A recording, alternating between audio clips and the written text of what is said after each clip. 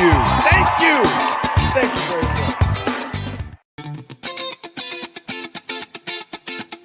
Representing the business of boxing, ladies and gentlemen, let's hear it for Manager Marty. Thank you. You're far too kind. Thank you. Thank you very much.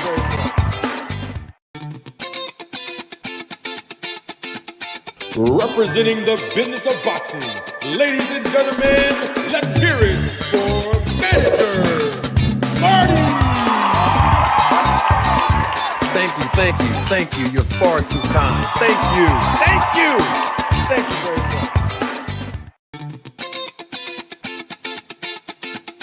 Representing the business of boxing, ladies and gentlemen, let's hear it for Manager Marty. Thank you. You're far too kind. Thank you very much. Ladies and gentlemen, members of the jury, members of the Roll the Tape film crew, welcome to another edition of Roll the Tape podcast with Manager Marty. I am your host with the hottest intro on YouTube, Manager Marty. Oh my gosh, when I tell y'all we're going to have a good show, I mean just that. And I mean it every time. I welcome each and every last one of y'all. Thank y'all for coming through today. We got some boxing to talk about, and we got some business to talk about. And there's one more B we got to talk about. We got some beef to talk about. Yeah. We got boxing, business, and beef. You know, those are the three things, ironically, that have been associated with this channel. And it's all positivity. You know what I mean? But I love to see all of my people, the Roll the Tape film crew, the supervisors of the Roll the Tape film crew who are members of this channel. I love to see you all in the chat. I love when you all are, engaging. I love to see you contributing your time and resources to the channel. Much support and respect for all of you. AJ64, what I tell you? Didn't I tell you I had you? When Manager Marty says something, you best believe is real. I told you I had you, AJ. Had to drop a wrench on my boy, AJ64. Appreciate you. Come on in, y'all. Don't stand halfway in the door. Come on in. Yeah, that's for those that be peeking in. Just coming on the channel, just peeking in to see what we talking about, then they gonna leave. No. You're all welcome today. Don't stand in the middle of the door. Come on in and have a seat. Yes, have a seat. Sit down. Put your feet up. You ain't got to take your shoes off. You ain't got to dust your feet off. You ain't got to ring the doorbell because you all are welcome. We're going to talk about some boxing, some business, and some beef today. Yeah, come on in. Yes, come on in, viewership. Come on in, viewership. Ooh, y'all ain't going to believe this one. Y'all ain't going to believe it. But we're going to deal with it today. We're going to talk about it. You know, y'all know what's on the menu. Y'all saw the title. We got to deal with the results of the weigh-in between Anthony Joshua and Otto, Deontay Wilder, Parker, Bivol. Oh, we're going to talk about the weigh-in, y'all.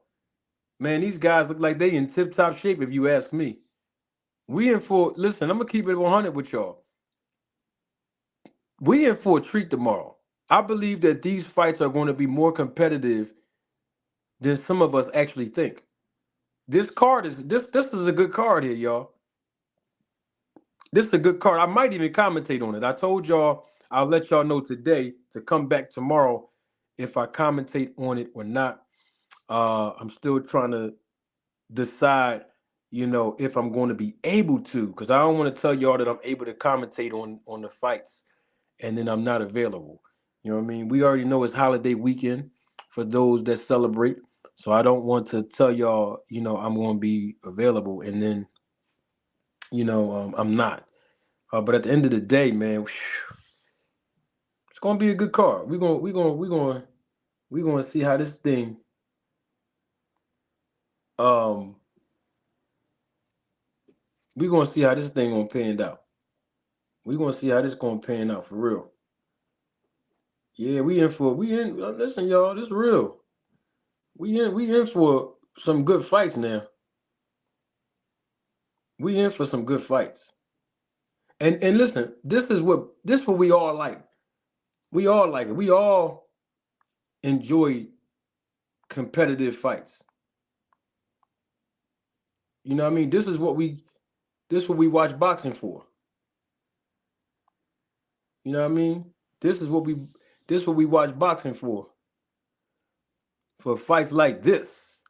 And speaking of the Roll the Tape film crew, we have one of the supervisors, a member of this channel. Just check right on in. My guy, double salute to him. Big Money Walk. Yes, indeed. Yes, indeed.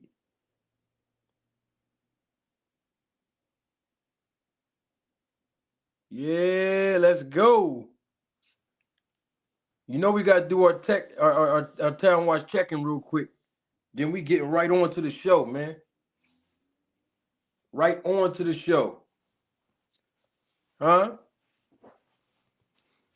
Yeah. Let's talk about it. Double salute to my guy.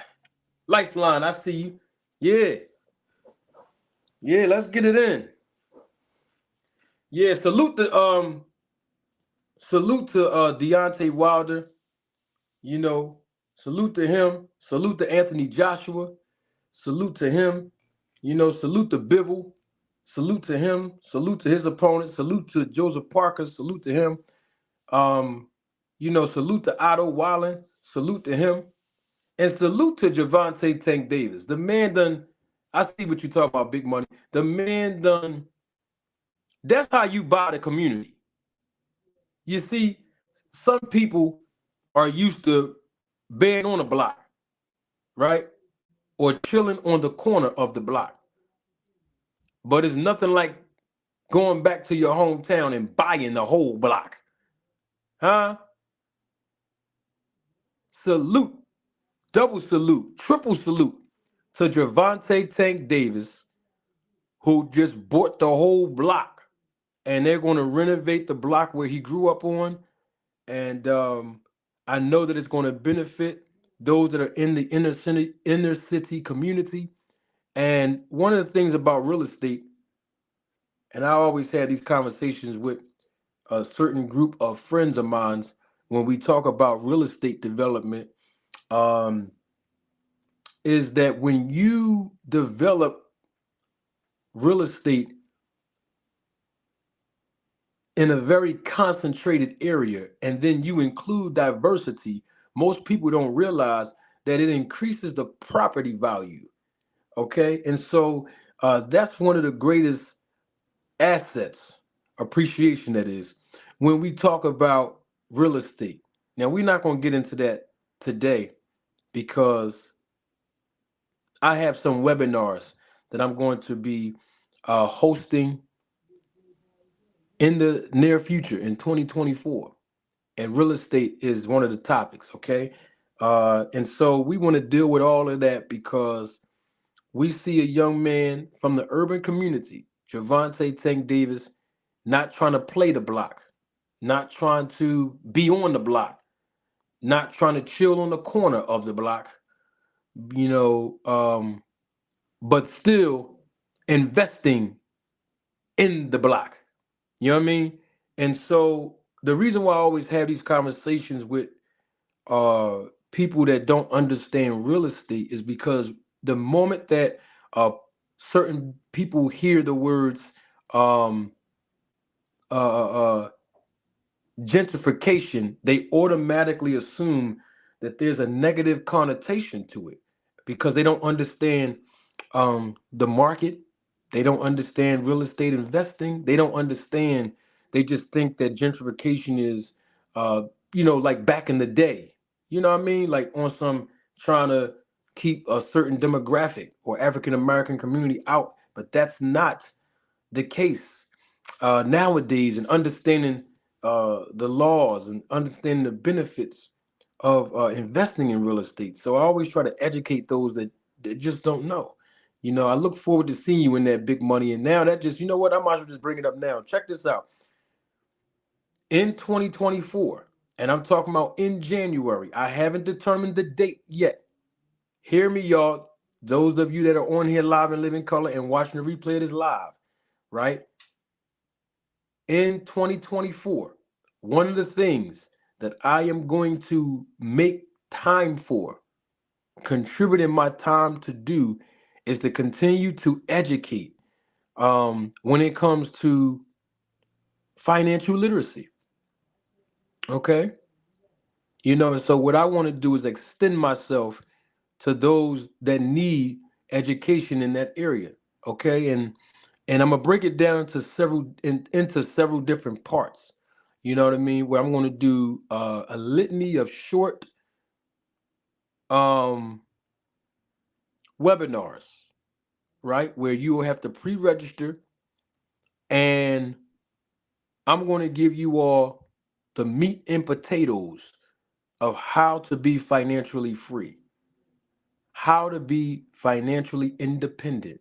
It's not about being rich, all right? And anyone, irregardless of your social status, your economic status, anyone, your race, your ethnic background, anyone can apply the principles that I am going to teach in my short webinars here in early 2024 and moving forward.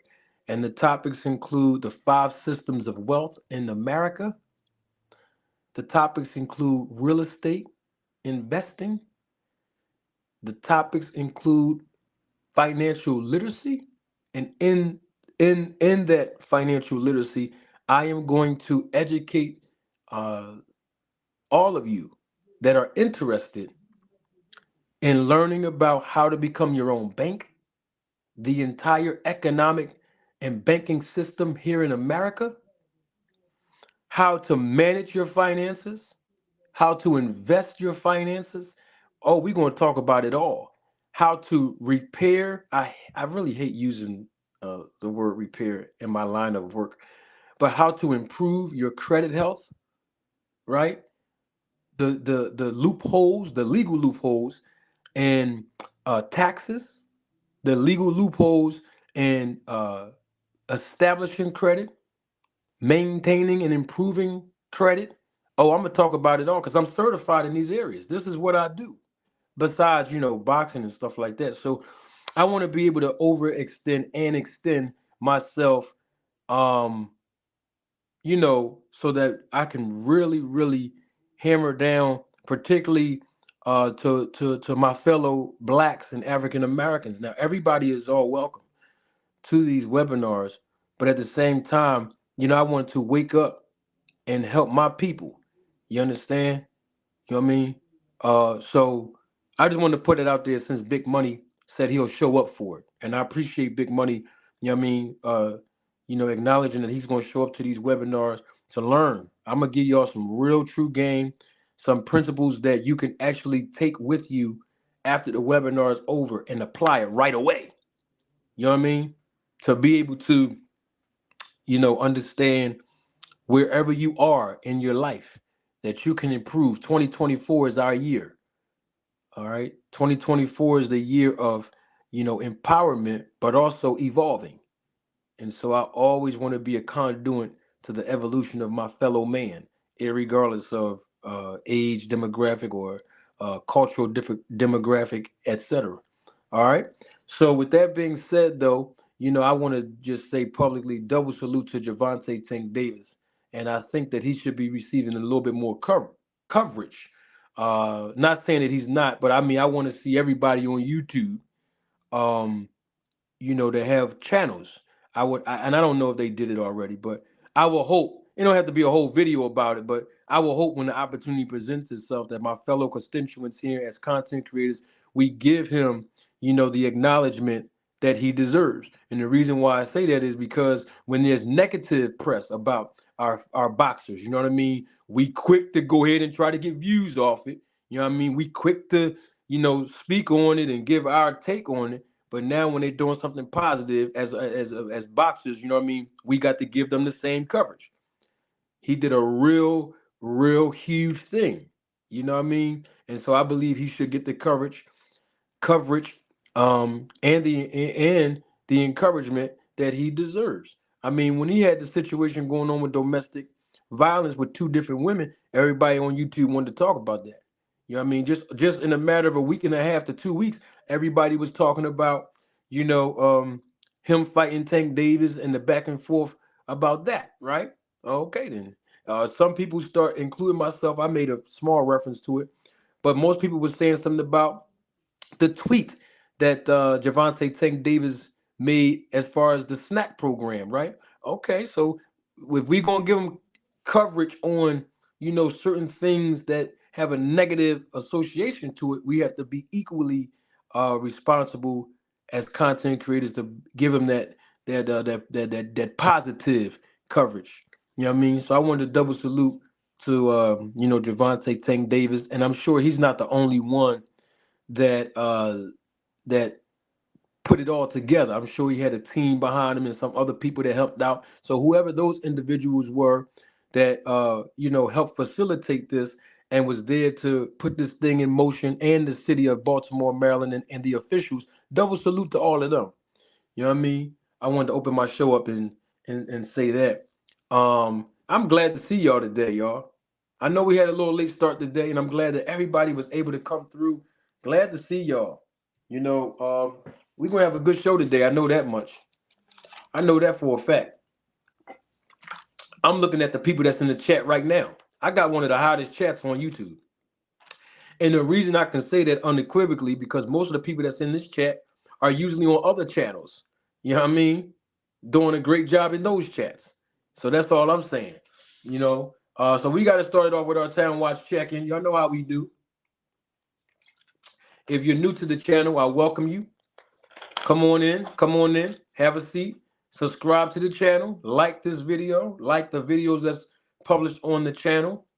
We have content dedicated to you, where we provide entertainment and education, right? A combination of both when it comes to the sport and the business of boxing. And so we do Town Watch check-ins on this show. It's very unique to this channel and this podcast. And it's just our icebreaker.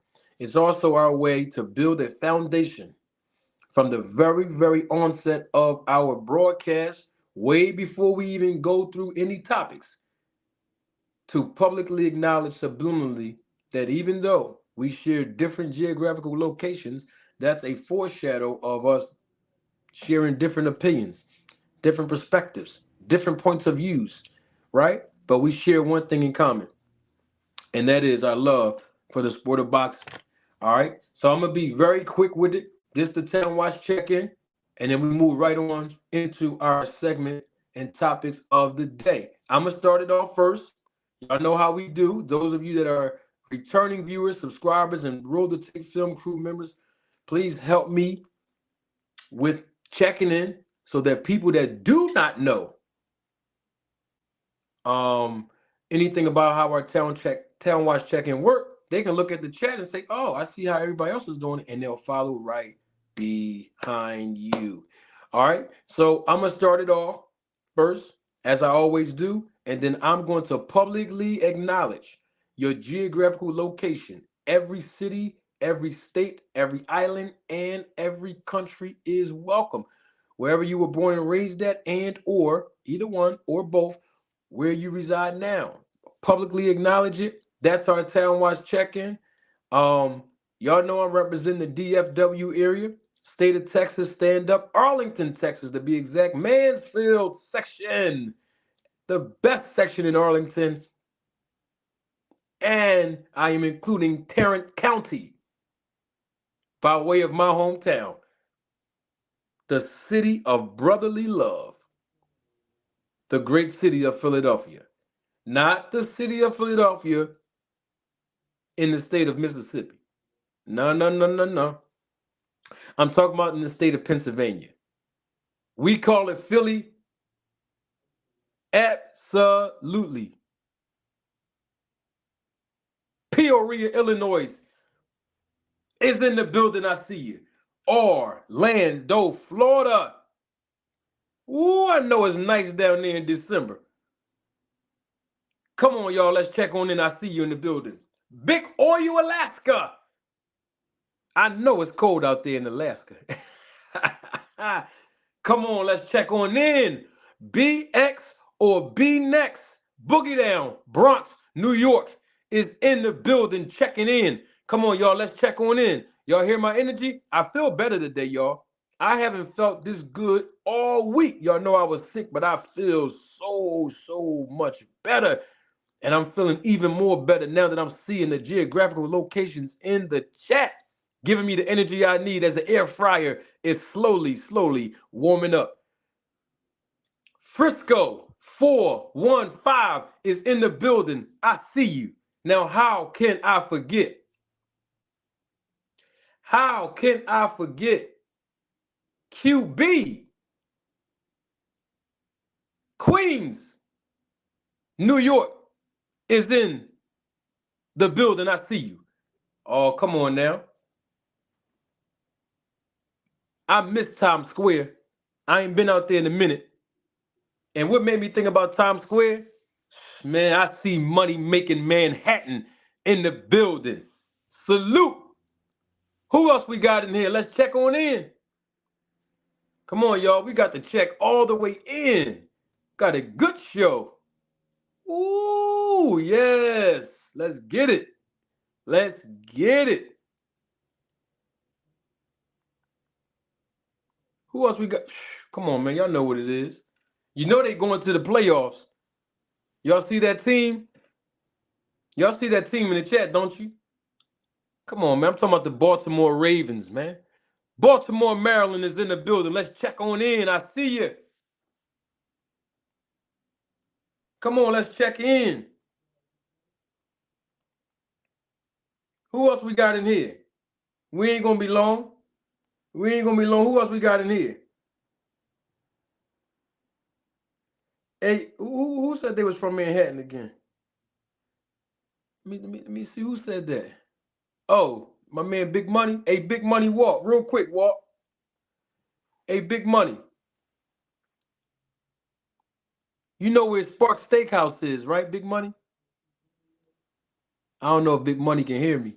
Big Money walk. You know where Spark Steakhouse? You know where that's at, right, Big Money walk?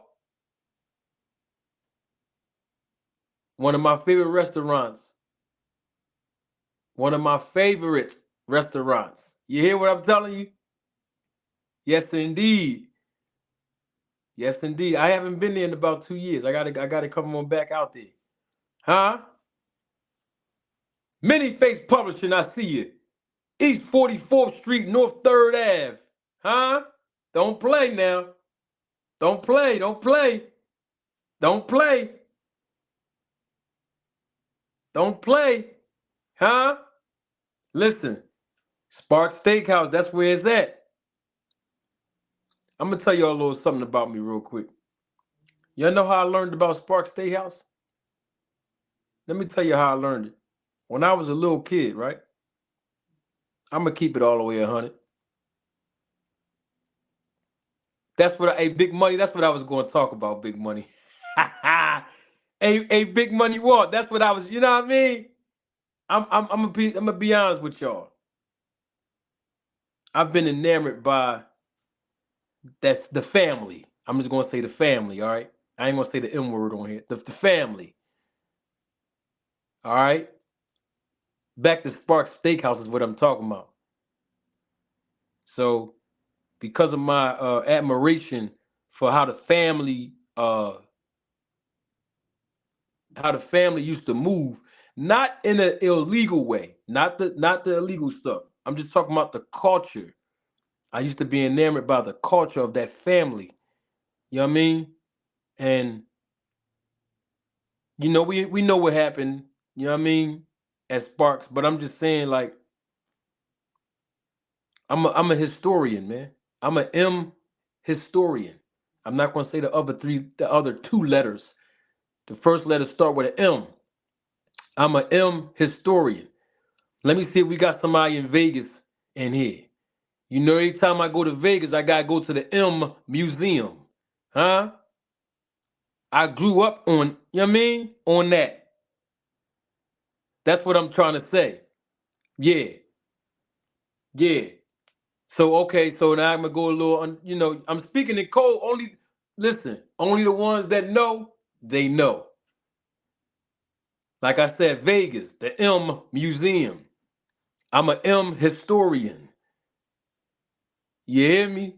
The guy that put that thing out there on Sparks, Big Money, he's my favorite. That's my favorite guy. That's my favorite guy, is what I'm saying to you. Salute, Antonio. That's my favorite guy. You see what I'm saying? Duval County, Florida. In the building, I see you. Hey, Antonio King, drop your location, man. We Town Watch checking in, baby. This what we do. Where your city and state at, Tony? Yeah, that's my, you know what I mean? I grew up on that. Since a kid, I was enamored by the M. Just the culture of how that family element. I'm not talking about nothing illegal. I'm talking about the family element of, you know what I mean? Yeah. Big Money know what it is. Yeah. You see what I'm saying? And the way he dressed and the way he carried himself, man, I was really enamored by him, for real. Like I grew up on, like, my father wasn't in my life, man. My biological father never raised me. So, what I mean, I looked up to guys like that. That's just straight up. Washington, D.C. in the house. You know what I mean? So when I seen Manhattan, I think about Sparks. You know what I mean? I basically is what I'm saying is when I got old enough to go to that restaurant, I went there to eat and see how it was and everything. You know what I mean? And yeah, every time I travel to Manhattan, I got to make sure I go to Times Square and I got to make sure I go to Sparks. That's all I'm saying. That's all I'm saying. Straight up. That's real. That's real. Dang. It's 72 degrees out there? Dang. 72 degrees. 72. We got one more check-in before we get the show rolling. One more check-in. Yeah, Big Money know what it is. Listen, and Big Money said he his in hold on, let me say it without trying to say the word. An M historian. Oh, for real? I did. Hey. Mm-hmm. I didn't know that, Big Money. Yeah. On the corner of your block? Woo!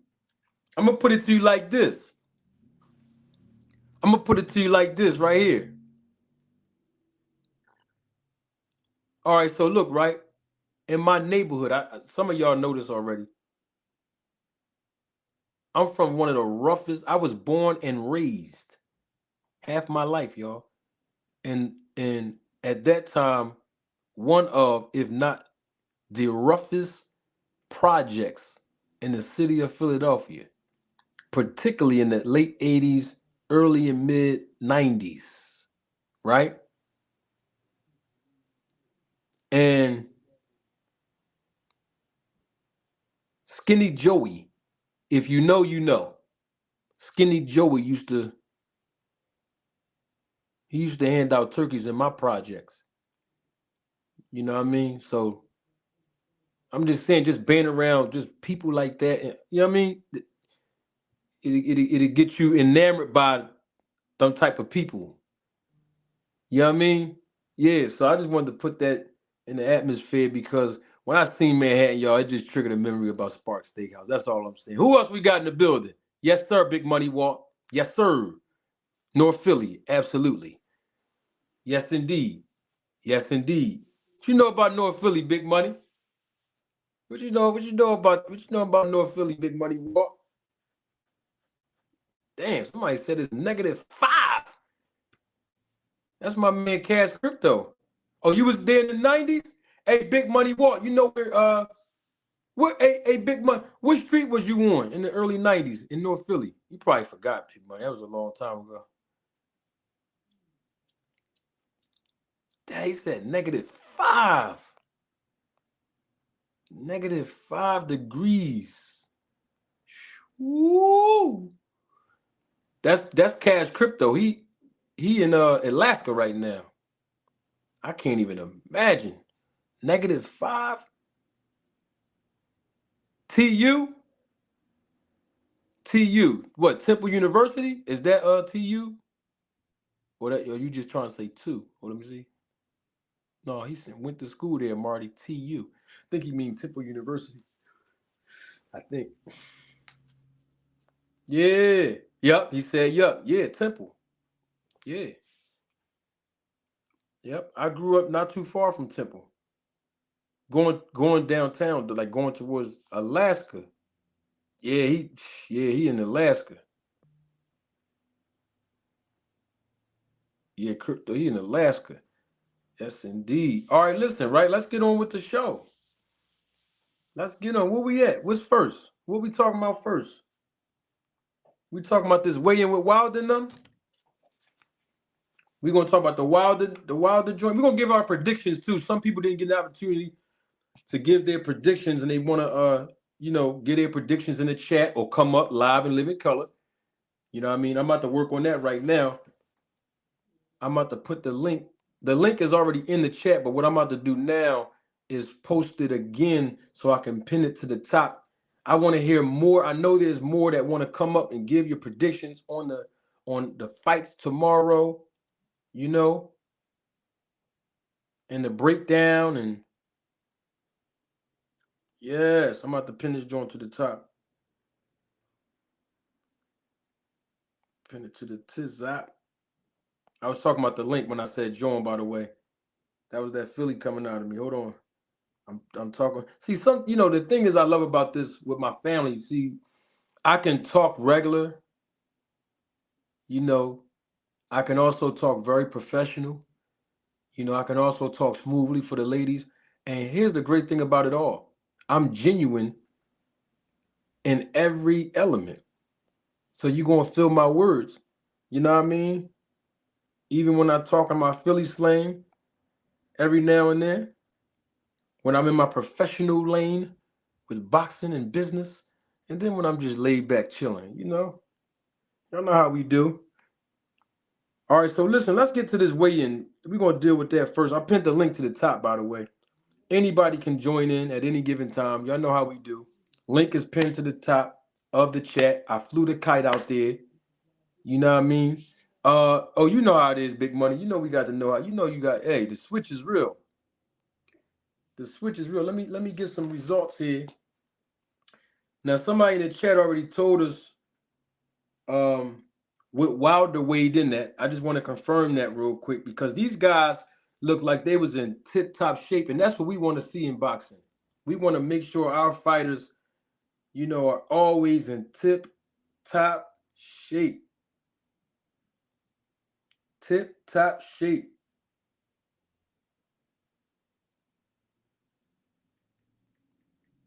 Dedicating themselves to the craft.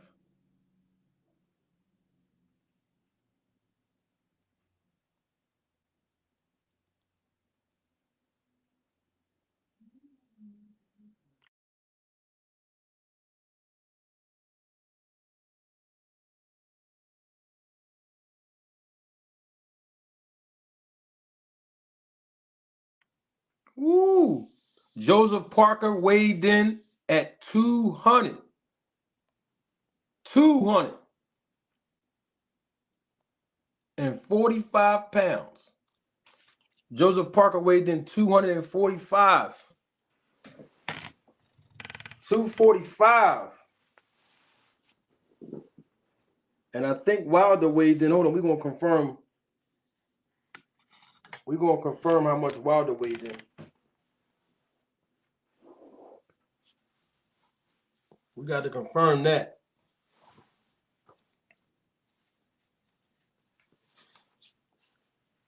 Yeah, I want to make sure we confirm that one.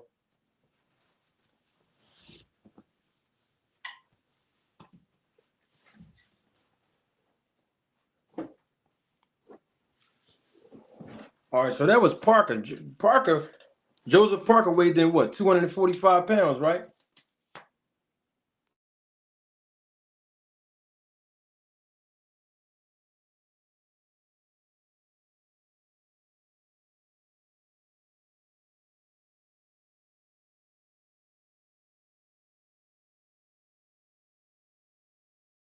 Yep, not 218, 213.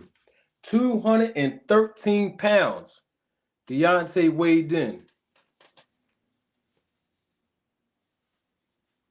213 pounds.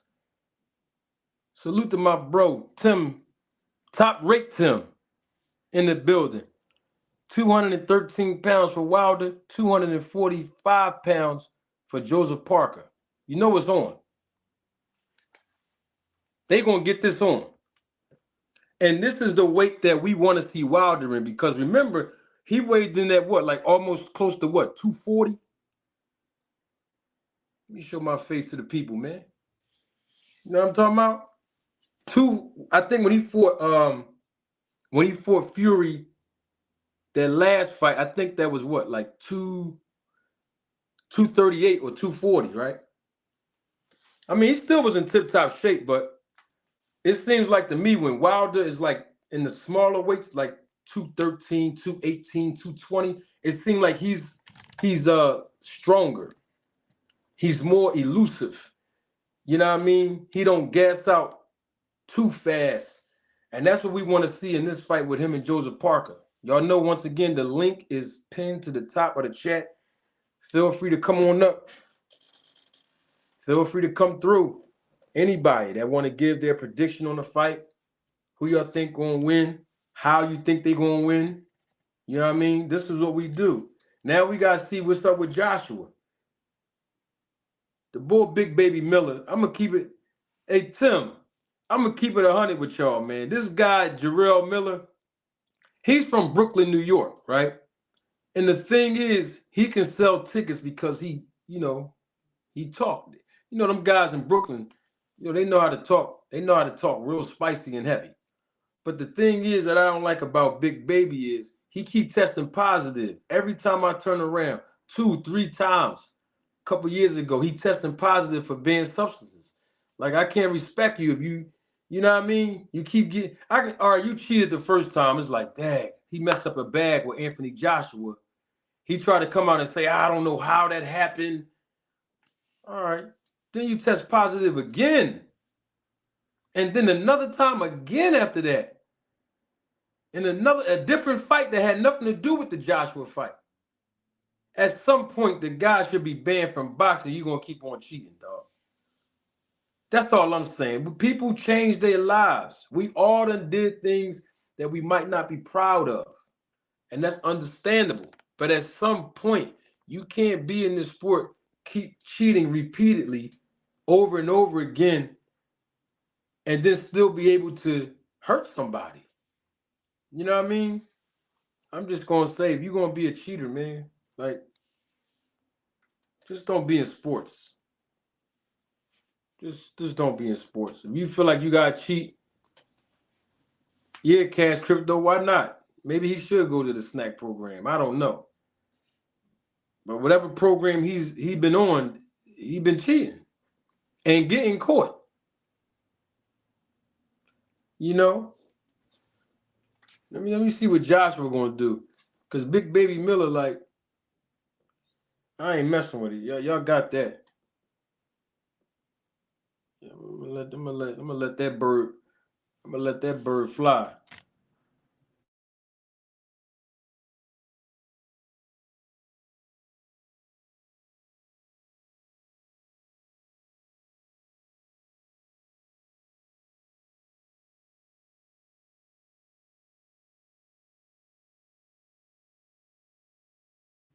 Otto Wallen comes in 238. 238 pounds. Okay. All right.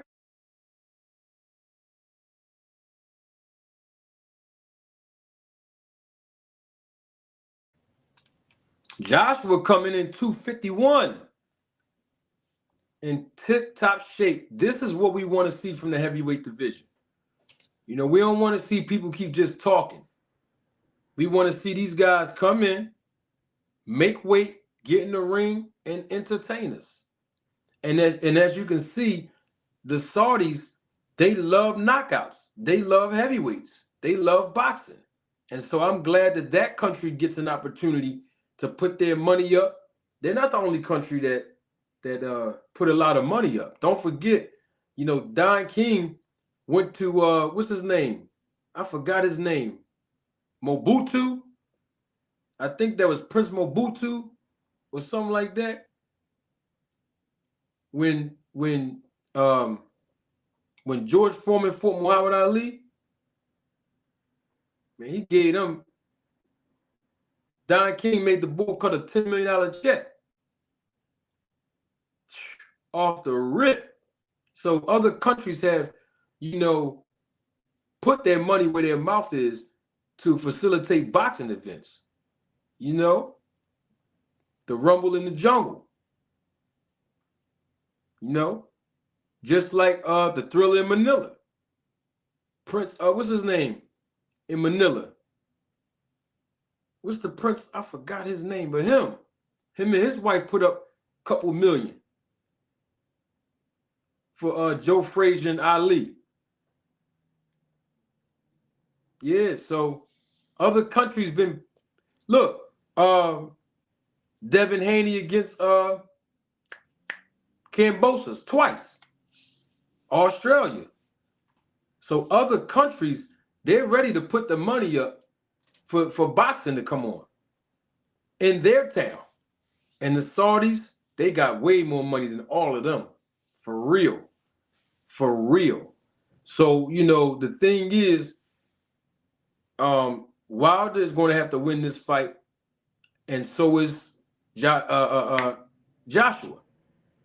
Now, I saw reports that said that Joshua said in an interview, if he loses this fight to Otto Wallen, he's going to retire. That's what they said. He's going to retire. He said he's done. You know, I understand. He said if he can't beat a guy like Wallen, then he shouldn't get the opportunity to fight Wilder. You know? But I say unto him, even if you lose, if them Saudis still willing to, you know, hand you that bag, go on and take it. But I know what that's about. You don't got this, and you don't got this right here.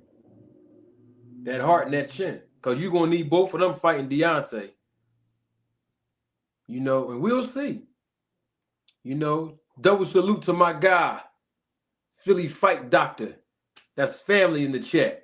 You know, so the Saudis got that money now. Well, they've been had that money. But I mean for boxing when I say now. You know, they got that money. So, yeah, it's time for them to showcase, you know, the best fights. It's time for them to do it. And also, don't forget now, the Saudis done reached out to Vince McMahon and them from WWE. So they pumped money into that. And UFC. I don't know if y'all know about that. Yeah, see, they trying to globalize sports. I don't know if what's the name of that bank that they got out there? The Sovereign Trust Fund. Yeah, that's where all this money's being pumped out of to invest it in sports and stuff. Oh yes, yeah. Do your research. Don't forget. Some of y'all might have forgot this. You remember Bob Arum was talking to them Saudis back in the day about 2000. Was that 2019 and 2020?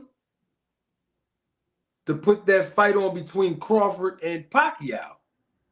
And he was going through Daniel Kinahan. Do your research. Salute. Somebody says salute Marty in the chat. Salute. Omaha Quick. Hey, Omaha Quick. Are you from Omaha, Nebraska? Or Omaha is just your name? Like in the Omaha Quick. Are you from Omaha, Nebraska? I see you in the chat. You said salute Marty. Salute. You from Omaha?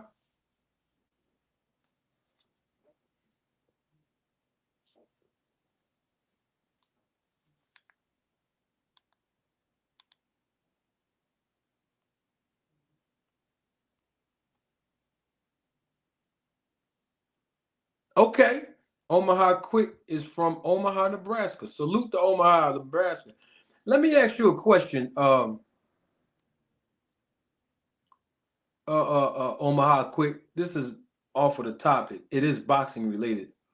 I had a guy named LC up here several times. He came up. You know, we definitely support LC. You know what I mean? He's been keeping it real.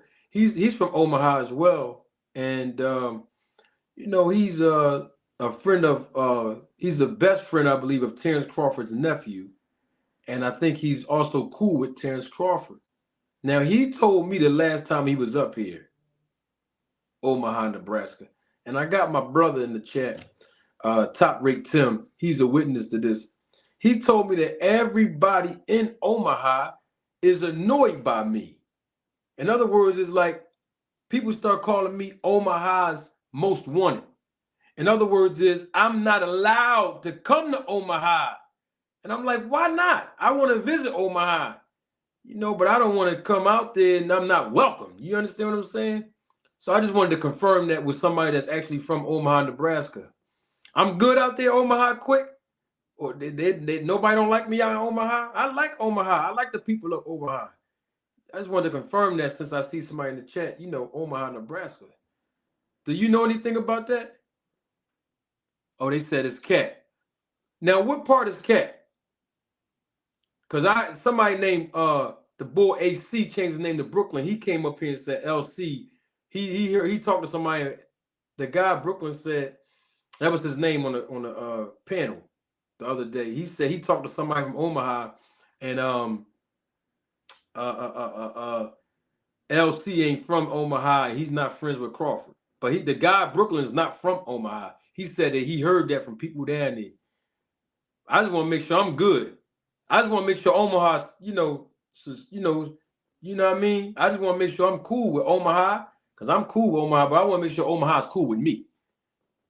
That's all I'm saying, Omaha quick. Omaha said it's Cap, y'all. I think he's saying I'm good out there. That people don't hate me out in Omaha, you know what I mean? Because I've never been to Omaha, Nebraska. I've never been to Nebraska, period. I love to come out there. I mean, I heard the food is good out there as well. I've never been down there. So I just wanted to confirm that, you know what I mean? I'm a city boy. I want to come on down and see what it's like. You know, I ain't going to stay long, you know? Stay a couple days and chill, meet the people. But I want the people to welcome me. I don't want to come down there and like, man, get this dude out of this city, man. We don't want to hear from him. That's all I'm saying. Oh, dude, Omaha quick right there.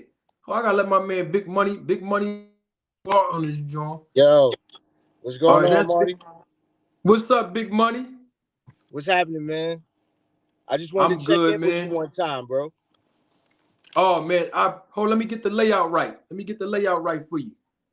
Yeah, hold on. You know, we got to support everybody that's a member of the channel. We gotta get the layout for you, man. I appreciate you, Big Money. What's up with you, man? Oh, Marty, man, I'm chilling, man. I just, I was intrigued. I was like, man, let me get on one time, man, and holla at Marty, and say what's up to everybody in the chat and all that, you know. Man, I appreciate it. Hold on, let me get my man up here. Hold on, let me Omaha quick. Omaha quick. What's going on, Marty? What's going on, Omaha quick? How you doing, sir? Man, I'm good, man. How you about yourself? How you doing? Oh man, I'm doing wonderful, man. I was a little sick all week. I feel great today, man. Great. Yeah. Foremost, man, I want to thank you for having this show. I've been seeing a couple of your interviews when you was like on other networks, and I was like, man, why this man ain't started his own YouTube? And my thing is this: my thing is this: you may not be liked, and that's because you tell the truth. That's for my take. You know what I'm saying? You're not biased. You gonna speak the truth, and a lot of people don't like the truth, especially if it's not catering to their favorite fighter. That's true. And I'm gonna tell you this: this creating this narrative like you're not good in Omaha. If you ain't good in Omaha, I'm not good in Omaha. Hey man, I see you got that Jerron boots and his shirt on, bro. That shirt hard. Thank you, sir. And my Hey thing man, how is you get away with walking down Omaha? You walking down the street like that with that thing on the shirt on and all that, man? because it's not like that. It's all talk. Mm. Okay. My thing, I do get in arguments, but my thing is, I'm a boxing fan. I don't know a lot. I ain't gonna say it like I know, but I'm a boxing fan. I just want to see good fights. That's it. Okay, I respect that. So basically, just because you from Omaha, Nebraska, doesn't mean that, you know, if you're not a fan of a specific fighter like a Crawford, or in other words, is you have to be a fan of Crawford and nobody else. It's not like that, is what you're saying. Not for me. You know, not for me. And I get in Yeah. arguments at the barbershop with people, and I said, I'm just like, I'm a grown man. You know what I'm saying? And like half the time, the people, and I ain't trying to be funny, half the time you argue with people, they ain't never paid for a pay-per-view or been to a fight. That's facts. True. And That's it's like, I'm facts. tired of seeing one-sided fights. It's like, I throw fight parties. So when I throw fight parties, I'm getting the food. I'm getting this. I'm getting prepared for things. My last thing I want to do is worry about a fight that's one-sided, or it's going to be an easy night because the fight, you know, sometimes fight run over to 11, 12 o'clock. You got some good fights, some easy fights. They don't last all night. You know, Right. we ain't got no good fight in a long time. And what I'm saying is, if Bud don't fight Canelo, the only person I see out there, and I don't care what anybody say, that can get him competition, is Boots. That's a fact. That's a fact. I have to agree with you on that. I would have to agree with you. And let me go further. I am tired of us, and I ain't talking about this. I'm talking about this us as a whole, hating on each other. You know what I'm saying? Like, how, you know what I'm saying? Just because I'm from Omaha, I gotta hate Boots. No, that's being a follower and following what everybody got to say. I don't want to fit in with y'all. You know what I'm saying? And that's what it is.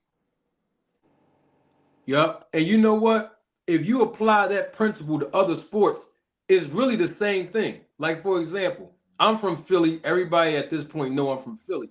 But for the last, I want to say almost 30 years of my life, you know, since I've been a little kid, I was born and raised as a Dallas Cowboys fan. But you know, I can't walk around the city of Philly and say that without, like you said, getting an argument. I gotta be a Philadelphia Eagles fan in order for me to show that I'm really from Philly. You see what I'm saying? Okay. See, look, this guy, he represent my city, man. Yo, Marty, real quick. The other night, That's what's up. Omaha, quick. That was you the other night on Greg channel, right? Yeah, yes, sir. Yeah, we was over. Me and Rachel was over there. We was over there the other night. He was kicking it with Greg. You know what I mean? He's real. He's a boxing dude, man. He likes his boxing, so he's not playing, man. And it's real to be. If you appreciate boxing, you can appreciate anyone's skills. It doesn't matter where they're from. It shouldn't be, oh well, you know what? I don't like EJ because EJ's from New York and he's by way of Texas, and I'm not from there, so I don't like EJ all of a sudden. That makes no sense. EJ has certain skills and he's a top quality athlete. You like him just because of that. If you don't, that's kind of weird. It makes you weird. Facts. That's true. And it's like, the reason why I like Boots, it's basically it's his skills, what he brings to the table. But if you look at him, I have never heard nothing negative. As far as him being on the news, as far as him just doing stuff, you see, I ain't gonna bring up nobody's name, but other boxers does. So how can you not like this man? You know what I'm saying? If I had, it's like my teenage kids. If I had a choice, I'd rather them look up to a boxer like that don't get in trouble, take his craft, respect his father. You don't hear him going back and forth. It's just, I look at stuff for what it is. You get what I'm saying? And I was speaking on Greg about that. You know what I'm saying? It's the same. It's the same here. And it's like, people take this narrative. You're a casual. And this is just my perspective. If I pay for fights, I have been to fights. I buy the merch. I am not a casual. Facts. Casual to me is a person that always go to fight parties, don't never buy the merch, but always got an opinion or want to argue with people because they know a little bit more. You know what I'm saying? And I don't get it. Well, I'll tell you this: a casual, to me, is your definition included with the fact that they sound like they know, but they really do not know enough about the sport or anything. Like they don't even know. In other words, is they read they read articles, and then they draw an opinion. Like you said, they don't invest in buying the fights. They don't invest in buying the merch.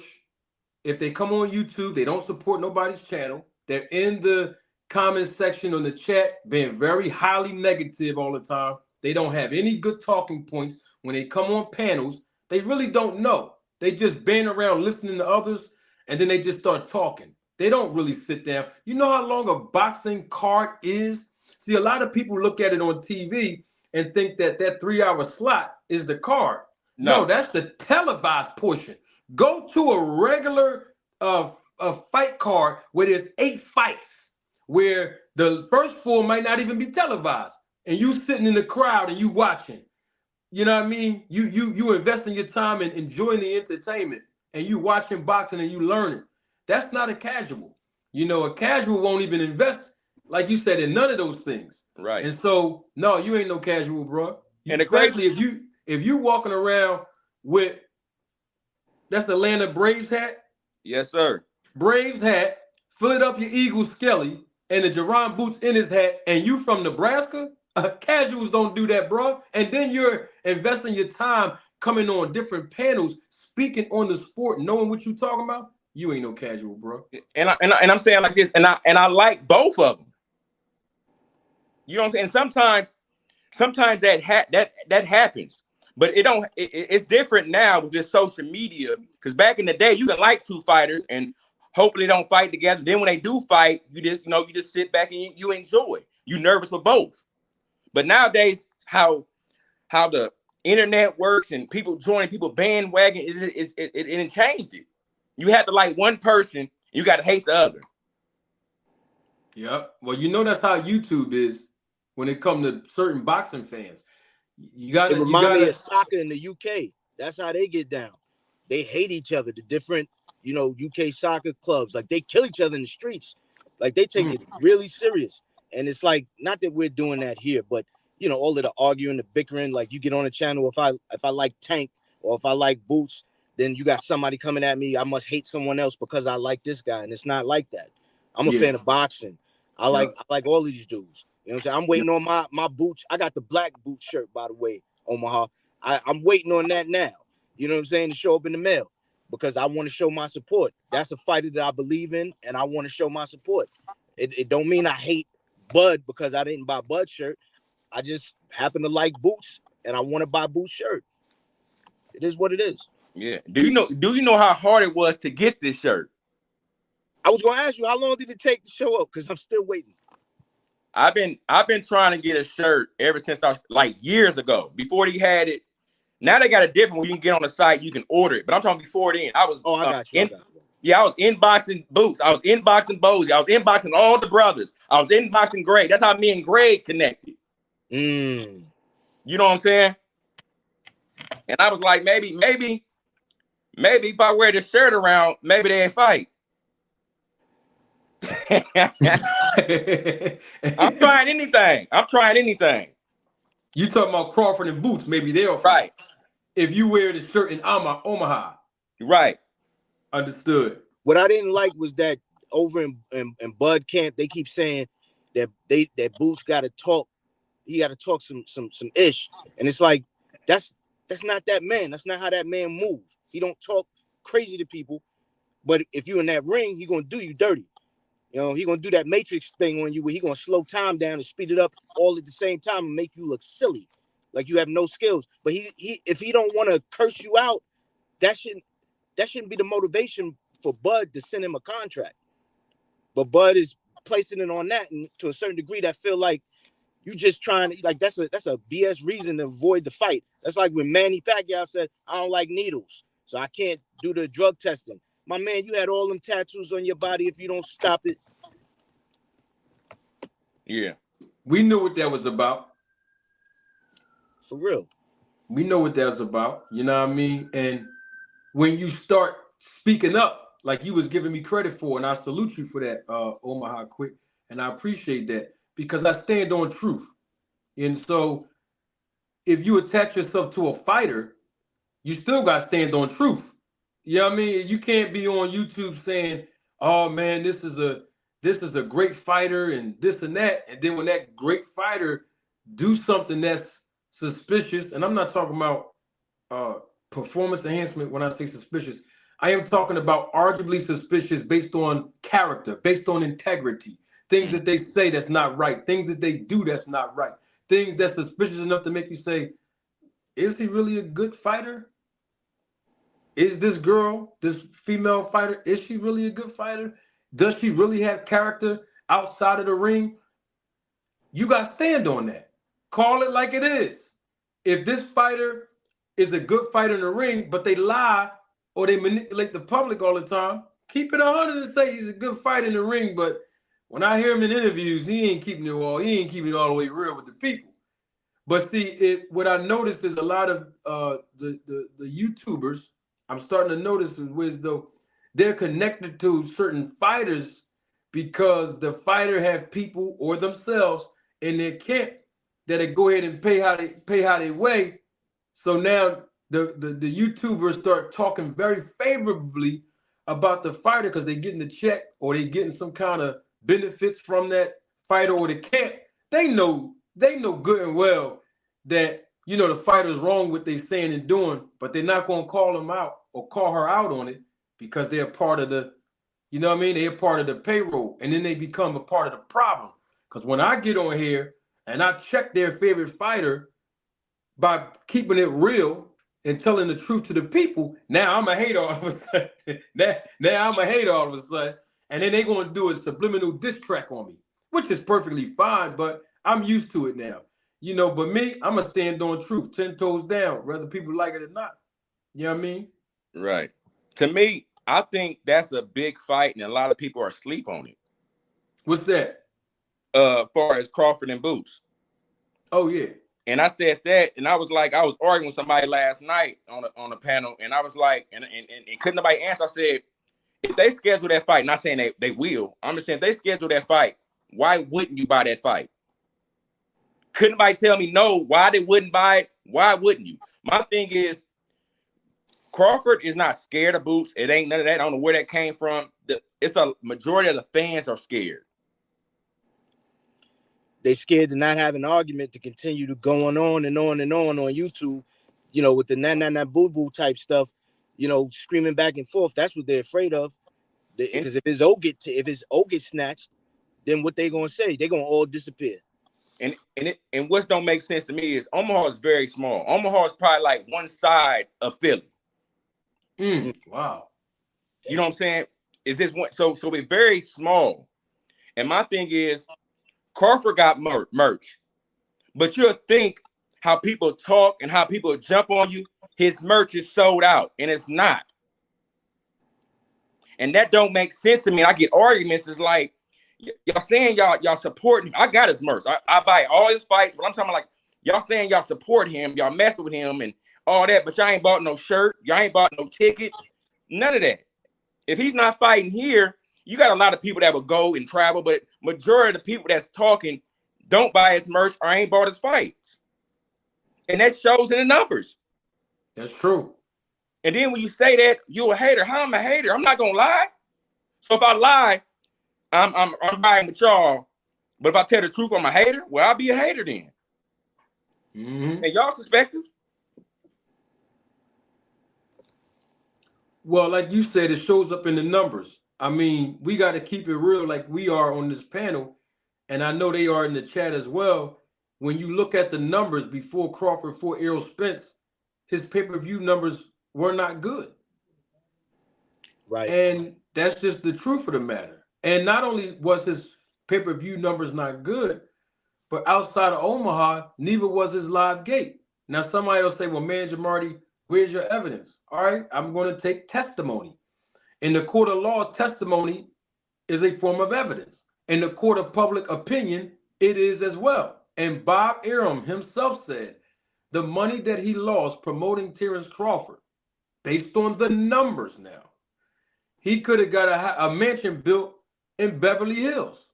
You know what I mean? We talking millions of dollars here when we talking about mansions and in Beverly Hills.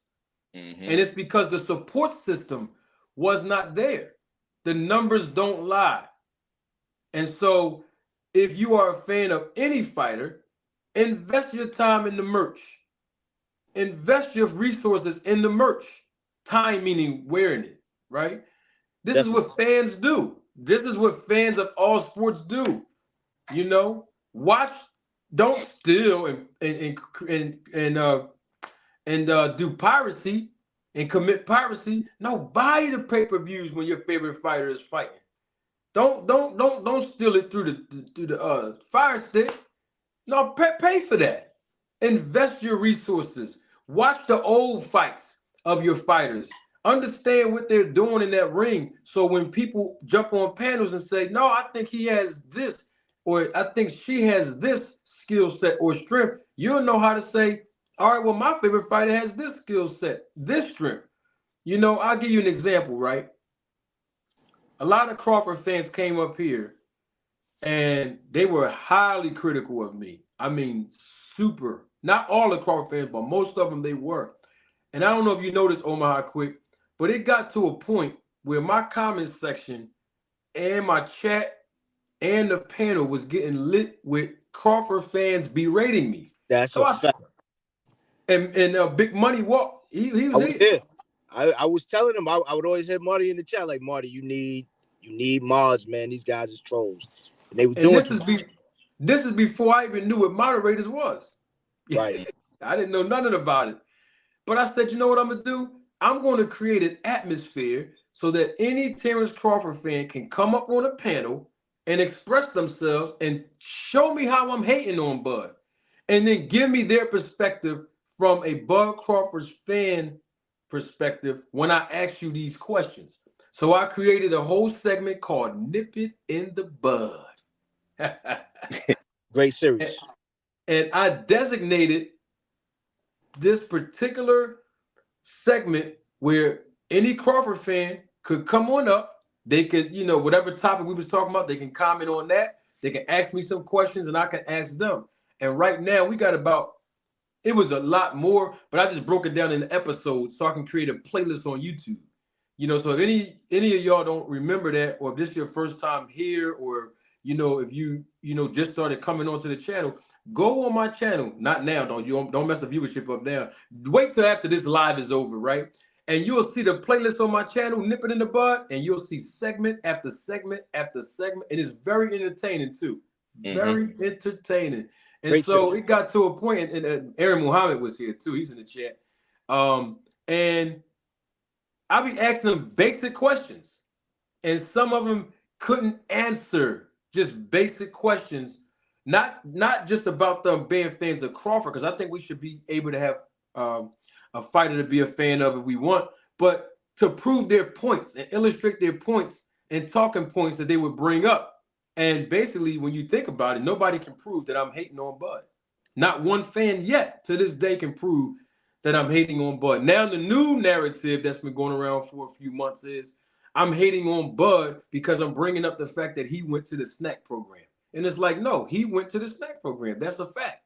In the beginning, people were saying he didn't go into the snack program. He's just endorsing it, meaning that he's just wearing a logo on his trunks to get money out of Victor Conte. As you know, he's just promoting it, but he's not taking the supplements. He's not working out at Victor Conte's gym or none of that. And I was like, no, I'm trying to tell y'all, they would not believe me.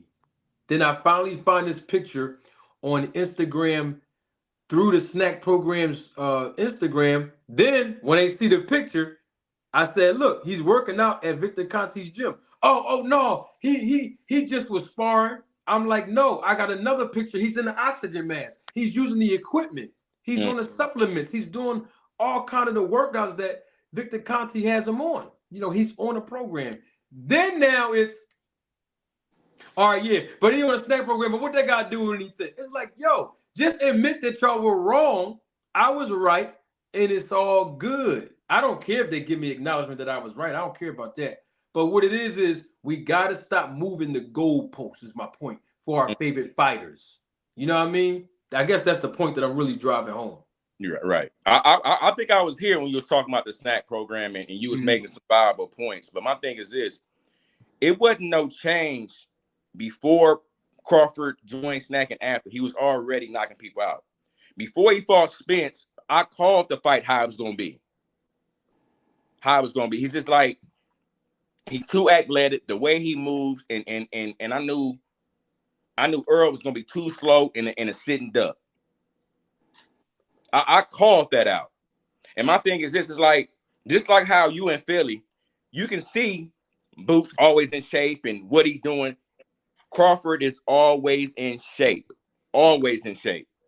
If he ain't in the gym, he's playing basketball. If he ain't playing basketball, he whooping somebody kid ass at Walmart in aisle 12. This is how he is. I have never seen him out of shape. You get what I'm saying? So and then like it's like you got certain people that they are dogs. You know what I'm saying? They are dogs. And that determine that word get pushed around a lot in boxing, but he is a dog and a real one. You know, and especially if you hurt him.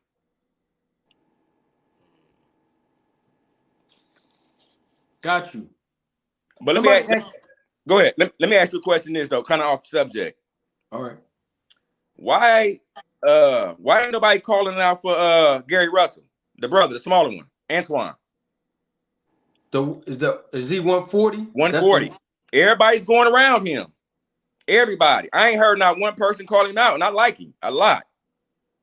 High risk, low reward, because his name is, like in the boxing circles we know him, but most people they know Mr. Gary. So I think that plays a heavy part in it. But I want to see him and Matias. That's what I'm pushing for. I want to see that. I don't want to see that. I don't want to see Matias hurt that boy, man. I mean, because he got dropped. He got dropped in that last fight, one of his last fights. True. Yeah, he did. Matter of fact, Brooklyn, New York. I was at that fight in Brooklyn. I mean, he did say himself that he wants at least another tune-up before he even thinks about it. So he acknowledges it. But I think it would be an interesting fight to see. Granted, he's able to step up to the level that he needs to be when he's in the ring with that man. Because I don't want to see him get just washed either. You know what I mean? Yeah. Double salute to my guy, supervisor of the Roll the Tape film crew and a member of this channel, Fort Greene Pharaoh. Salute to you. Peace and blessings. I see you in the chat. Well, I have a question real quick while I got both of you guys up here. Big Money, you can start it off, and then Omaha quick. Deontay Wilder. He has a 7-inch reach advantage over Joseph Parker. He's coming off of a long layoff after fighting Fury. Then he got the call to headline his pay-per-view with Hellenius. He only fought like a half a round, probably 2 minutes of that round. He knocked him out, so he didn't really get a chance to put no rounds in, just fighting in the first round. Then he's coming off of another layoff after that fight, 13 months to be exact. Can he come back and get Joseph Parker out of here? Because Joseph Parker said he's going for the knockout, and he got Tyson Fury in his corner to help him beat Wilder. What's your take on this fight, man? That last one that he had with Hellenius, I know that was so quick because like he kind of like knocked him out on accident. You know what I mean? Like he was trying to get away from him for a second. So he really didn't get a chance to display anything that he had been working on up until that point. In this fight, looking at Joseph Parker, you made me think about it when y'all was talking about the weigh-ins. What is this the heaviest that Joseph Parker has ever come into a fight? Has he ever been this heavy or? I'm not sure because he's been in there with Joshua and all them guys, so he probably did. That's what's gonna hurt him because to me, I think he should have came in a little bit lighter. I think he was using that as a strategy, like you mentioned. Fury's in his corner. I'm wondering if he was thinking, Fury beat you and he weighed so much more than you. I'm gonna do the same thing. And I don't think that I'm with you, Omaha. I don't think that's gonna work. I think if anything, from what I recollect of seeing Joseph Parker, he's never been that big. He's been, he's a big guy, but I don't think he's ever been that big. And I think if he's using that as a strategy, he's lost already because Deontay Wilder, is a different type of dude, and he's coming in slimmer, which is like Marty was saying, this is the weight that he should be at. If he was at like cruiser, he'd kill everybody. No one could mess with him if he was at cruiser because he just would be so dominant. But at the weight that he has, that he's coming in now, he's going to be a problem. And I definitely see him stopping Joseph Parker. I'm thinking he's going to try to do, show some of the things he's been working on. So I'm thinking maybe somewhere in the middle of the fight, he's going to put him down.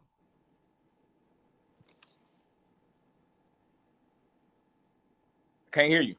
Muted. My fault. You mean put him down, like knock him down, and then you get back up? Stop him. Oh, knock him out. Stop him in somewhere in the middle rounds of the fight. I don't think it's going the distance. Not unless Joseph Parker feel some of that heat and then get on his bike. But other than that, I think Deontay will stop him in the middle, somewhere in the middle rounds, maybe 6 to 8. Joseph Parker got a habit of getting kind of tired late though. So I think that extra weight he gonna get tired earlier. So I think their whole plan is gonna backfire, and I see Dante knocking him out in real devastation power. I mean, you know what I mean? A devastating fashion. Right, exactly. What you thinking though? Like 2, 3, early, like in the second or third round or something? I say 4 or 5. Okay. I say 4 or 5. But early. And Deontay is doing work. He's been doing road work. I don't know if y'all saw him on YouTube. He never runs. That man said, I don't run. I don't. And why would he need to? He got that right hand of God. He put it on you. You going to sleep. He taking you to church. It's crazy with him. So the fact that he's doing road work, that shows that he understands that there's a level that he needs to step up to so that he can let everyone know I am elite. It's not just the right hand, and I can do things that you didn't think I was capable of. So if he's got stamina and that extra weight helps diminish Parker's stamina, I think you might be right. He'll probably be asleep earlier. Mm-hmm. What do you think about that? So, let me ask you this, and I'll answer. Do you think that Parker? Now, listen. Now he done fought. This is the thing. He fought 3 times this year alone. This is his 4th fight this year alone fighting, and he was scheduled to fight somebody else, but they just got on the phone at the last minute and called Wilder about 3 weeks ago. So he didn't get an opportunity to have a full camp. Wilder, that is. Now Parker, I think he had 1 or 2 knockouts out of his last 4. Do y'all think if he get a chance to hit Wilder that he can hurt him? Or it's like he has absolutely no chance of winning this? What y'all got on that? With those facts that I just presented to y'all. With Wilder, though, it's like if he hurt him, Wilder is another dog too. You know, he gonna go on his he gonna go out on his shield. So if that do happen, I don't see the fight ending. I just feel that, you know what I'm saying, probably Dante would probably get his bearings back, and I still see him winning that fight. And especially with the mind frame Parker got, he thinking, okay, Tyson won, Tyson beat him this many times, I'm in his corner. And it's like, I think you coming in this fight with the wrong look, with the wrong perspective, and that's gonna bite you. We've seen plenty of fighters come in the ring and thinking they're gonna win because a fighter got a loss. You're not that fighter that won it. And it's like you said, everybody say, you know, styles make fights, and that's 2 different styles, way 2 different styles. I think it comes down to his punch resistance. Talking about Wilder, he has been hit. He's been dropped by Fury. He's been done dirty by getting like just having not all of that wear and tear from those three bouts. But I do think that he's a resistant dude. Like I don't. No one else has been able to do anything like that to him. So if Joseph, I can't really say that Joseph Parker has more power than a Tyson Fury in that regard. But how can I say it? He hasn't stood in front of a guy like a Deontay Wilder to be able to test if his power can put a man like that down.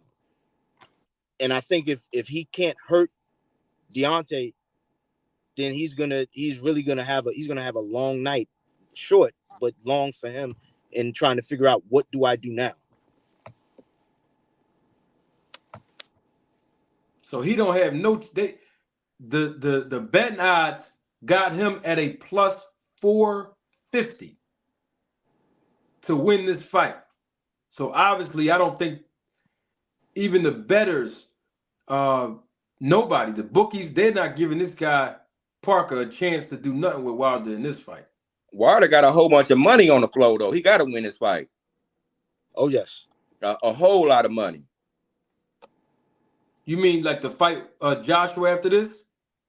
If he don't fight Joshua, he still got some money. I think them Saudis gonna mess with him, especially if he do what he supposed to do. They fight tomorrow, right? Yeah. Yeah, early. Yeah, I think in the afternoon. Okay. Yeah, I might even commentate on that. Live commentate on that card. That way people can come over here and I do a play-by-play on all the fights. I might just do that. That's what's up. I didn't realize that they had him going early though. Yeah, because they over there. Right. Yeah, they over in Saudi. Yeah, you're right. I don't know their time frame over there though. What's their time frame as far as America? Is that like a 12-hour difference or something like I think that? it's like one or two the first fight, I think. If I'm not mistaken. That early. Wow. That's gonna be different. If he's that early on the card, the energy of the arena that they're gonna be in, because I don't really know how it works over there.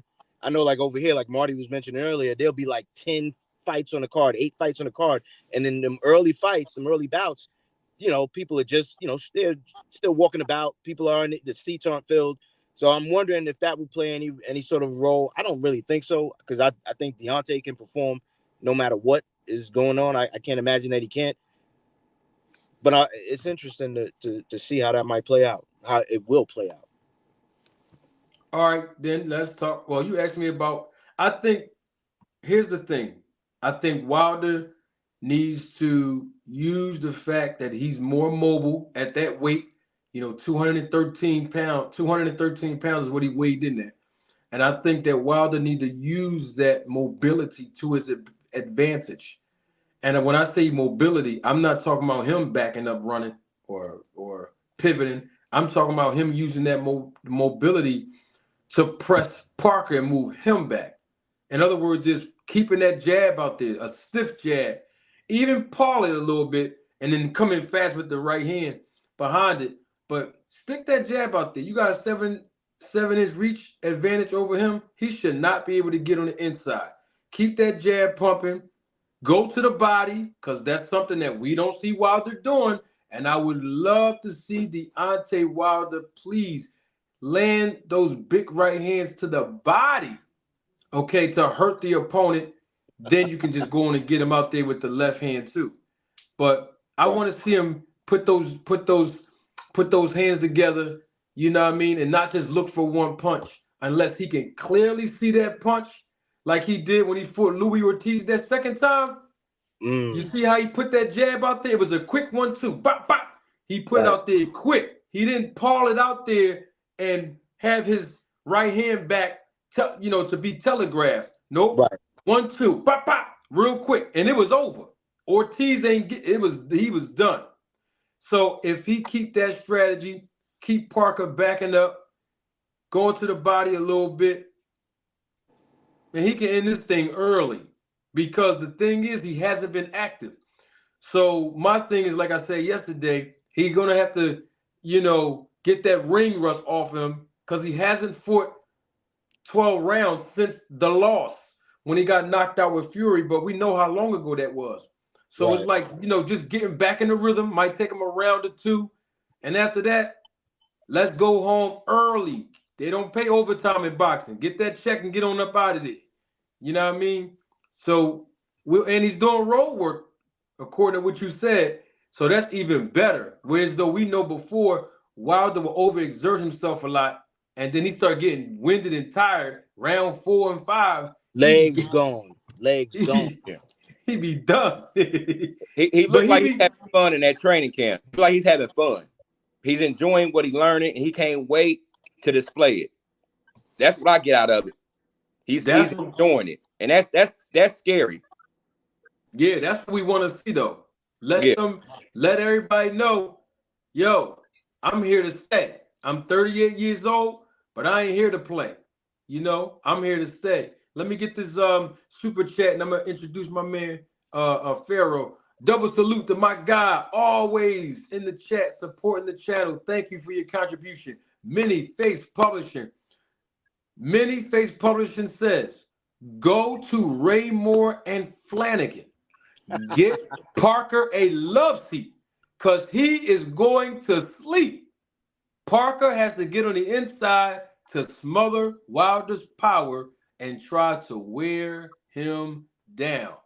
I totally agree with that, Many Face. And that's basically the only chance he got. He's not going to me, just from what I can see, I don't think he's going to outbox Wilder on the outside as well as Fury did, because Fury got long hands. He got long arms. facts. And he got more weight, where once he did get on the inside, he was landing those uppercuts and he was wearing Wilder down, putting that weight on him. You know what I mean? Right. Wilder can't let this guy get close to him like he did Fury in all 3 of his fights. So good point, Many Face Publishing. We got my guy Pharaoh up in the building. What's going on, big homie? Good manager Marty P. Jack. I just wanted to weigh in real quick. I see people worried about champs punch resistance. Well, to that I say it's real easy to beat up a man with floppy gloves. You know what I'm saying? And I seen where somebody was like making Bud to be something that he's not, pretty much invincible. And I don't see it that way because Bud wasn't really knocking people out like that. You know what I'm saying? It's real easy to beat somebody when they're off their game, a depleted fighter. Because dare I say, before the car accident, the cat retina, and the other car accident, a healthy EJ gives Bud, a healthy Bud, a dog fight. And I stand on that. And I mean, it's mighty funny that Tyson Fury could knock out Wilder in their first fight, but now all of a sudden he's got power second and third fight. I'm not buying it. And the snack program does work, the one that Crawford uses. And I'm going to leave it at that. Omaha Quick, I'm interested in hearing your comments on what Pharaoh said. I was waiting on him to finish, and I'm gonna tell you this: if you go back to that YouTube video of him and Spence before the accident, before this, when Crawford, like I said again, Crawford's always in shape. Crawford was in shape, Spence wasn't. Crawford told him, "When I beat you, they're not gonna give me credit. They're gonna say this. Everything people are saying now, he said it in that video." Because he had a plan, brother. He waited on EJ. He ain't no genie, brother. He don't know the future.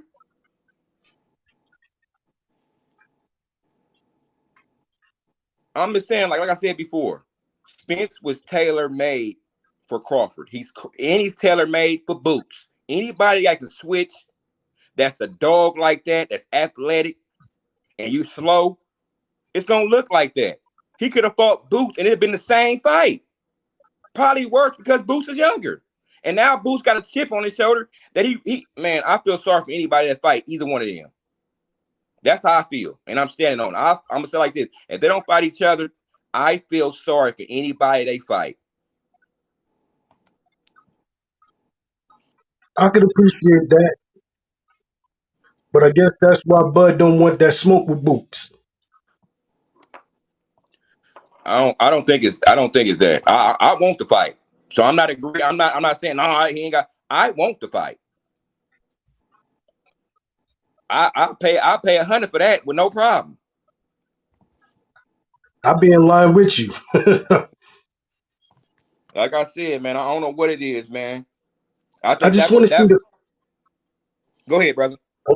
I want to see the best fight the best, man. You know, let's leave all the nonsense out. Let's get to it. We're spending our money. Give us the fight we want. Right. I'm looking at it like this because they always say two black fighters can't do no numbers, can't do this and can't do it. I say in our generation, while we living, right? This is only gonna happen once, and with them two, we got it, and they're not gonna give it to us to show these people we're gonna buy the fight. They can make money, and be honest with you, I think they would do better numbers than Ryan and Garcia. Absolutely. You know, people gonna probably go off on me in the comments and this and that, but that's what I believe. No, because I mean, if you get Boots and Bud, you got the old dog going up against the young lion. He want to test the skill. And the beauty thing about it is they are both switch hitters. I ain't never seen a fight like that. It's You don't know almost like what's looking gonna in the happen. mirror. You don't know what's gonna happen.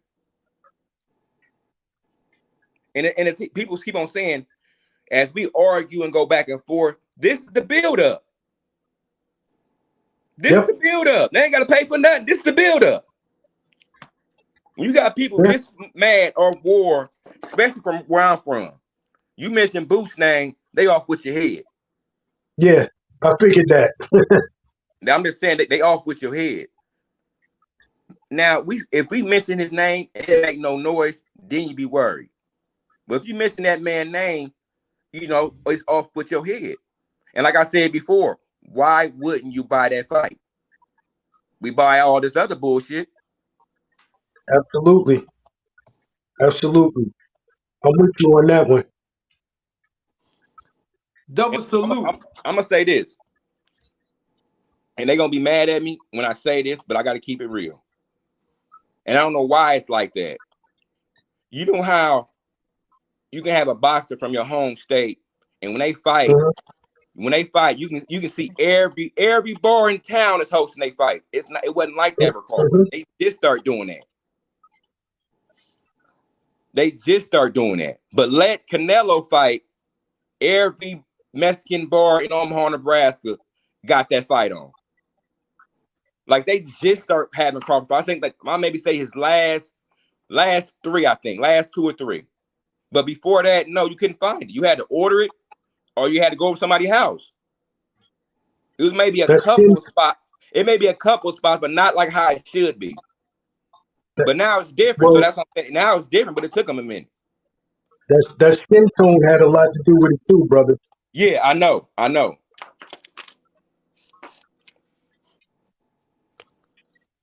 I got a super Man, chat up here, and I want to ask you a question real quick.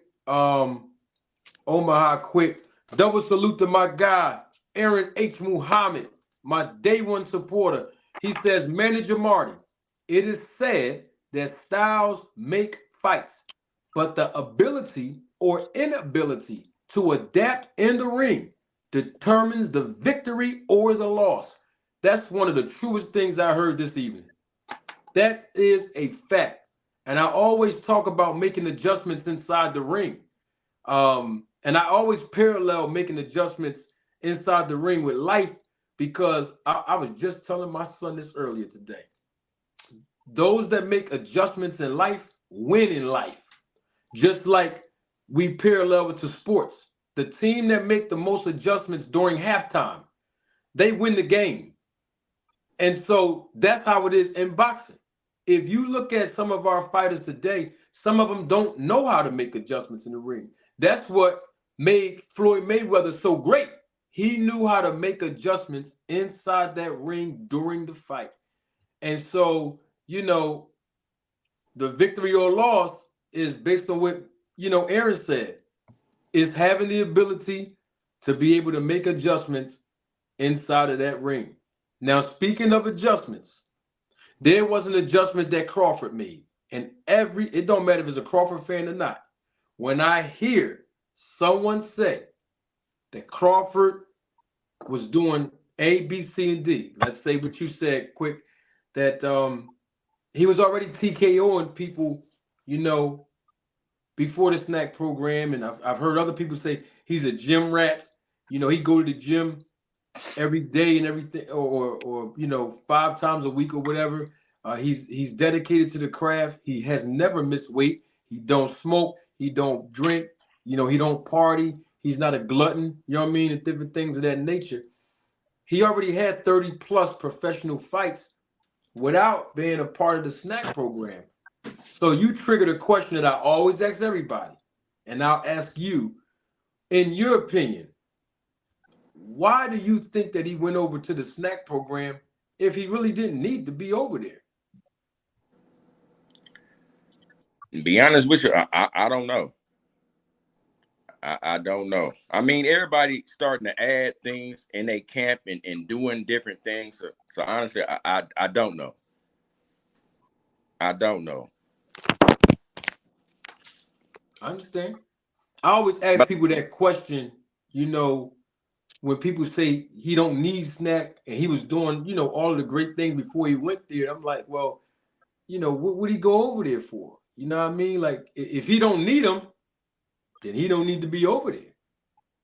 Not when his reputation is at stake, because you know people gonna be asking a lot of questions as far as like, yo, you know, what you doing over there? You know, Victor Conte said he changed life around, which is cool. I think that's an awesome thing. But at the same time, the level of suspicion is still gonna follow Bud and everybody else that go over there, you know, with Victor Conte. So it's like, if you choose to go over there knowing that this is going to possibly hurt your reputation and you don't care, then there is opening up more, you know what I mean, suspicion. So that's why I always ask that question to people, like, what y'all think he went over there for? You know what I mean? He didn't need to go over there. You don't need nothing from the guy. Right. You know right. what I mean? Whether Victor Conte changed his life around or not ain't the point. The point is your reputation is going to be at stake if you go over there and then you start winning in impressive fashion, like he did in the last 3 fights, in my opinion. People are going to start questioning it. You know? Yeah, you got a point, but my thing is this: it's like it's other fighters that's on that snack, and they don't get talked about or highlighted. They over there like Crawford does, like Devin. You get what I'm saying? There's a lot of fighters over there. There's a lot of fighters that we don't know that's over there, but probably ain't got big names that's over there in that program. I would have to agree with you when it comes to other channels. I agree. On this channel, everybody that's on the snack program, I make it my business. I make it my business, Omaha Quick, to let the people know that their performance is a great performance, win, lose, or draw, and it has been enhanced. And the only reason I say the word enhanced, because people always say, oh, there you go again, man, Jamarty saying they're on steroids and they're illegal and PEDs. No, I use the word performance and enhancement in the same sentence, because on your screen right now, that's exactly what the snack system's advertisement says. It says it right here. It says Victor Conti Sports Nutrition Company.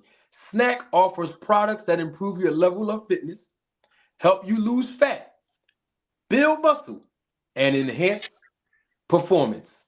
So it says it in the advertisement, and the advertisement is real because we see it all playing out with everybody in that ring that's a part of the snack program.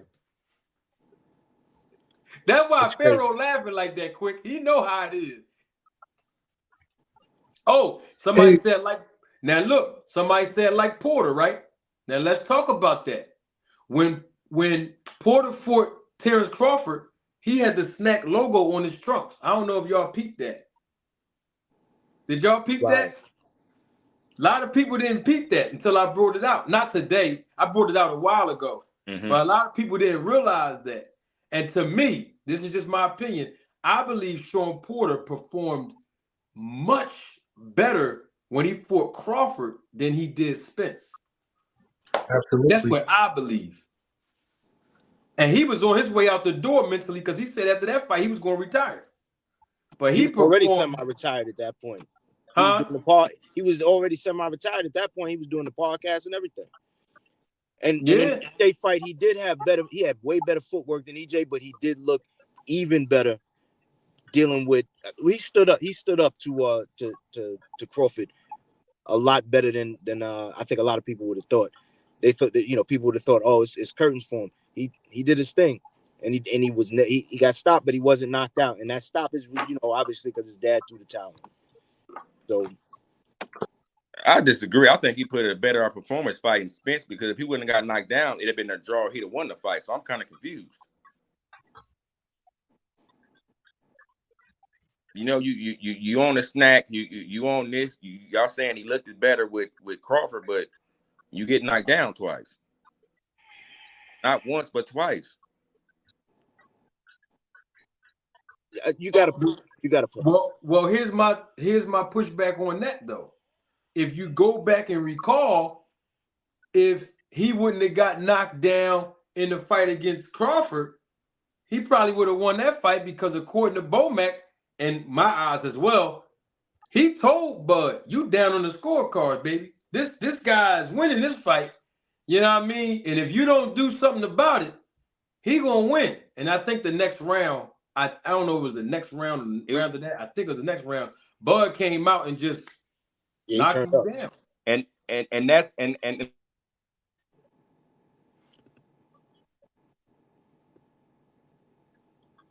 Omaha, can you hear us?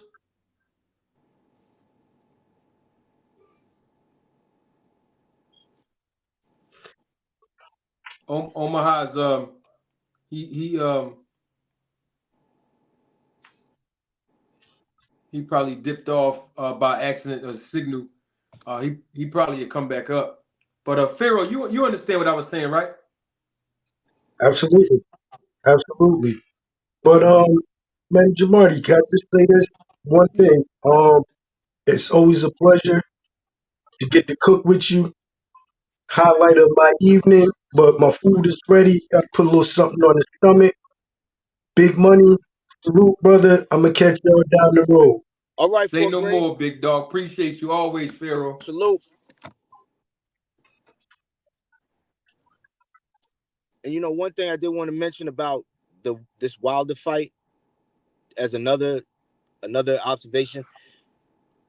Wilder's he's always been on these big stages. You know what I mean? His whole career. Yeah. Joseph Parker's at a disadvantage because he has not. So that's where when we were talking earlier about the fight being early, it's early. If it's going to be early in the card, I know Deontay definitely works with that energy, but I don't think that's going to really affect him because he's been here before. You know what I mean? It's like if you worked in the same office for 30 years, you might show up early one day and nobody's in the office. It doesn't change the fact that you still going to do what you got to do. You know the job, you've been doing it for a long time. Joseph Parker hasn't. And on top of that, Deontay is the biggest puncher in the heavyweight division. Joseph Parker is not his equivalent in that regard. So I don't really see him hurting him. That's why I was saying if he can't hurt him, then he's done completely. it's a wrap. And that's only if he can touch him, because he has longer arms, and Deontay can keep that jab out there. And the fact that he has been doing road work, and Marty, it is on YouTube. I'm trying to remember. It was one of them other boxing channels. They were showing him out there on a run, and he stays in the gym with Malik. Because I've over the last year, I've seen him all the time working out with Malik. He looks good. Even when he attended the Fury fight, he looked in shape then. When he watched that Fury fight, when he went out there to Saudi. So I don't think he has any real problem when he steps in that ring with Joseph Parker. I think if anyone gonna have a problem, it's gonna be him, because he's got to deal with the jitters as well. Tyson Fury can't get in there with him. So all of that Tyson Fury helping him, that's, for what? How is that going to help him? I'm not too sure. Maybe he can teach him a trick or two, but it's different when you're in the ring. He can stand in there, but trying to remember what Fury told him while Deontay's throwing at him, it's like that's not exactly the moment to be trying to think to yourself, oh yeah, what did Fury tell me to do? Or I'll do that. He's going to be in the heat of the moment, and he's probably going to get touched. Facts. Definitely gonna get touched. You know, he's definitely gonna get touched. It ain't no question about that. Omaha, quick before you jumped off, I think your signal probably was fading or whatnot. What I was saying was that Porter did not have the snack logo on his trunks when he fought Spence. He was smothering a lot of his punches, and he was actually gassed out in that fight. But when he went on to fight Crawford, he did have the snack logo on his trunks, and he actually had way more stamina, even in the later rounds. When he got knocked down in the 10th, and to me, he did more work as far as his punch output in the Crawford fight than he did in the Spence fight. But then again, he threw a lot of punches, but he missed a lot too in the Spence fight, and that could have, tired him out faster. But even in the 10th round, when he got knocked down by Crawford, to me, he was not hurt. In my opinion, both times, he was not hurt, nor did I see him tired at all. Marty, real quick, Sean, for that EJ fight, Sean worked on his footwork. And not that Sean has excellent footwork, but he was working on new things with his footwork. If you remember, he kept doing that little move where every time EJ would approach him, if he felt like he was pressing him up against the ropes, he would just spin out and then corner him and just start going, going. He worked on that, and it was working brilliantly. He was doing his thing with it. But I still do. I kind of think he did just a little bit better dealing with Bud. Because he wasn't working on his footwork with Bud. He did that for EJ because he knew EJ might be a little slower than he was when it came to the way he moved around the ring. Just my opinion. Yeah, got you. I think his performance was to me, it was kind of planned out. I'm going to go out here and I'm going to just swing for the fences. It's my last go around. I know what Crawford is bringing. He wasn't going to win that fight because he know what Crawford's bringing. He know he had no chance of winning that fight. If you look at any of his fights, yeah, he did better, but he ain't never just went, you know what I'm saying? To me, it's like no game plan. We're just going to go. We're just going to swing. We're going to move. We're going to gas ourselves with whatever. And that's how he got dropped so fast because he knew he had no chance. No chance. I'm going to go ahead and take this last fight, retire. He said the killer part is he said about the retirement fight when they was building up the fight. Yeah. I ain't never seen that. I have never seen that a fighter says that in the middle of the build up, yeah, this is my last. I'm going to go ahead and retire then. We know you ain't about to give us your all. If I'm not mistaken, I think even after that fight, because they're boys. If I'm mistaken, I think they said they went paintballing and went to dinner after the fight. My point exactly. Well, my thing is if he came all the way here. Porter did for the parade. Came all the way here. That's what's up. Yeah, he did. Brought the whole show. Mm-hmm. But see, that's what I'm saying though. Like, my thing is, to me, once again, Sean Porter performed better, to me, in the fight with Crawford when he had the snack logo on his trunks than he did when he didn't have the snack logo on his trunks when he fought Spence. Because when he got knocked down by Spence, he was extremely tired. Yeah. When he fought when he fought Spence, especially in the 10th and 11th round, he was gassed. When he fought Crawford, he got knocked down twice. To me, he wasn't hurt, nor was he gassed. You see what I'm saying? Yeah. I see what you're saying, but I don't know about all that. I don't know about all that snack shit. But I'm gonna say it like this. I do. I'm gonna say it like this. It works. I'm gonna say it like I know about it. Hey, right. Omaha, that's all I know about it. Right. I'm gonna say it like this. You know, you got them certain individuals you probably grew up with or you know of that just beat everybody up. They don't just beat everybody up. They'd beat your security guard up. They'd beat your big brother up. That's Bud. Facts. Omaha. Did That's you it. I see mean, that video? listen. Hold on. Let me get. It's even on tape. Like Devin head security, Terrence was slamming them all on his head. It's on videotape. You got them some individuals they just built different.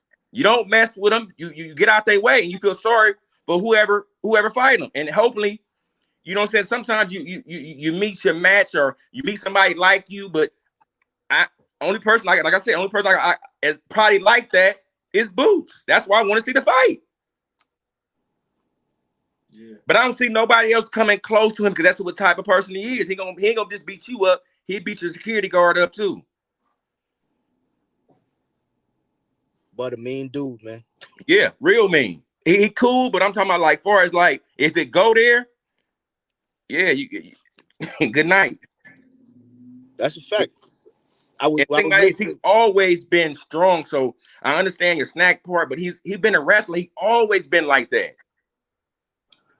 Yeah, I don't think Snack has anything to do with Crawford's success. He was successful way before he started dealing with them. He was stopping people way before he started dealing with them.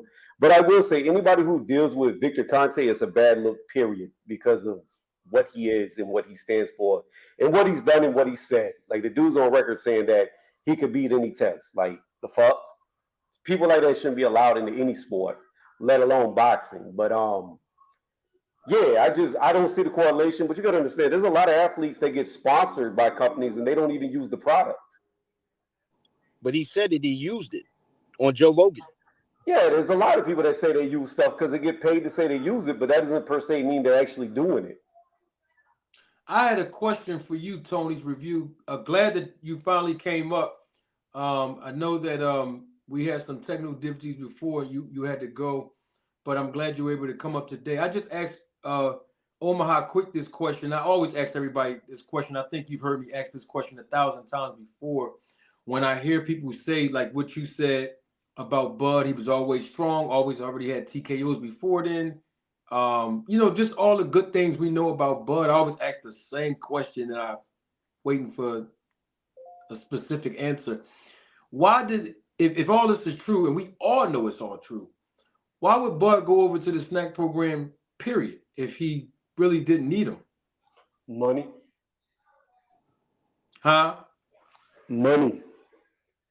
If somebody comes to you and says, I'm going to pay you X amount of dollars just to wear my logo on your trunks and say you use my supplements, whether you use it or not, you might take the money if it's enough money. I'm not saying he does or does not, but I'm saying sponsorships are real. Yeah, but okay, I got you. All right. Now, I agree. If somebody do come to you and say, hey, advertise my product, promote it. Let's talk about, compensation. All that's great. But the difference with that is that Bud is not just saying, I'm using it. We see the performance. Let me back up. I'm going to show you on your screen like I always do, Tony. We see on your screen that this applies to Bud and all the other athletes that's on the program. Victor Conte's sports nutrition company, Snack, offer products that improve your level of fitness, help lose fat, build muscle, and enhance performance. So it's not just him saying, hey, I'm using the product, and he's really not. He's really benefiting from the advertisement. He's benefiting from the advertisement of the products. His performance has been enhanced. I don't know how true or not true that is. I don't really see a guy who looks much better now than he did when he fought Jeff Horn or when he one punched Ndongo to become undisputed. I don't see this great vast improvement. I saw a good fight against Earl Spence Jr., but you got to understand, I mean, you could be onto something, or it could be an accumulation of Spence. He drew. He blows up in weight. He's been in, 3 car wrecks. Eventually, all that shit catches up with you. Like, the younger you are, the more you can get away with. The older you get, eventually it catches up, especially on the elite level. That's why you saw Floyd Mayweather. He never drank. He went to the clubs. He drank water. Like, he didn't do none of that because eventually it catches up. So while he didn't look great in that fight, there's also the flip side to the coin. Where was Spence at? What is his level of fitness? Where is he at? Is he still in his prime, or is he on the decline, falling off the fucking cliff? Yeah, But Tony, why do you assume that Snack approached Bud though? I don't know who approached who. All I'm saying is, like, if you look at the Snack fighters, you have other people like Caleb Plant, got his ass whooped. You got Andrade, got his ass whooped. When? Time out. Let's go back for a second. You said who got? Caleb Plant. He got knocked out by Canelo. He got beat up by Benavidez. Who you talking about? That's what I was trying to understand it. Caleb Plant. Caleb Plant is a Snack fighter. He got beat up. Okay. Yeah. Andrade just got stopped. Like, he gave up in the corner against Benavidez. You had Danny Jacobs, who's got losses. I mean, there's a lot of people on Snack. Like, you had Andre Berto that was a Snack fighter. You had Sean Porter that was a Snack fighter. Right. So, like, there's a lot of Snack fighters that have taken L's in a good bit of them. I think even Willie Monroe Jr. is on their list. Is a Snack fighter. And my thing is this.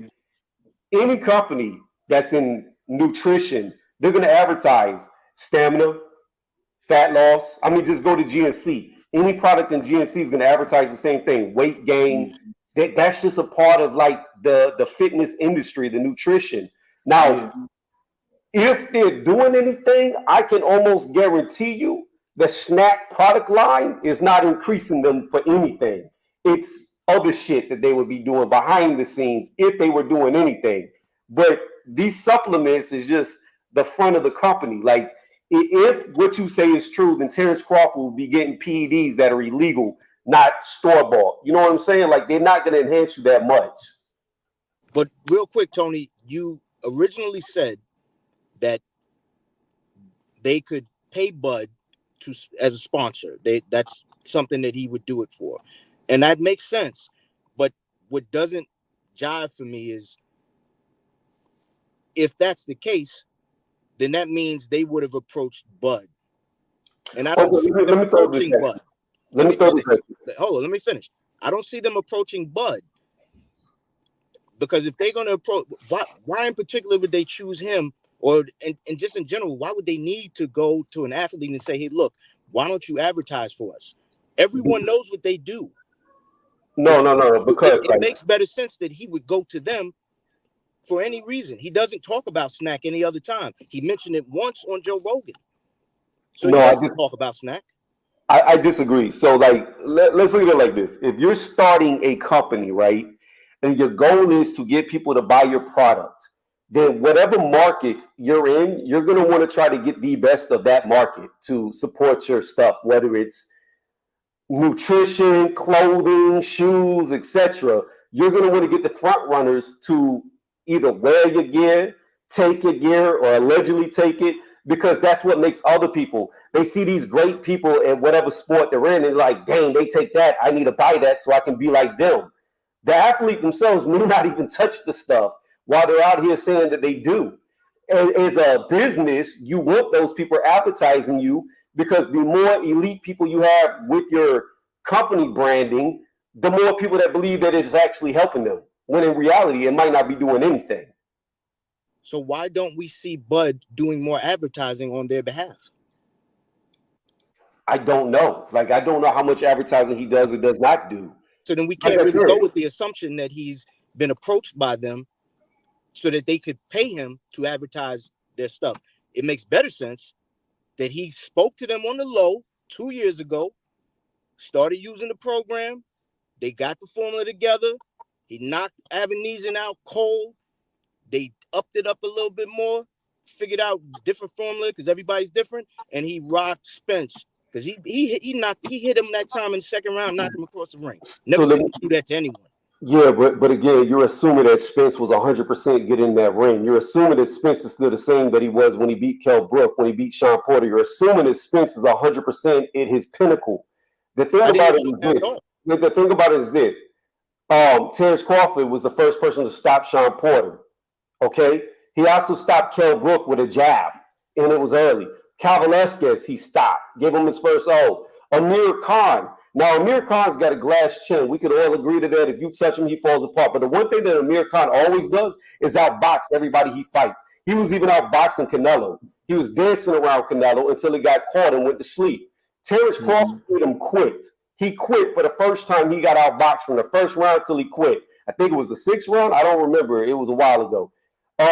Benavidez, he stopped before that. I'm trying to think who was, what was it, Jeff Horn before Benavidez, and then he got undisputed against Ndongo and one shot at him. So, like, what I'm saying is this dude has got a history of being great way Turned him to the body. That was with a body shot. Who, Ndongo? Yep, that was with a body shot. One. That was way before Snack.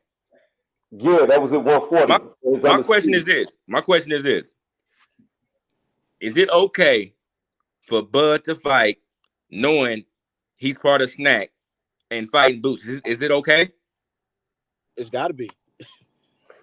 I mean, I can't say whether it's okay or not until they prove this Snack. Like, if all the athletes came under investigation, and I would say, no, it's not okay. But if they're not, and they're not popping hot on drug tests, which I know Terrence Crawford takes for every fight that he's in through VADA. So, I mean, it's like, then He do what?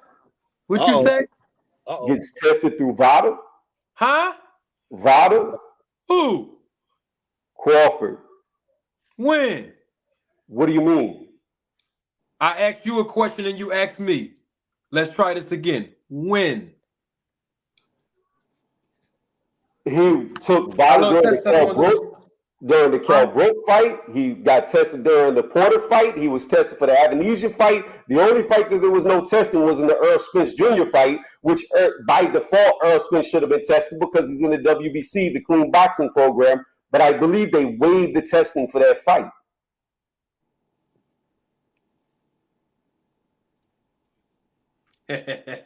So I'm not understanding here. They said Earl Spence was drinking in the back. All right. Tony, I know what I need to do because the audience, people in the chat, I don't want anyone to get lost in translation. You've made some interesting points. Let me get this super chat, and then I want to basically comment on a lot of things that you said. Made some interesting points. We got, who's this? Oh, my guy again. Many Face Publishing. Double salute to you. Thank you for your contribution and your support to the channel. Many Face Publishing says Spence versus Porter was more of a war, and Crawford and Porter was more of boxing. That was because we were talking about Spence and Porter versus Porter and Crawford. So good point, Many Face Publishing, and you are absolutely correct. You mentioned a few things. Let me try to get this off right here. Somebody in the chat said Boots is part of Snack too.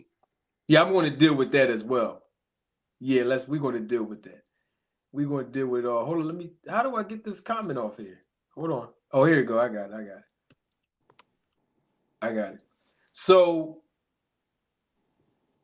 people say that Boots is on the Snack program. When you go on snack.com, I've said, so what I'm about to say to you, Tony, and everybody else that's listening, I've said this before. All the stuff that I say, I'm going to say it again, but I'm going to put it together since Tony put his together so we all can be on the same page. So Boots, when you go on snack.com, now this is as of now. I know people, how can I say this? There are people that represent them. They might update it. After I say this, but as of today, moving all the way back to, let's say 2-3 years ago. When you go on snack.com, right, and you go into the about section and go into the sponsor athlete part, that option that you can click, it gives you all the athletes that Snack sponsored. Jerron Boots in his face, his image, his name is nowhere on there. To me, that's an endorsed person who is saying, hey, I got the shirts. I'll have a picture of the product, but I'm not a part of the actual program. In other words, is Boots do not train at the snack gym like the other snack program fighters do. Whether he uses supplements or not, I can't say he do, and I cannot say that he don't because I never seen him take it. But at the same time, his level of performance has always been the same since I've known him and I'm from the city. And so that's number two. Number three, I know that he's not on the program because once again, you got to go to the gym in Victor Conti's gym. You got to be a part of the, when I say the program, I mean the actual program. You see what I'm saying? And so that's the whole point. Give me 1 second. I want to ask a question. I want all three of you to answer it. Tell me what you think about it. And I'm going to come back and I'm going to bring Tony reviews points because he brought some interesting points. I'm going to bring it all home to put everything in perspective. So we'll start with Big Money, Omaha, and then we'll go back to Tony because Big Money Walt says something interesting about the advertisement and promotion and endorsement. Big Money. Crawford has everything. Never missed weight. Always been in tip-top shape. He TKO'd basically all the fighters, that he fought before he fought Sean Porter, which is the first fight he went on a snack program. In your opinion, why do you think Terrence Crawford went to the snack program? You first, Omaha quick, and then Tony's review. Going back to Tony's review, and this is he actually made a very good point when not a good point, but he brought up saying that Bud was there to get the endorsements. No athlete like Bud on his level is reaching out and telling anyone that they need to sponsor him. So in order for that relationship to work, it would mean that Snack approached him. Except he's not marketable. Bob even said that. So why would Snack, who most people think is dirty, say, you know what? We need to advertise what we do. Some guy who doesn't even market himself well. So by that end, it would mean that if there was any reason that Terrence Crawford is associated with Snack, is because Terrence went to Snack, not the other way around. Why did he go? I don't think it was to make him stronger, because to Omaha Quick's point, this video is all over the place. I've seen him deadlift 450 pounds. I've seen him pick his mother up over his head with just his arms. He didn't even brace himself by bending his knees. Bud is a strong dude. He's also a wrestler. He's been a wrestler all his life. I don't think he needed it to enhance his performance as far as adding strength or to add anything else other than just to maybe enhance what he already does. And a guy that's at the level of strength, boxing competence that Bud is, only thing that Snack is going to do is make it a little bit better. It's like a guy being completely energized on 100 and never having that level of his stamina drop. So if there was anything Snack did, it might have done that for him. I don't have an idea. I don't have an idea because I'm not in his camp. I don't know Bud personally. So personally, I couldn't answer that question. Anybody try to answer that question and they're not in his camp or his personal friend, is their own opinion. That's a fact. Yeah, I'm gonna piggyback off that. I'm not a macaroni mind reader. I have no idea who approached who first. What I do know is what was stated on here is that he signed with Snack sometime after Porter going into the Avanesian fight, and Porter was a Snack fighter. So from the outside looking in, knowing no information, I say it's probably possible that after he stopped Porter, Snack approached him since that was a Snack fighter that lost to him. But I looked it up too. Crawford's been enrolled in VADA since October 2020. And actually, I was wrong. The Earl Spence Jr. fight and Crawford fight was under VADA testing. So I don't know who approached who. I have no idea. I wasn't there, never been there, wasn't in no boardrooms. But I would say that if I had to assume, I would say Snack would have been the one to do it. Okay, cool. So, first of all, I appreciate you all giving your perspective, and second of all, I appreciate you doing your research while we were talking, Tony, because you're absolutely correct. The last time that Terrence Crawford actually tested for VADA was in November of 2020. So that's a fact. Now,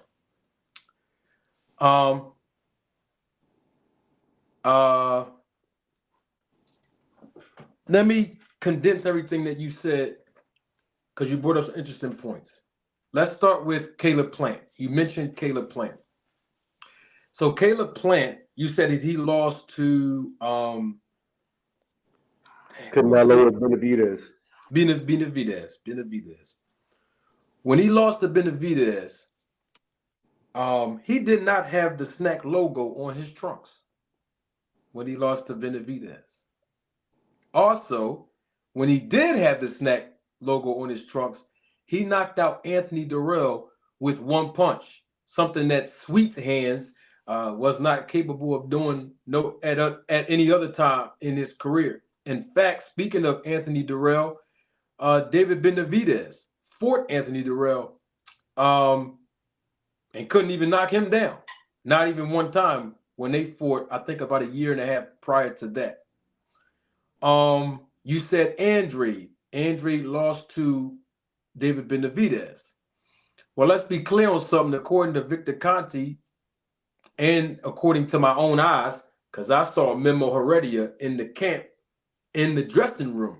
If you go back and watch the fight, if they show it, Memo Heredia was in the dressing room when Andre fought David Benavidez. Just like if y'all remember, Victor Conti was also in the dressing room but in Andre's dressing room, and when Andre fought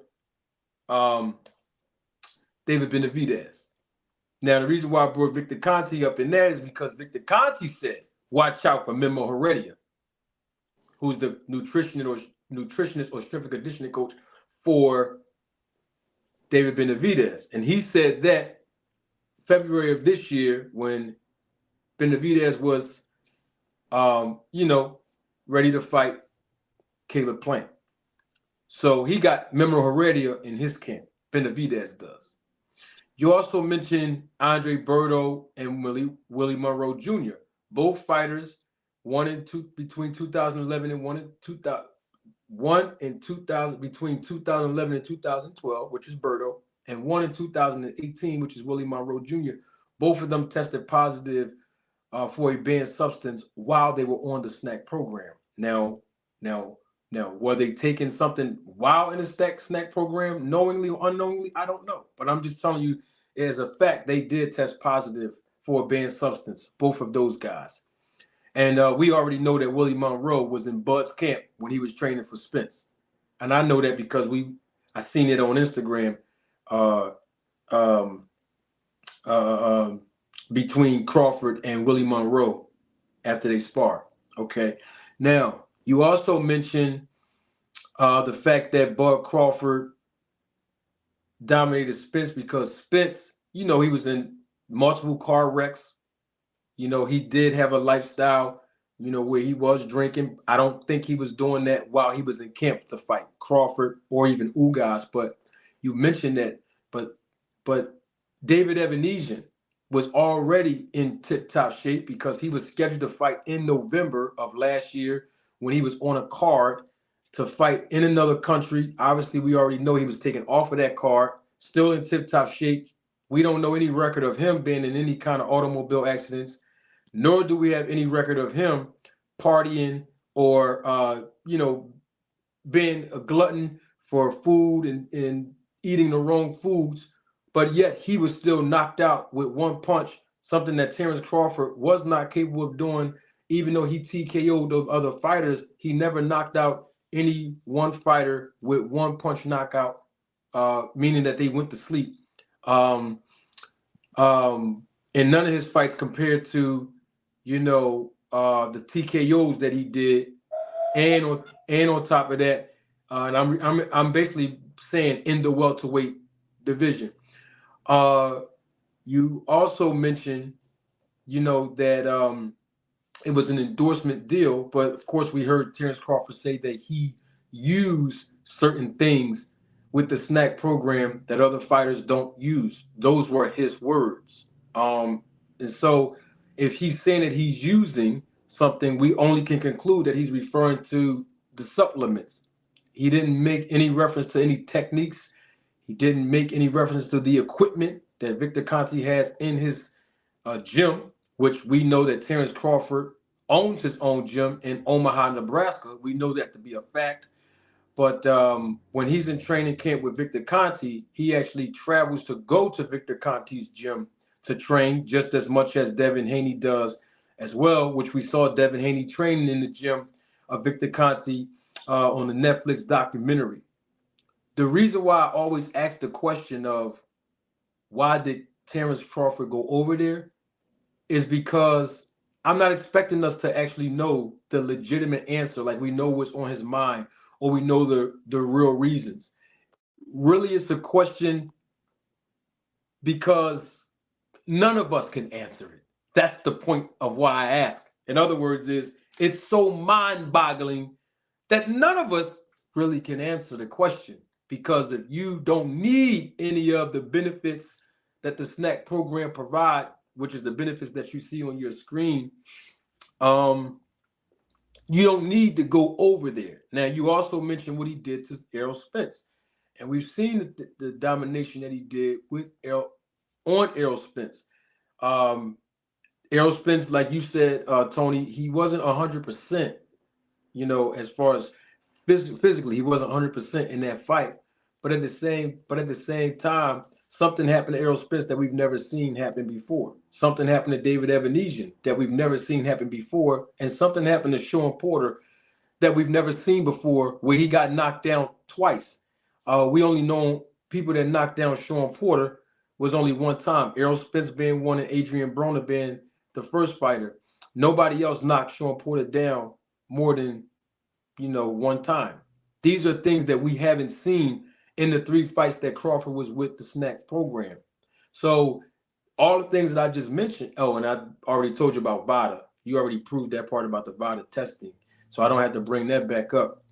And so when you look at all the stuff that you said, it's really mind-boggling. That's why I asked that question of why did he go over there if he had everything he needed. He don't need, to basically go over there. You know what I'm saying? If he don't need to lose fat, if he don't need to build muscle, if he don't need his level of fitness to improve, and if he doesn't need to perform, if he doesn't need to enhance his performance, which is the 4 things that we read in the advertisement, he don't need to go over it because he seemed perfect. And so that's why I asked that question. And so, when you look at all of that, and then you throw Victor Conte in the middle. See, it's not like, Crawford went over to Larry Wade. You know what I mean? I think he's a strength and conditioning coach.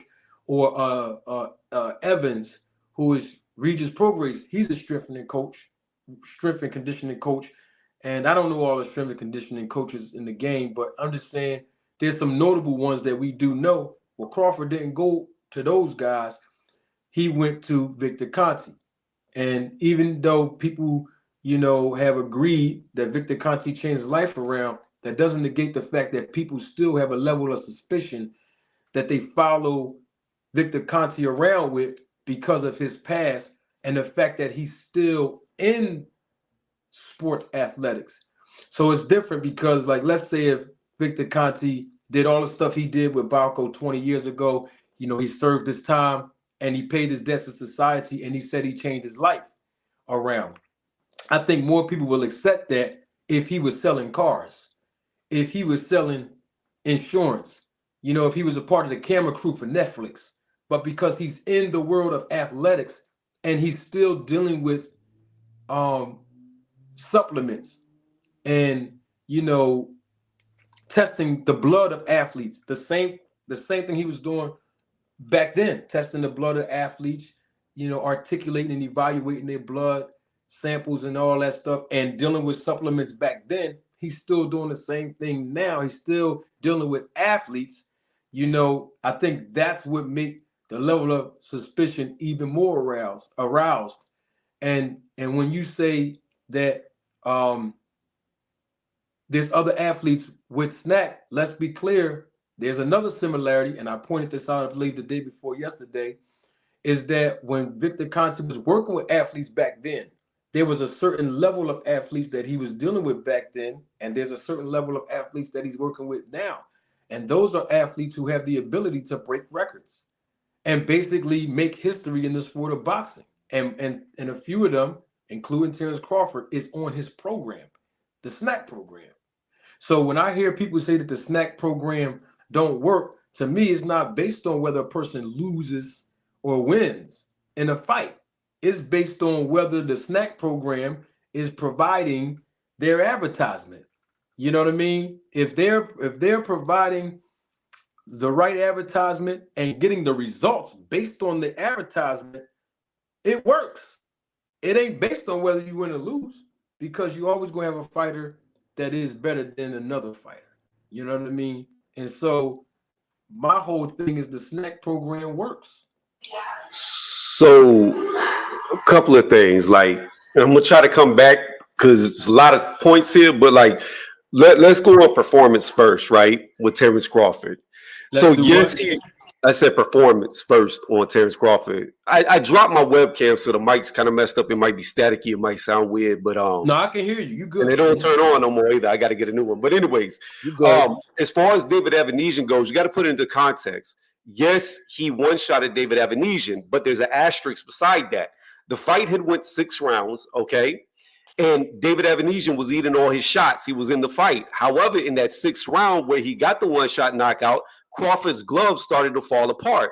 The referee noticed it before the knockout, took him to the corner, had the commission look at the gloves, and the commission said, let the round continue. The knockout came after his gloves were falling apart. Now, that's not to say that there was foul play. It's just the gloves were falling apart. You know what I mean? They should have been changed out, and the commission made the decision for that. So that very well could be the reason why David Avanesian got knocked out, because the gloves where they were, what's the word I'm looking for? They weren't 100%. They were defective, and it could have caused the padding to shift to where he got hit by knuckles. You know what I mean? No, I don't. I'm sorry. No, I'm not Well, being it can. smart. I don't know what you mean. What do you mean by that? If the gloves are falling apart, Yeah. the padding of the knuckles could shift, which means that it's very plausible that a lot less padding should have been where the padding was whenever Avanesian got caught and put down in that 6th round. Now, like I said, that's not a fault of Terrence Crawford that the gloves were defective. The referee did what she was supposed to do. The only person who didn't do what they were supposed to do was the commission, because they knew it, they saw it, then they allowed it to continue. So that's not Bud's fault. That's not the ref's fault. It's the commission's fault. So what I'm saying is that one-shot knockout could have been because Bud's knuckles touched his chin. It's a whole different type of punch when somebody's knuckles hit you. So that could be Where that. was Now, this? All right, so here's where I'm confused at. Where would a fighter's knuckles be at? All right, hold on for a minute. When a fighter put on a boxing glove, right, their knuckles don't shift in the glove. No. Not the knuckles in the glove. And the word I was looking for earlier was the integrity of the glove. So once the leather pops like it did, it busts at the seams, you got to understand that foam is densely pulled back. It's compact, right? Foam expands when you not pulling it. So it expands. As it expands, there's less padding over your knuckle. So what I'm saying is because that thing degraded in the ring and fell apart, the amount of padding that should have been over Terrence Crawford's knuckles probably was not what it was when it started. So Avanesian probably got hit by bare knuckles or damn near bare knuckles because of the foam expanding and the padding being reduced. That's probably what led to the knockout. Again, the gloves gave way. They're compromised. Would you agree that before Terrence Crawford put those gloves on, that those gloves are the MX version of Everlast and they are horsehair? Would you agree to that? Well, there's no such thing as horsehair gloves in boxing anymore. It's a combination. It's a horsehair foam mixture. So like pure horsehair is no longer allowed. It's illegal. So it's a mixture between foam and horsehair. Right, but that's what we call it in boxing, and it's way more horsehair than foam. Let's be clear on that. It's not like you. It's not like it's just one layer of horsehair and everything else is foam. No, it's a compound that's made together with horsehair and foam. It's how it's made. But there used to be like the old Reyes gloves. They used to be pure horsehair, but those became illegal. So now it's a compound of a mixture of the two. But regardless, anyways, even with the horsehair, if it was still pure horsehair, the fibers of the horsehair are constricted by the tightness of the glove. Once you bust the glove, it all spreads out. If it spreads out, then your knuckles become more and more pronounced. What I'm saying is, if we have a mixture of foam and horsehair, there's a reason why fighters choose the MX Everlast gloves. You agree with that, right? Of course, they're a puncher's glove. Okay. Now, did you see Tyson Fury's gloves when you seen the imprint of his knuckle? You talking about the Poofins? Yeah. Okay. Did you see that imprint on the knuckles of Terrence Crawford's glove in the David Evanesian fight? I don't know, because I never really like examined all the different angles, pictures. Like I can't tell you. You sound like you did examine it. That's why I'm asking. No. What I'm saying is I watched the fight and I watched the gloves fall apart in the 6th round. So what I'm saying is, from me wearing boxing gloves, and I've had boxing gloves bust on me before, I know the difference in what a put together glove feels like and a compromised glove feels like. And I know when I hit something, my knuckles will push through that if that glove gets compromised and bust open. I know the difference personally. I've felt it. I got you. So what you're saying is it wasn't the snack program or any of the enhancements, supplements, or workout regimens that Terrence Crawford did with Victor Conte that aided in that knockout against David Evanesian. It was the gloves being defective. That's what your point is, right? Well, no, because it could be a little of both. You know what I mean? Just because it's one doesn't mean it can't be the other. I can't rule out whether Conte helped him perform better in that fight. I don't think he did, because Crawford had already beat Mean Machine, who had already beat David Evanesian, stopped him in the same round as him. I believe Mean Machine stopped him in the 6th round, just like Terrence Crawford stopped him in the 6th round. So I'm just saying, like, if from looking at it from a performance standpoint, he didn't look any better to me. He didn't look any faster. He didn't look any quicker. His reaction time didn't look any better. He just looked like what Bud normally looks like in the ring. I didn't see an increase in his attributes. Right. But you could be right. Him working with Victor Conte could have boosted him up some. But all I'm saying is if I was a betting man, which I'm really not, I would put my money on them gloves being compromised was a big portion to why David Evanesian went down like he did. I got you. Hold on for 1 second. There's a guy, Heavy Bag. Is this you in the back? If you can show your face, Heavy Bag. Turn your camera on so I can make sure you're not trolling. Everything's cool. I'll let you on the panel. Got you. I'll let you on. You can turn your camera back off. Hold on 1 second, Heavy Bag. I wanted to, give Tony an opportunity to finish his point. So, all right, so I got that. So with David Evanesian. Now, the next fight was Terrence Crawford and Errol Spence. Right. Now, you said that you didn't see a difference when he fought Evanesian. I know you ain't going to come up here, to Tony, and say you don't see a difference when he fought Spence. I'm sure you've seen some differences in that fight. Oh, yeah. 100%. Yeah, 100%. But I'm going to run something by you, okay? I'm going to run a different fighter by you, okay? Okay. Now, and then I'm going to make it all make sense when I package it together. So we could jump to heavyweight. Anthony Joshua got stopped by Andy Ruiz, right? So he goes into training. He completely changes the way that he trains. He takes muscle off. He comes in as light as at 230 something, and he boxes from the outside against Andy Ruiz. However, on the flip side of the coin, Andy Ruiz came in even fatter for that fight. You know what I mean? He was even more out of shape. So people were so big up, and I was complete opposite. I said I didn't think AJ looked that good because his power looked gone. But anyways, I digress. Back to the point. Was it that AJ was that much better in the fight, or was it just that Ruiz came in so fat in the second fight he made AJ look that good? So with that being said, when you look at Earl Spence Jr., he just had a war with a guy in Ugas who I don't think at any point, especially not the Spence that beat Porter, that beat Kell Brook, there's no way he would have ever had a war with Ugas. But he was in a war with Ugas before he stopped him. So what I'm saying is, and I even picked Spence to win, but when you really look back at it, he was already showing shades of not being as good as he once was. Now, is that due to his lifestyle? Is that due to the wreck? Is it due to the inactivity? Because you got to understand, he was ring rusted too.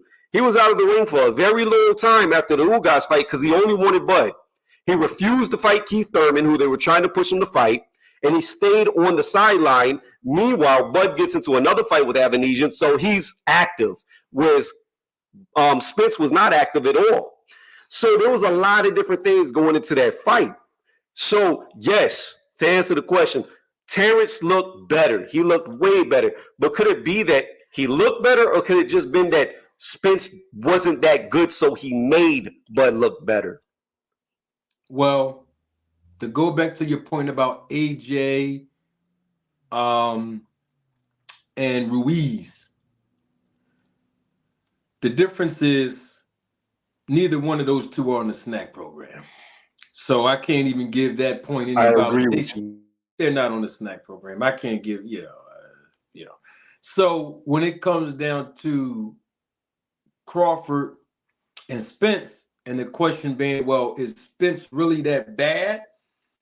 Or was Crawford really that good? Meaning that bad in the sense for Spence is his lifestyle, which we just proved that he wasn't living, an alternate lifestyle that compromised his training, like drinking and partying and all that. We know that to be true. And also... Really fast. Sorry to interject, but he was, because we saw videos where his girlfriend was releasing him drunk where he could barely talk. Like that wasn't why he was in. That wasn't why he was in camp for Crawford. No. But here's the thing about it. All the stuff that you do before you're in camp eventually adds up. It takes a toll. It affects you.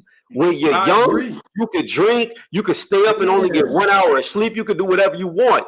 But you got to understand, Spence is in his 30s now. He's not in his 20s no more. The dude's 33 years old. I think 32 when he fought Crawford. It starts to add up.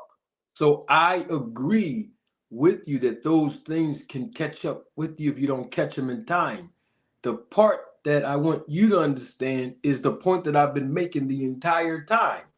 And that is, that should be a very easy fight for anybody. If David Evanesian was in the ring with Spence, he should have been able to do the same thing that Crawford did to Spence. You agree? No. You said he ain't that good. No. Lifestyle caught up with him. No. He ain't that good for what. No. Listen to me though. He ain't that good for what he was. You got to understand. When elites fight elites, like Spence was an elite. He cleared out the division. He beat everybody of 147. Bud was new to it. But he had already beat all the who's. He's the elite. Terrence is another elite fighter, okay? When two elites meet, minimum differences can make a world of difference. One little thing can be the difference. But when you have a lot of little things that add up, now it's night and day. Now it's not even close. It's completely different when two elites meet and a A-level or a B-level fighter fights an elite. Like a guy like Tyson Fury could sit on the couch and eat potatoes and beat people like Otto Wallin. He could probably beat Anthony Joshua coming off the couch. But when you fight another elite like you, if you're not on that level that you're supposed to be at, it's going to show quickly. I disagree with you that any fighter can sit on the couch and don't take training seriously and just eat whatever they want and think they can get in the ring and fight somebody that's not on their level, they will not automatically win that fight. I can't give you credit for that one. We've seen these things happen in boxing. I mean, we've seen a lot of fighters who party and don't live the right life, beat a whole bunch of people all the way up to the top till they meet somebody just as good as them, then it catches up. I mean, that's what I'm saying. Like, you have people who are God-gifted, right? But you're not the only God-gifted one. When you make it to the top of the mountain, everybody's God-gifted.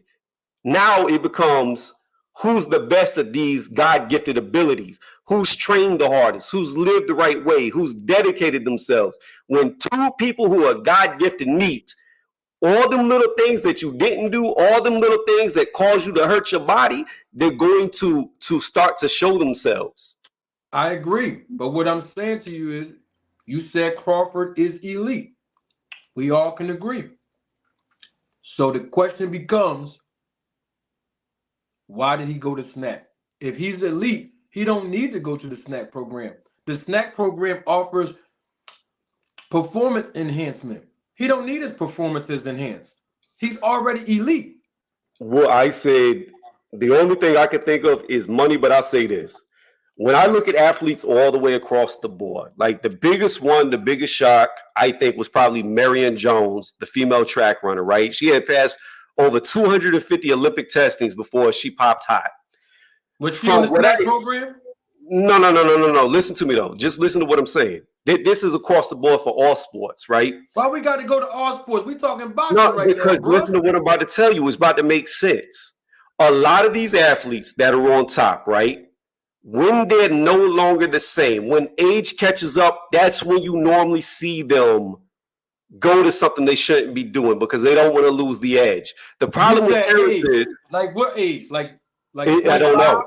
No, everybody age is different. Some people are a grandpa at 30. Some can go to their fucking 35, 36, 37, 38, 39, 40. Everybody ages differently. So when age catches up with you, you lose your edge. You know it. You're a half a step. Like 35? How about 35? Can we use 35? Nah, because like I said, it's different for every individual. Well, Terrence Crawford was in his mid-30s when he went over to the SNAC program, though. I understand that, but what I'm telling you is, from what I have seen in sports for athletes who have been popped in various sports, you normally see that happen after they start losing a step. You never saw Terrence Crawford lose a step. He didn't lose a step against Sean Porter. He didn't lose a step. I can't think of one fight that he lost a step in before fighting Abanesian. The only thing that I can assume, but you still can't tell me what he go over there for. Money. That's the only thing I can assume. They're paying him. They paying him for him to use their supplements? Yeah, it's called sponsorship. You working out in another man's gym in another state when you got the gym around the corner from your house. Where they do that at? Well, I mean, in boxing, whenever you travel all over the states, you work out at whatever local gyms local to wherever you're going to be fighting. Like, no, your man, gym listen, if I bought Mayweather got Mayweather Boxing Club. He got his own gym. You never seen Mayweather just out of nowhere. No fight. He don't got no fight coming up. He ain't training or nothing. He in somebody else's gym in the whole nother state 3 times a week. Mayweather not doing that. He got his gym right around. I'm not saying it's right around the corner of his house, but it's in his city and state. You think Mayweather's going to pay somebody else to use their gym and then pay the bills at his own gym? Mayweather was different because after he beat Oscar, all his fights were in Vegas. He didn't have to go nowhere else but his gym. But no, that's not true. A lot of his fights before he even fought. I said after Oscar, but before he beat Oscar. Before he fought Oscar, his fights was in Vegas. What I'm saying is he had his own gym. Bud Crawford has his own gym. There's expenses associated with that gym. Why would he not use the gym? I'm not talking about when he's in training camp trying to get away from his hometown and distractions. I'm talking about in general. That just don't make any kind of sense. You said that athletes age and lose an edge. And that's why they start falling off and they start getting involved in different things. So I'm saying to you, Bud Crawford's age was in his 30s. mid-30s, and that's when he started on the snack program. Yeah, but what I'm saying to you is being in your mid-30s, okay, so like a normal person's mid-30s is not the same as a athlete that's in their peak condition, okay? Just because Crawford at 30, like if you had to ask me, Crawford at 35, maybe 36 now, is younger physically, internally than Spence is at 33 because he doesn't have the wear and tear. He doesn't have the damage done to his body. He doesn't do all the partying. He doesn't do all the drinking. He doesn't do the smoking. Like all that shit causes your body to age quicker. You have other people who, like I said, are an old man by the time they're 30. You have other people that don't show signs of being lesser than what they were until they're in their late 30s, early 40s. I mean, fuck, look at Klitschko. He went all the way till he was damn near 40 years old. Aging is different for different people. There's no set term to say, when you turn this age, you will be old. So it's impossible to say, because I never saw him lose a step. All right, so we're gonna recommend that Deontay Wilder go over the snack program. I'm gonna recommend that right now. Okay. Any problem with that? Go over there. No. Any problem with that? I don't have no problems with anything. My thing is this. I said from the beginning, what I started with, I'll say again. Anybody who deals with Victor Conte, it's a bad look. I don't care who you are. It is a bad look on you. Whether you're doing anything illegal or not, it looks bad. So if Deontay Wilder wants to go over there, get paid to where they get, I don't have nothing against it. If he doesn't pop hot, I can't say that he's cheating. Why you keep saying get paid? How do you know they're getting paid? Because nobody's gonna wear. No. Nobody's gonna wear all the like. Look at Bam. Look at Bam Bam. His whole team had snack shirts on. Nobody's gonna do that. Bam Bam. Rodriguez, Jesse. Yeah, I talked about him last week. Yeah. But what I'm saying is, when he fought Sonny Edwards, his whole team had on snack T-shirts. Nobody's gonna do that unless they're getting paid. That's what you think? Yeah, I don't think you're gonna wear people's gear like that unless they're paying you. No, that's the part of what they signed up for to do that. Again, I don't think anybody's going to be advertising a brand like that unless they're getting paid. I could be wrong. I could be 1,000% wrong, but unless proven wrong, I don't believe that they're not getting paid.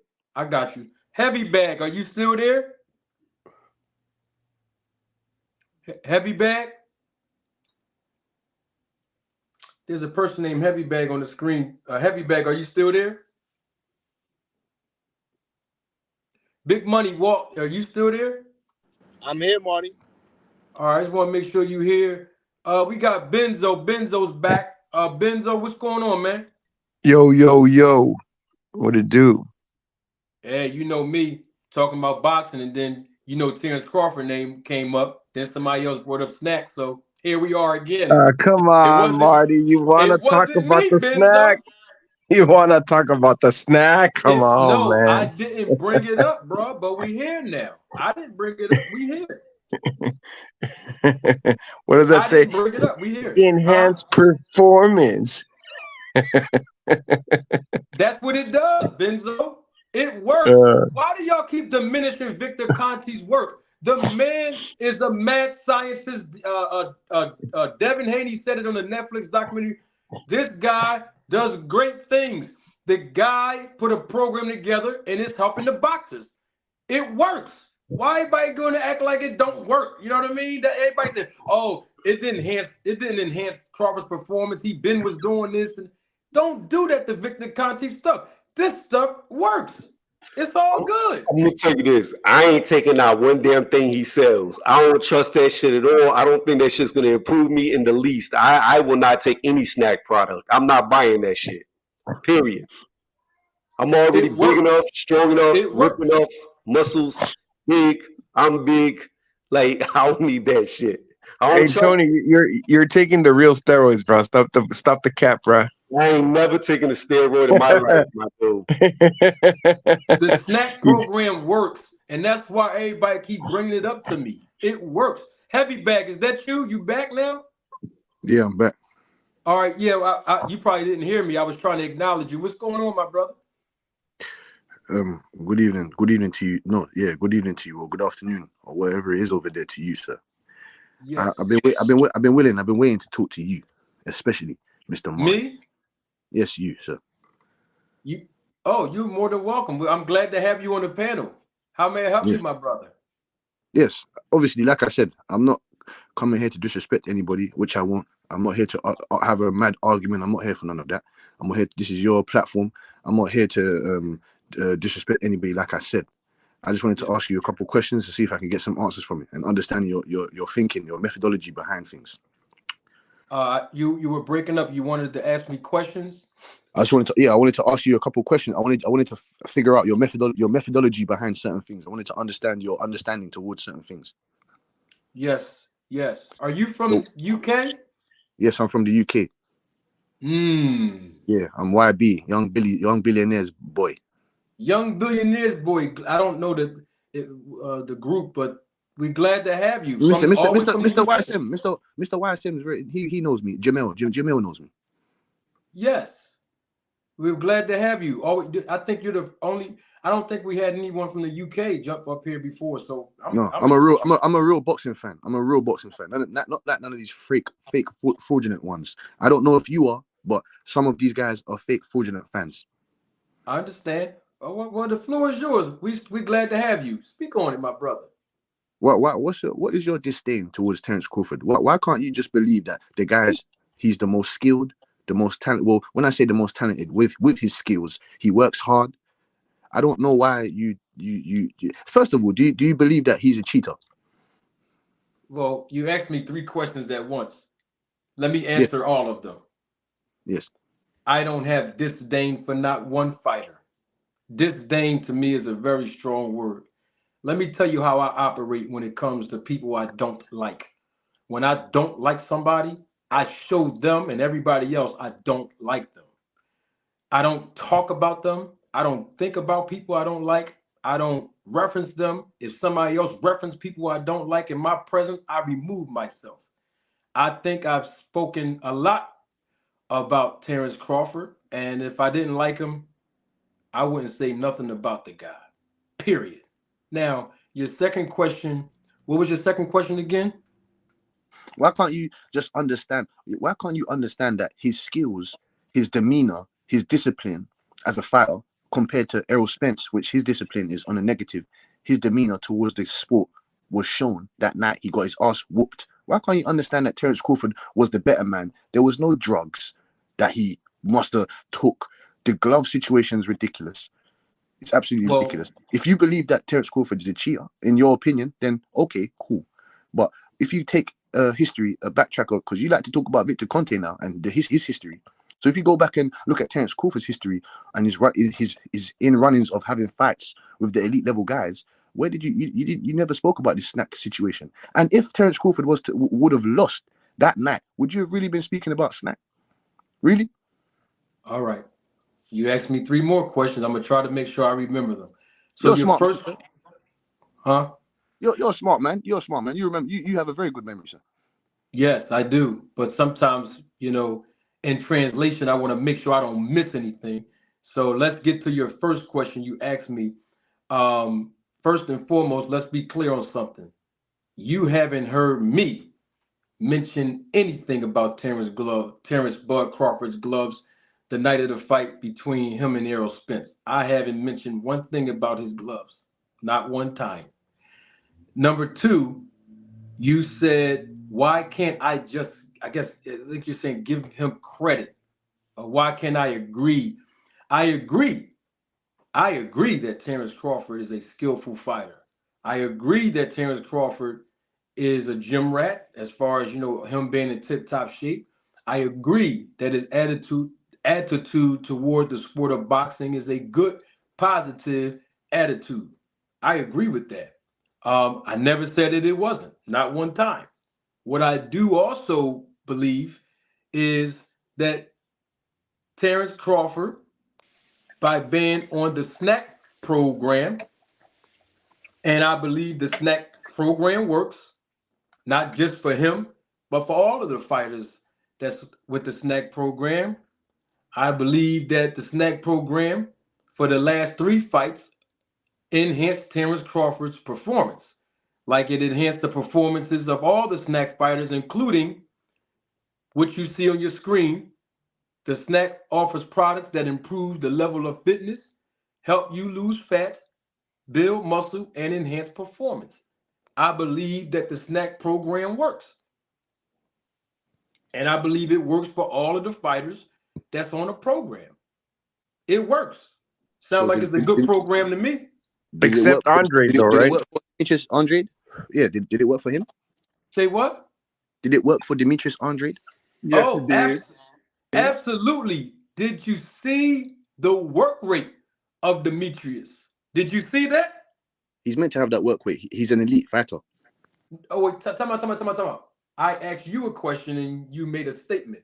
Did you see his work rate in the fight? That's just yes or no, heavy bag. Yes, I saw his work rate in the fight. Yes. All right. Now, would you also agree that that was the first time that Demetrius Andrade fought at 168 pounds? Do you agree to that? No, I don't agree to that, sir. Oh, okay. All right. Do you agree that David Benavidez have Memo Heredia in his camp? You agree with that?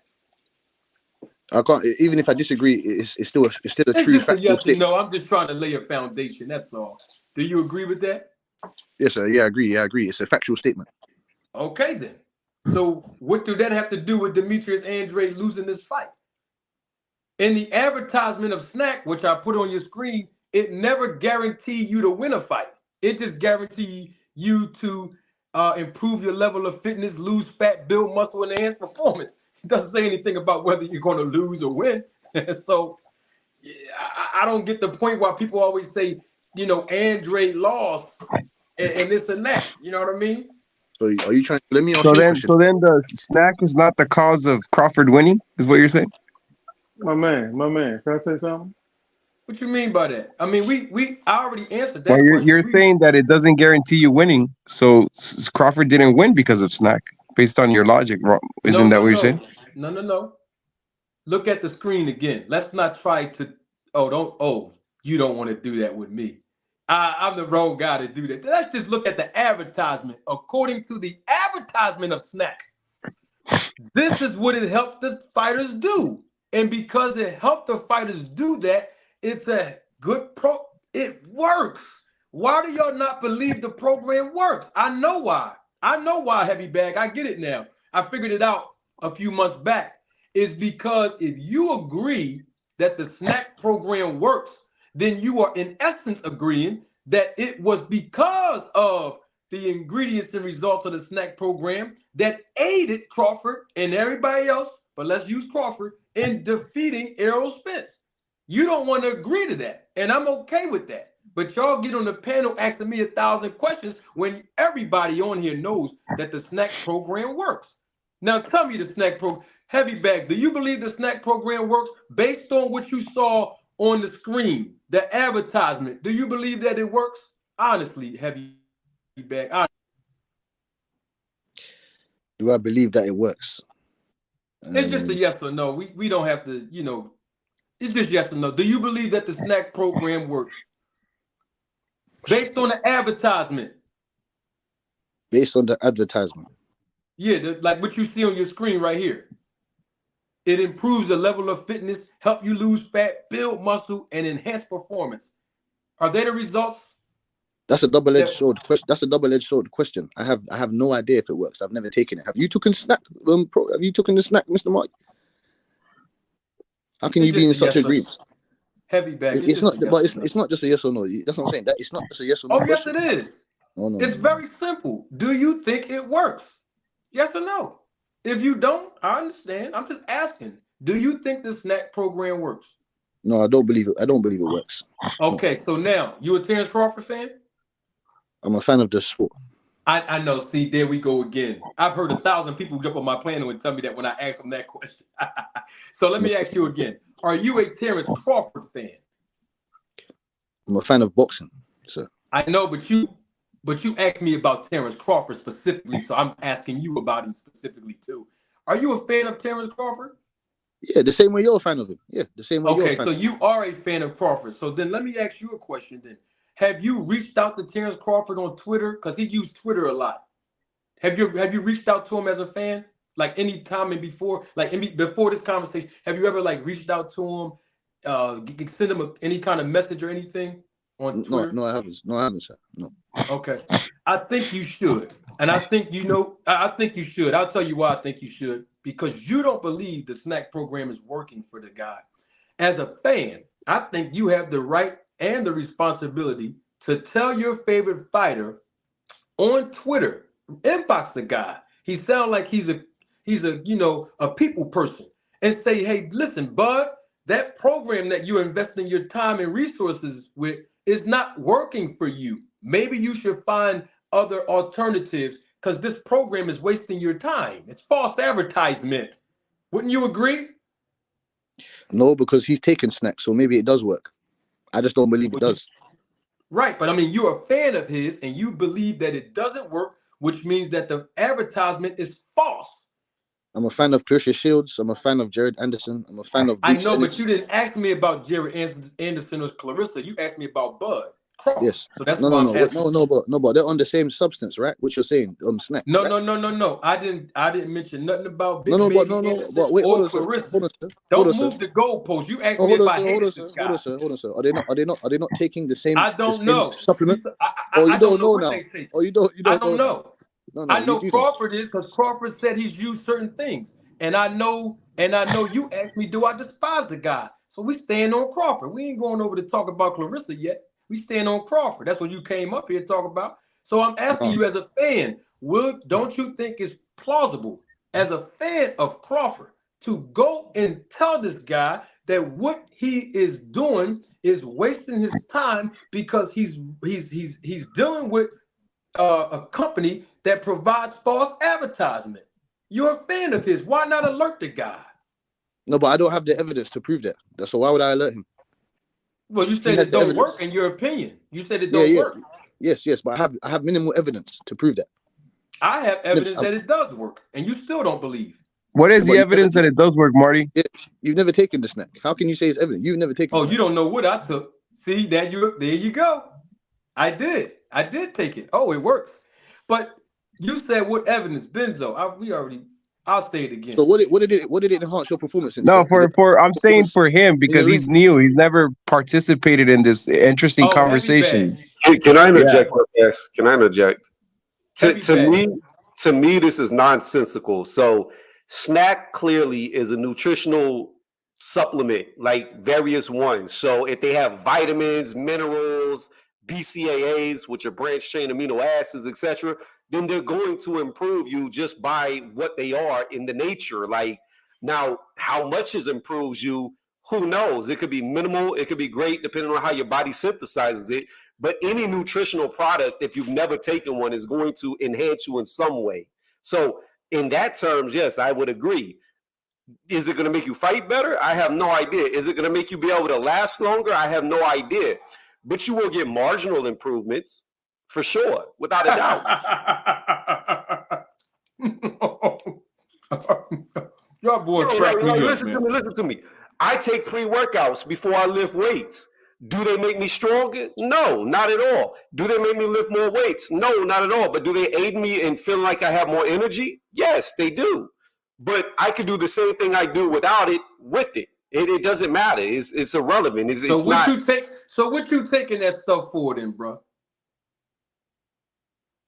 I just said that don't make no sense. I just said it gives me a burst of energy. You guys don't want to deal with the realities. That's all I'm saying. If I could get on camera, I would show you what I look like. Like, I live in the reality of being big as fuck with muscles all over my body. Like, I don't want to do this on a regular. Like, what I'm telling you is, I've already said supplements improve you. They do. But how much they actually help you by is up in the air. It's marginal. But I mean, some people want marginal gain. Hold on. Let's put something in perspective. This dude, Terrence Crawford, is a boxer, right? He's not a bodybuilder. He is not someone who's doing marathons where he has to compete for hours a day, things like that. Let's put things in perspective. Victor Conte is someone who deals with literally controlled substances that make sure athletes who have to pretty much use their muscles, their body to compete for a certain period of time so it'll be optimal and do it at a high level and be very competitive. Period. Stop trying to make it seem as if this dude is just here existing in the business of boxing. No, he's there existing because he can do it at a high level for a certain amount of time and do what? Make sure who is ever paying the right price is going to be able to compete at a high level. So I'm going to say this. I'm going to say this, and I said this earlier. The products that he is selling off of the shelf is not going to improve you like you think it is. No. Let me finish. Let me finish. If there is anything going on, it would have to be foul play because the supplements that you can buy over the counter make you marginally Remember you said that. Things off the shelf. You said things. Crawford said they don't improve you that much. They do not improve that much. Off the shelf items. Conti has been. Oh my God! Flat out. I use this and that. I use this and that. That's what he said. In other words, he may take something off the shelf, but he's also using something else. He didn't admit to taking steroids, bro. That's what you're trying to make the case for. He never admitted to it. At the end of the day, time out. Hold on. This man Jamarty talking. Hold on. Let's set the tone here. No one said that no one's using steroids, PEDs, illegal. Those words never came out nobody's mouth on this panel. Let's just keep it in perspective. The snack program, it works. Now the guy Tony is saying that, oh, it does improve you, but we don't know to how. It ain't about how long or how far it improves. The bottom line is that it enhances the performance of athletes. We don't know if it's illegal or not. I don't get involved in that. That's legal stuff. What I want to get involved in is the snack program working or is this false advertisement? And everybody on this panel knows that it is not false advertisement. The snack program, it works for the fighters. And what's wrong with admitting that? Why is it a problem? The supplement, let me get this point in. The supplement, that thing you keep on putting up there, those words, those are on all the freaking supplements. They're on the supplement in the market. All of them say that shit. All of them say that. Doesn't Victor Conte say it doesn't? Listen. All of the different supplements, you go to GNC and all the supplements will say those words that you guys are putting up there. They all say that. Benzo. I know you're a smart dude. Don't you think Victor Conte will be like, hey, look at here. This is what I can prove, this and that. Now I know as a man, he doesn't have to prove that whatsoever. But how are you coming here trying to prove something that he don't feel as though he got to prove? No, but the thing is, let's just call a spade a spade. You guys aren't making the argument that his over-the-counter supplement program is what is enhancing Crawford. The undertone is that there's PEDs. That's the undertone. No, stop. You don't ever. This is what I keep telling people. Y'all don't ever have to. Let me tell y'all something about me. I'm gonna tell everybody this right now. Let me tell y'all about it. Y'all haven't figured this out in a whole year since I've been on here. You're going to learn it tonight. I don't do subliminals. I don't do diss tracks. I don't do undertones. If I want to say something, I'm a grown man. I say it. Everybody that know I done been in beef with these other YouTubers. I ain't never sneak diss them. If I want to put somebody's name in my title, I do. When I put people face in the thumbnail, I do. So listen, if I want to say something, I will. I don't do no undertone, sneak dissing. I don't do that. Well, that's good to hear. That's good to hear. I appreciate that. So don't come on here accusing me of. All right, so let me answer your question then. Let me finish. Don't come and accuse me saying I'm doing undertones, sneak dissing. No, but I wasn't specifically saying you, Marty. I'm saying a lot of the people in your chat and some people on the panel. I'm not saying you, but listen, let me answer the I question that don't you do asked. undertones. You asked Heavy Bag the question. He answered. Let me answer the same question. He didn't answer I all my don't questions, but think go ahead, Benzo. You can I take don't a think point. I don't think that the supplements that Snack puts out there, that program, that did not enhance Crawford to the point where it gave him an unfair advantage to beat the crap out of Spence, I which is what didn't he So say did. how if it did he was. do it? So how did he do it then? He's a Because he better didn't beat fighter. the He's a crap better out of fighter. That's how he did it. He didn't beat the crap That's out how he did of it. hold on. He didn't beat the crap out of David Avenesia for real. David Avenesia was crushing him for real. That was an even fight until the referee said, hey, look, we may have to stop the fight because of your gloves. He didn't beat the crap out of Sean Porter. He didn't beat the crap out of nobody before that. He beat the crap out of Spence because But Spence is how? already trash, bro. He's That's done what I'm with. That guy's saying. damaged That's goods. what I'm saying. What I'm saying. He You're lives a saying that hard life. He smokes, he drinks, he doesn't fucking train like he has to year round like the top boxers. And then he had that accident. so why would Let's look, just listen, face it. hold on. So Let's why just would face it. hold on. So why would Spence get mad when someone showed a video of him putting tape on his hands? Why would Spence get mad when people talk about Victor Conte helping him out? If that's just reality, why would he get mad about all that? Why would Spence get mad about Why what? would he get mad about that? I don't know why the hell that guy videotape. would get We mad saw about the video. anything. I'm just Hold on, telling you based on what happened in the ring, bro. Slim. We saw the videotape of him putting tape on his hand. We also know he has Victor Nah, Conte you're gonna as start somebody talking. You're gonna start talking about Glovegate, bro. Is that where you're gonna take this conversation? I'm taking look. I can take it there because you just said this is what you just said, that he was just a better. But if he's just better, why get mad? Who got mad? Hello? Crawford ain't mad. He won the Crawford got fight. What are mad. you He got talking mad. about? You saw what he said on Twitter. The way he replied and the way he was talking about dude that put out that video about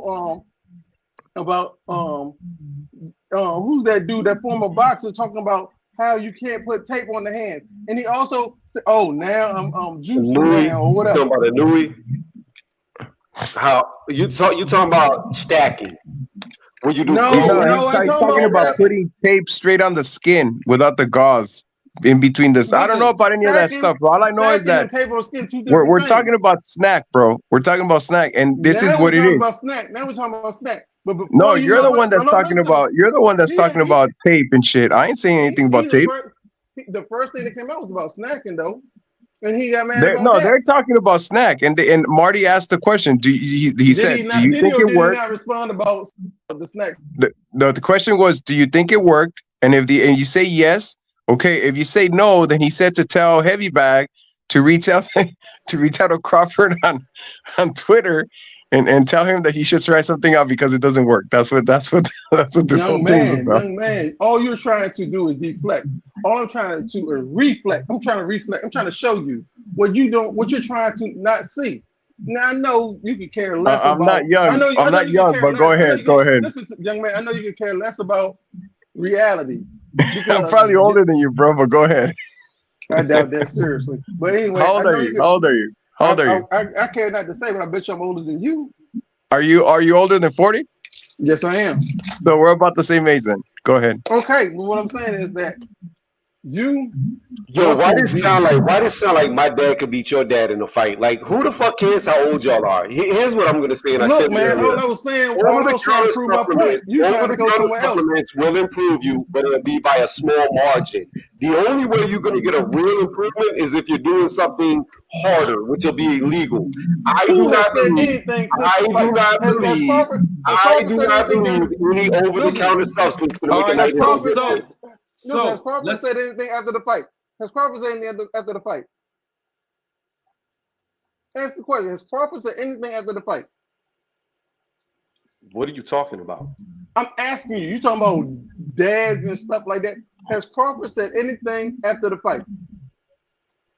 That's an open question about anything. What are you talking about? What is that? What has Spence said? Spence has what said is nothing. okay? So here, let me ask you a question. What do you mean? What do you mean? Has Crawford said anything after the fight? Can I finish, young man? Well, ask a more specific question, bro. That's a yes or no question. That's a yes or no question. That's not being specific. Dude, what do you really? Did Crawford breathe after the fight? Did Crawford have dinner after the fight? About what?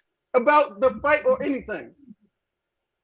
Like what? What specifically are you asking? Anything. Has Crawford ever Say mentioned anything anything. about that Has fight? Crawford said anything after the fight? Yes, he I'm has. pretty sure he Spence has hasn't said said nothing. something Spence, after the fight. look, Spence hasn't said nothing. Spence has kept it to himself. He just said, you know what? We're gonna fight again. We're going to fight again. Basically, we're gonna have a rematch. Yeah, there's a rematch coming. Listen, all we're doing, us fans or whatever, we're going between one another, this and that, and pretty much really we're exposing both of them. We're exposing Spence and Crawford because Spence is being exposed as you. Some people say, well, not a good boxer, not a good fighter, whatever. Crawford is being exposed as supposedly, in your mind, someone who is not cheating, someone who doesn't wear certain type of gloves, don't use this and that. That's all I'm saying. We can keep going back and forth forever. But at the end of the day, we all know Crawford ain't never looked that good ever in his career. Ever. And we all know Spencer's never looked that bad in his career. Right? Right or wrong? That's a 100, period. But you don't want to accept that. You don't want to accept that because, like Marty said, you're a Crawford fan. So be it. I'm not a Crawford fan. I'm just stating not a boxing facts. fan because boxing fans would know. What are you talking about? All right, well, here's the thing. And I'm gonna get to this super chat. So somebody's phone is on. Everybody, can somebody mute your phone? I hear a lot of feedback. Thank you. All right. So I know how to conclude this part. We all can agree that, hey, Terrence Crawford went over to the snack program. He didn't need to go to the snack program because obviously the snack program offer all of the list of things that they advertise for. And he already had those things working well for him. So when I asked y'all, why did he go over there? You know what it is? No one can definitively say the real reason why he went over there. But I said money. Oh, I got you. Hold on. None of us can legitimately conclude why he went over there. So I have a conclusion. We all can agree that we don't know the reason why he wouldn't go over there. In other words, okay, we don't know why he went over there. Fine. But we know that Terrence Crawford wouldn't have went over there if he didn't believe in the very things that is being advertised, because he's still over there to this day. So if he did not believe that the advertisement that you see on your screen was legit, number one, he wouldn't have ever been over there in the first place. And because he's been there for 3 fights, if it wasn't working and it don't work like most of you are saying on this panel that are Crawford fans, then he still wouldn't be over there today. Yeah, but Marty, I have a question for you. And hold on for 1 second. And everybody knows that's very logical of what I said. If he didn't believe that it worked, A, he wouldn't have never went over there in the first place. That's A. And while he's been there for 2 years and 3 fights later, he would be able to tell if it works or not. And if he didn't believe it worked after 2 years and 3 fights, he wouldn't still be there today. And everybody on this panel watching me live and live in color, in the chat, the replay of the live, in the comments section, and everybody else that don't want me to know they watching me, that's watching me, all can agree. That's a fact. Yeah, why would the guy be there 2 years, 3 fights later if he didn't believe himself that it works? But here's my question to you. Why would Terrence Crawford believe this product works if the first introduction to this product was beating the shit out of a snack fighter? Because when he beat Sean Porter, he wasn't on snack. Porter was. He beat the shit out of him and stopped him. That's not true. And then he signed with snack. That's not true, Tony. That was the first fight that he used the snack program is when he fought Sean Porter. That's a fact. Who else beat Sean Porter? Sean Porter was his first fight on the Snack program. You see how well it worked, didn't you? All right then. What we talking about? You seen what happened in the second fight that he had on Snack? He knocked out David Ebenezer with one punch. Clean, clear as day. Something that he has not done in the welterweight division. Y'all keep saying he's knocked out everybody, but that's not true. Marty, this says. Let me finish. He didn't knock out anyone. He TKO'd him. The referee stopped the fight, which is great, but he never knocked anyone out cold. Right. But this, I'm looking right here. All I did was Google Snack signs Terrence Crawford. The date that they signed him was January 17th, 2022. He fought Sean Porter. He fought Sean. I'm just telling you. Hold on, Marty. I'm just telling you. Who's the source? Snack Nutrition. Hold on. Now, go on their Instagram. See, because I did my homework already. I did mine already. Go on Instagram. Go on Instagram and scroll down to before he fought Sean Porter. And you see they welcomed him in. They welcomed him in on Instagram. Snack system, go on there. So I'm trying to say, you said it to say what? He wasn't on the Snack when he fought Porter and David Ebenezer? Where you going with it? No. He was definitely with Snack when he fought David Ebenezer, but he What happened? Well, what happened? We already discussed that. What I'm saying is my question remains. If Crawford was not on Snack, which I'll get on their Instagram. I'm pulling up my IG on my phone right now, right? Just to see. I'll scroll way back. Was he on it when he fought Spence? Yes, but listen to me. My question to you is this. Why would you, as a fighter, believe a product works so well if you beat one of their fighters' asses, you stopped them, nobody else stopped them, you're not on Snack, you just beat the Snack fighter's ass. Snack doesn't promote fighters. Snack provide fighters with the ability to use their supplements. I hear you. I still believe he's getting paid. I believe he went over there for money. I believe he's getting sponsorship money, and that's why he's. I'm quite sure that he said, you know what? Let me see how it works on someone with the capacity like Sean Porter. It doesn't matter what I think. All I'm telling you is, before I get off, is that Terrence Crawford, in your eyes, is just a great fighter, period. Even if he'd have lost the fight to Spence, he was still a great fighter. See, right? In your eyes, right?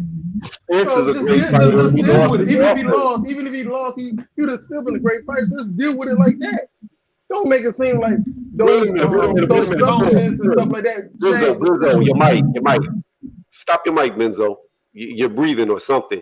Look, Spence is a great fighter, and he lost to Crawford. That doesn't make no difference. He did lose to Crawford. He did. What I'm telling you is, I'm answering your question. What I'm trying to tell you is, it doesn't matter who lost that fight. They're both great fighters. Bivol is a cheater, man, on many levels, man. Deal with that. Tony. Okay, hold on, Marty. Snack is just one of them. Hold on. Marty, let me just answer. Hold on 1 second. I just want to say this real fast to him, and then you can ask me whatever. Hold on 1 second. Let's clarify something, because everybody keep talking this money. When Terrence Crawford was asked about the Snack Pro, this is the thing. Y'all fans of Crawford. Some of y'all on this panel, you're fans of Crawford's. He's telling you things out of his own mouth, and you're challenging me. The man was asked about Snack. Tony, you keep on saying that, oh, he just went over there to get a check from Victor Conti. Fine, no problem. But when he was asked about the Snack program, that is not what he said. And see, that's the thing that y'all not listening to. Bruh, he told you what's going on over there. Whether y'all want to say it's legal or illegal, I ain't got nothing to do with that. But the man never once said, oh, I don't know if it's given. He was asked about whether Snack give fighters the edge. That was the question. He never said, oh, I don't know. I don't do no supplements, none of that. I'm just over there to endorse the product. I don't know. That's not what Crawford said. He said, he said, his words, not mine. I used certain things on the snack program that other fighters don't use. He didn't say nothing about money. So why is it we cannot take Terrence Crawford's words as truth? The man didn't say anything for us to disprove him. So why not take his words? Why not take the words of the expert, Victor Conti? Why not take these guys' words? Because they are in Okay. denial. Let's give LL Music his props and his super chat. So let You me know get what a I'm saying? so let me get the super chat, because the thing about it is we can say we don't know why Crawford went over to the snack program because he had all of these skill sets before he went. Fine. But we know for a fact that if it wasn't working, the certain things that he said he was using, if it wasn't working, he wouldn't still be over there today. We know that to be a fact now. That's the most logical conclusion we can all come up with. So it's like, to get guys like Heavy Bag and all these guys, you know, that come on my panel and try to challenge me and tell me why do I despise Bud? I didn't bring the snack program up today. Y'all did. I didn't bring Terrence Crawford's name up today. Y'all did. I didn't bring Victor Conti's name up today. Y'all did. And you got For the my love guy. of Buddy. Hold on. You got my guy. Double salute to him. Guy know me over 34 years. Rodney Day Jr., thank you for your support and contribution. Come on with this Crawford ish. You still on this? You got my guy, a friend of mine for over 30 years, cursing me out. And I didn't bring this up. I didn't bring Snack up. But you see, this is what happens. Here's the thing, Rodney. We all know it works. If the snack program, all right, put it like this. I'm going to let the cat out the bag right now. If the snack program didn't work, nobody would bring it on my channel and bring it up to me. If it didn't work, nobody would bring it up out the clear blue sky when Crawford's name come up over here. If it didn't work, my name wouldn't be ringing bells on YouTube. If it didn't work, Victor Conti himself, and he's probably watching right now. I'm going to let the cat out the bag just for about 10 seconds. Victor Conti wouldn't even be responding to me. And y'all better come back on Sunday, because I got a special live I'm doing. A 1-hour special, Christmas Eve live in the afternoon. We're going to address Mr. Victor Conti, because y'all know he reached out to me. Did y'all know that? I know you didn't. But by Sunday, you're going to understand what's going to have to happen next. If his program didn't work, Javante Tank Davis wouldn't be repeating what I say. All the people that y'all keep claiming that, oh, it don't work, this and that, now all of a sudden people finding me out. Even Victor Conti.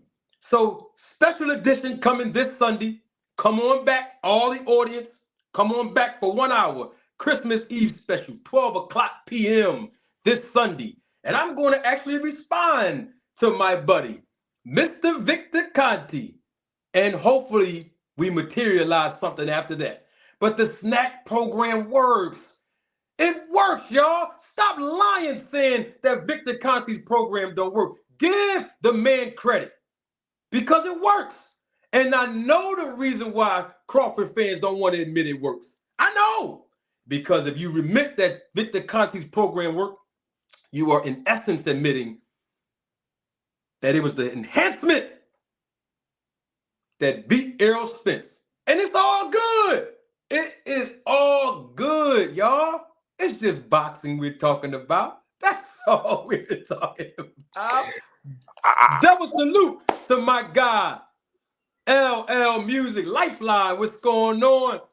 Music. Clearly, the snack program is becoming the next movement in boxing since Mayweather. You said it before, Manager Marty. All boxers should get with the program. Thank you for that contribution, Mr. Music. And I got 2 Cents Boxing, a member of the channel. Thank you for your support and contribution. Double salute to you. 2 Cents Boxing says 2 words, micro dosing. I don't know what the term means, but I think she does. PEDs. She says it. He's talking about PEDs. Huh? He's talking about PEDs. But I want to say this. I'm gonna hop off because it sounds like. I got more Chuba chats. Hold on, don't stop. Go ahead. Yeah, this is how it continues the channel to grow. You know what I mean? Hold on 1 second. Oh my God, another Terrence Bud Crawford fan. I think he's the best Terrence Crawford fan I've met thus far. Double salute to him. Mr. Gregory Quarterbaum, supplements help you get the maximum performance from your body. That's it.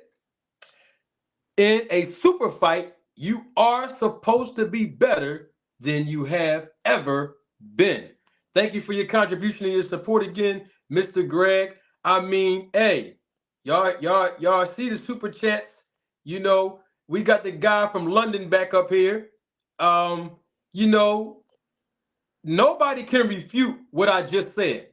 When I said that if Terrence Bud Crawford believed that the products or the certain things that he's using or the workout regimen that he's doing with Victor Conte, if Crawford believed that none of that stuff worked after 2 years and 3 fights, he wouldn't still be on a workout regimen with Victor Conte. And all of us know over that. the counter. The SNAP program is you can get it over the counter. I don't care what it is. It doesn't help him. It doesn't help him to throw. Let me. I'm about to hop off.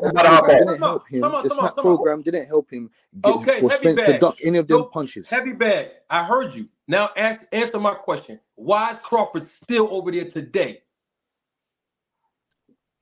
I have no idea. Because he gets paid. Okay, hold on. Let me jump off. Manager Marty, I'm trying to jump off. I just want to jump off. I'm going to say this real fast. I appreciate you letting me on. It was fun. Second thing I'm going to say is I don't believe any over-the-counter stuff. Who is this? I can't see you. Tony's Reviews. Tony's Reviews. I was just saying I appreciate you letting me on. I'm going to close with this. I don't believe any over-the-counter supplement works that good. I've taken them. I've seen minimal results at best. I don't believe in them. I believe these fighters are getting paid. And Manager Marty, you're a hell of a running info commercial for Victor Conte because you damn near sold me on his products. So you have a good night. I don't think it works. Hey, Tony, thank you for giving me a compliment. Are you going to be back here on Sunday at 12 o'clock? Nah, I'll be out of town. All right. Make sure you watch the replay, all right? I got you. Y'all have a good night. You got it, buddy. Appreciate you coming up. Who? My man Joey? Where my man Joe go at? Where Joey go at? Oh, there you go. I don't know how Joey got off of this joint. Heavy bag. So you don't know why Terrence Crawford is still over there? I have no idea. It could be for multiple purposes. It could be for Well, you're a fan of his. You're a fan of his. You keep saying, hold on, sir. You keep saying I'm a fan of his. Are you not a fan of Terrence Crawford? Wait. You are a fan of Crawford's. No. I asked you a question. Are you a fan of Terrence Crawford? Oh yes, I'm a fan of all the fighters. I told y'all that from day one. Same as me. I'm a fan of all the fighters. Okay, but you asked me about why I hate Crawford, so you just targeted him when you asked me the question. So can you do me a favor, and since you're a fan of all the fighters like me, can you do me a favor? Because he'll. I said that because you don't get onto anyone else about being on Snap. I know. But he'll respond to you way before he probably responded to you before. Can you go over to Twitter and can you ask Crawford why is he still over there with a program that's not working for him? Just can you ask him that? I don't know. Hold on, sir. I don't know if it's working for him or if it is working for him. The point of the gotta be against corruption, though. You gotta be against corruption. If you're a fan of boxing and boxers, you gotta be against corruption. Period. What is corruption? I don't understand. Corruption is I just want you to go tell him illegal it's not substances. I just want you to tell the guy. I just want you to tell him because you keep saying it didn't help him and all that. That's what you keep saying. You said it's not working. No, it did not help him for whooping on Errol Spence. No, it did not. Okay, so if that's it didn't work, go ahead. His skills implemented him getting punched up. Errol Spence is the one that wasn't well. Okay. Errol Spence is the one that didn't come into shape. Errol Spence is the one that stayed at the weight. So you're not giving credit. So you're not giving credit to Crawford then. You saying he beat up a dead man. You gonna do that to Terrence Crawford? That's Dead not man. right. Terrence Dead Crawford man. should deserve the credit for No, beating Errol Spence. don't shovel words in my mouth, sir. I didn't say anything about being a dead man. You said the man ain't come in 100%, this, that, and the No, third. no, He no, ain't no. do I didn't this say he right. didn't. I didn't say he didn't come in at 100% either. I didn't say that. But Incorrect. what you saying? What you saying about Spence? That he Spence didn't did not. come? He did not come. He did not come well prepared. That's what I'm saying. Even if he didn't come Okay. well prepared, that doesn't give That someone doesn't give who is what? That using doesn't give what? illegal substances the right to use illegal What substances. illegal substance? You can get the Snack substance is illegal, over. man. That's why. But listen to me. When Spence was trying to get that fight for a long period of time, I don't believe Jay Crawford, Prince. I Crawford, don't believe Jay Crawford. Prince. I don't Listen to me, believe Jay Slim. Prince. I don't Listen to me, believe sir. Lucia Listen to me, Shields. sir. I don't Sir, all believe I'm Bam saying, Rodriguez and all those guys believe that those substances are illegal. Otherwise, sir, they all wouldn't I'm allow them saying fight. is Shakur Spence was trying to Stevenson fight. is on snack. All these guys are on snack, sir. So they would not What be I'm on snack saying if it is, was illegal. It's as simple as this. that. I Spence don't was trying to understand. fight that guy for a long period of Hold time, on. and he was bojangling. He was bojangling a long period of time. You think it's Bojangling. I don't know what bojangling? that means, sir. What does bojangling mean? That What kind means of he was American a term is faking. that? That means pump faking. That means he was trying to pretty much take his time, trying to pretty much not have any sort of period in which where hey, let's do this now. He could have fought it when he fought David Avenesia, but he didn't. That's bojangling. That's bojangling. Why fight David Avenesia? Why go in a fight where you fighting somebody who's hardly who isn't rated to the point where people don't even know who he is, and then get in a fight with Excuse him? me. See, Listen to that's me, what. See, sir. that's another thing. See, that's another Young thing. man, let me finish. Hold on, hold Let me on, sir. finish. Hold on, sir. Hold on, sir. Sir, Hold on, sir. the man Hold on, fought sir. Hold on, somebody sir. that wasn't even rated, Hold and on, he sir. was Hold on, sir. How can exposed you for say wearing you're gloves see now that you're were lying? Now you're telling lies. Now you're creating narratives you're creating narratives that's incorrect. How can you dare say that David Avenesian wasn't ranked when he was No, ranked? I said he What the hell are wasn't you talking ranked to about? the point where anybody knew him. It That's why I doesn't matter say with the point this of is nothing. mostly he wasn't ranked to the He point fought where him. people knew him. He fought him because he was the next man in line, sir. He He was did not ranked fight him number because the 5. next man in line, the next man would have been Boots. No, no, sir, no, sir. It was he was his WBO mandatory, sir. If you didn't know, Sir, the next man in line was Boots. What I'm trying to tell incorrect, you is incorrect. this. What I'm trying to tell you is this. The man went ahead and I fought got him somebody off. nobody even knew about. And then even in that fight, both his gloves were obviously tampered with. And at the same time, you have a company like Everlast saying, hey, look, it was our fault without even investigating. What does that tell you? They Joseph, didn't. he's not going to be able to answer you because I got him off. And the reason why I got him off is because he lied to the people. See, we don't do lying to the people. Now, we all have our perspectives and we all should have our opinions. That's why if any of you say something that I don't agree with, I still let you rock out. But you can't lie and say David Evanesian was next in line because he was mandatory for Terrence Crawford when we know Terrence Crawford even noticed as well that David Evanesian was scheduled to fight a whole nother person in another country on November the 19th of 2022. So how is he the mandatory when he was already scheduled to fight somebody else? That's all. We got to be honest. That's all I'm asking for. Y'all got my guy Rodney.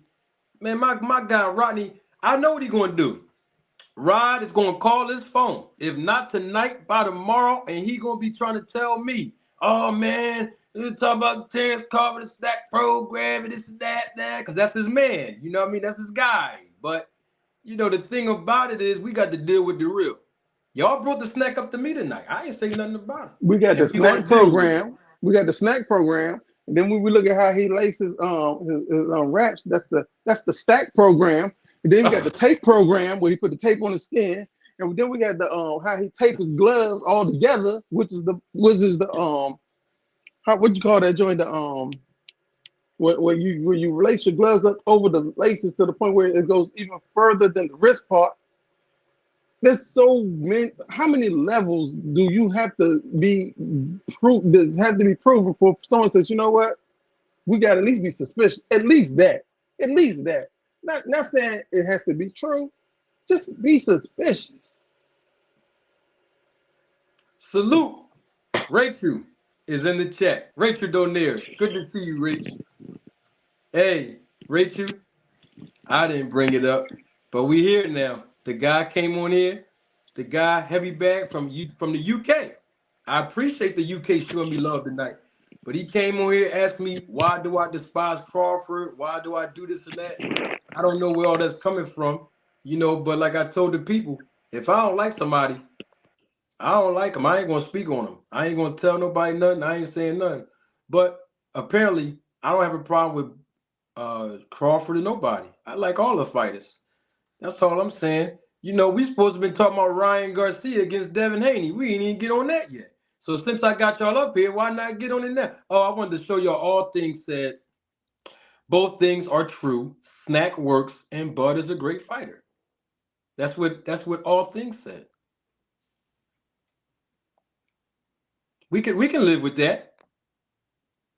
We can live with that. But the bottom line is, if Crawford didn't think that it worked, like some people are saying, he wouldn't still be there. 2 years later and three fights later, oh, he'll know if something working or not. So, hey, it works. Who back this? Who this up here? Somebody's oh, I think that's Benzo. Oh no, that's my boy Jeffrey Brooks. I ain't seen Jeff. Oh, that's my old head. Another Terrence Crawford fan. Jeff, man, where you been at, Jeffrey Brooks? Oh man, I be checking, looking at your shows, checking your shows out. You be having so many people on your platform. I think you be cutting them off after so many, But No, I it be don't. I kind of. don't do nothing. I don't do Oh nothing. really? I know I was waiting a couple times, but I never did get on. But but I browse through and check your shows out. I appreciate you, Um, Jeff. Good to see you yeah, again, man. Dang. What's going? yeah, yes, You see what we dealing with tonight, bro. yeah. I can see. We got back on Bud Crawford already somehow, some way. Hey, here's the thing though. We got to deal with the real Jeffrey. This is what comes down. This what it boiled down to. If you go over there where people are suspicious, see, people are suspicious of Victor Conti. People are. So that's why when they hear about Crawford and everybody else going over there, they put the level of suspicion on the fighters too. But if you choose to go over there, then this is what it comes down to. People going to start attacking and asking questions. You know what I mean? Yeah, that's true. I mean, I guess it comes with the territory, as far as who you associate yourself with. So I mean, if somebody already got a bad mark on them, known for what I'm saying, distributing that type of stuff out, then I mean, then I guess when you win the way you won, I mean, I guess people gonna try to connect the dots with that, but it's not every. I guess it's not always where there's smoke, there's fire neither. You know what I'm saying? I mean, fire don't have to be with smoke all the time. I don't, you know what I'm saying? But as far as with I'm really want to kill that whole glove thing, man. This whole the glove been tampered with now. Because I've been hearing a lot of that. Say, okay, you fought with a busted glove, and they trying to hold him. People trying to hold him responsible for that. But my whole thing with the whole busted glove thing, right? So I remember Team Crawford saying, um, we noticed the glove had a hole in it, So, but the whole thing is this with that. I guess we can blame Terrence Crawford. And we can blame Team Crawford and everything. But I mean, I guess we got to look at a bigger picture to that. There's a bigger picture to that because the gloves was supposed to be investigated, looked at by the referee, which she did check him out. And then when he fought and they noticed a hole in the glove, they did stop the fight. And after they stopped the fight, they looked at the gloves and then they resumed the fight. So I'm looking at what's the issue with that part. You know what I'm saying? And why would you guys, the judges, resume the fight after he fought? And they noticed the glove, and they could have easily stopped the fight right there. They were supposed to stop the fight. So I think as far as the blame should kind of shift over Brother from Jeffrey, Crawford to line. Like, wait a minute, why did y'all let that brother fight Jeffrey, continue on? brother Jeffrey. I feel you, Yeah, but you sound as if, honestly, you sound like someone who was saying Team Crawford is not wrong, as because had David Avenetia knocked him out and his gloves was a certain way, you would probably be like, hold on now, we got to look at this glove or woo woo woo. We got to look at it either way. You know what I'm saying? Gloves are gloves, and gloves should not be busting before you come in the ring. You know what I'm saying? Gloves. should be investigated by the Athletic State Commission. And even after the fight, there has to be something that's pretty much not just someone saying something scientific, some proof where people are saying, oh, the next fight should not even be something that anyone should have to investigate or worry about, because this is what we found. Nothing like that ever even happened. This is a situation where a lot of people were content with what happened because in their hearts and minds, David Amnesia was a nobody. Period. Had it been the other way around and David Amnesia had to be the one to fight Spence, we would still be talking about it. You would. I probably wouldn't. But you probably would be like, nah, this, that, whatever happened. Let's be honest with ourselves about who things are happening to and how things are happening to them. We have a situation where someone who's never knocked anybody out knocks him out. Then the next fight just cold washes somebody who everybody knows is durable and is just a good fighter. You know what I'm saying? In the next fight. And I don't care how good Crawford is. I don't care what anyone says. He could be as good as woo whatever. It would have been shown long before the Spence fight. It would have been shown long that level of performance and skill would have been seen a long time before that.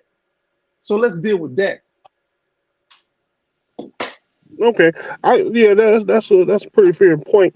I guess I'm kind of putting myself in Crawford's shoes that night of the fight, right?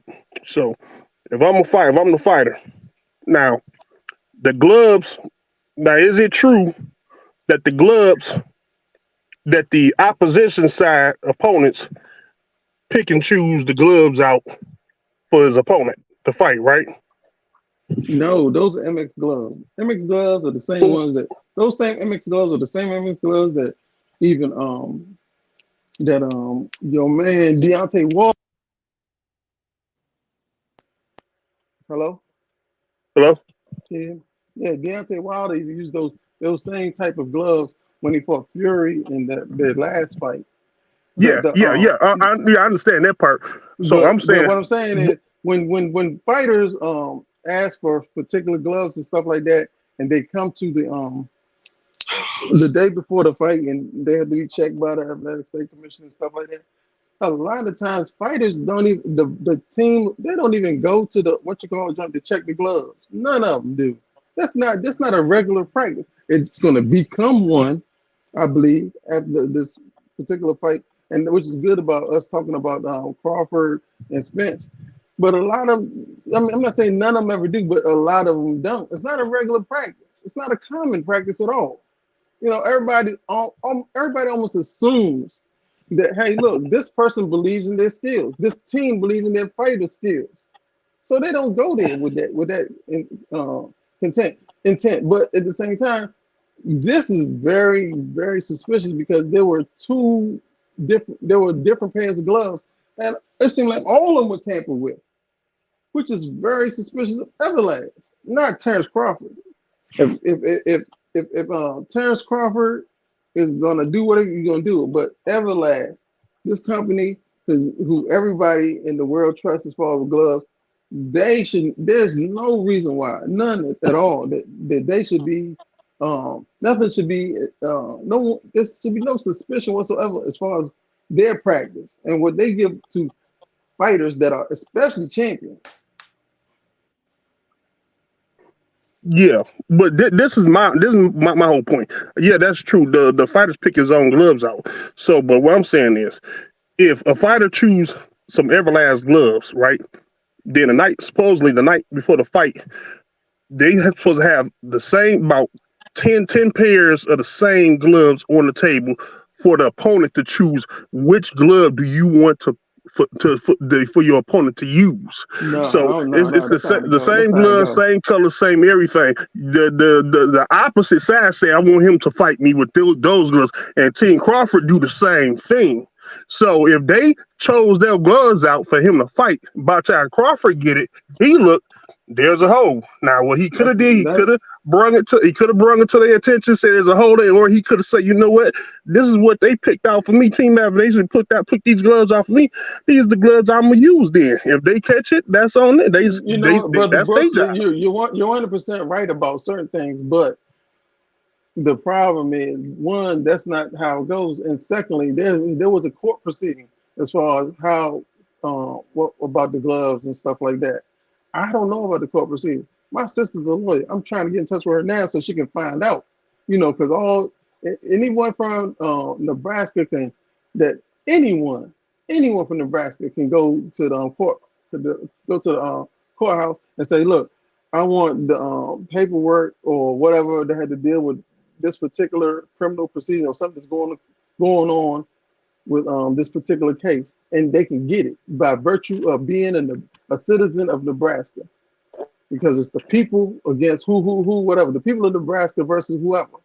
So I feel you on that, but I know for a fact there's no situation where there's a selection of gloves. You say, well, this person has this, then, and this is what I choose for. There's nothing like that. They're supposed to be in a Ziploc bag, and you're supposed to check them out. Woo. I think there's supposed to be at least 2 different pairs, at least that. But I'm not sure how many. There may be 10. I'm not sure. I know for a fact.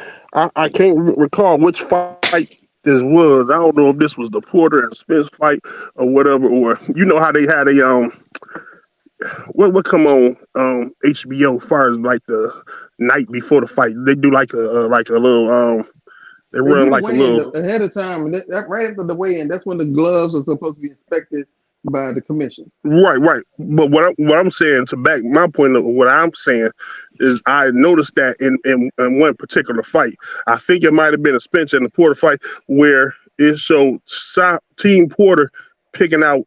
There's like 10 gloves on the table, and they picked that certain type of glove for the other fighter to fight him with, and they did the same thing. So that's what I'm saying. So if then I don't know if that's for every fight. I don't know if that's a boxing rule or not. I'm not for sure, but that's why I was asking that question, because if that's happening with every fight, every fighter have to pick out their own opposition gloves, then that's the glove that was chosen for him. You see what I'm saying? And now by the time he got the glove, if they said, now T. Crawford did say we noticed a hole they did notice a rip. So that's what a lot of people blame, say, okay, well, you to blame because you put on gloves that's already busted, you knew, and you failed to report that in. But is it really the boxer's obligation to report something in if he know? Because it's going to get inspected anyway. It's got to go through inspection anyway, right? So if I'm gonna say I'm gonna let them care, I'm gonna let them see it and take care of it. I ain't gonna say nothing.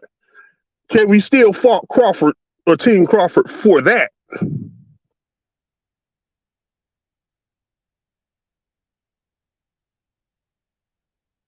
Hello?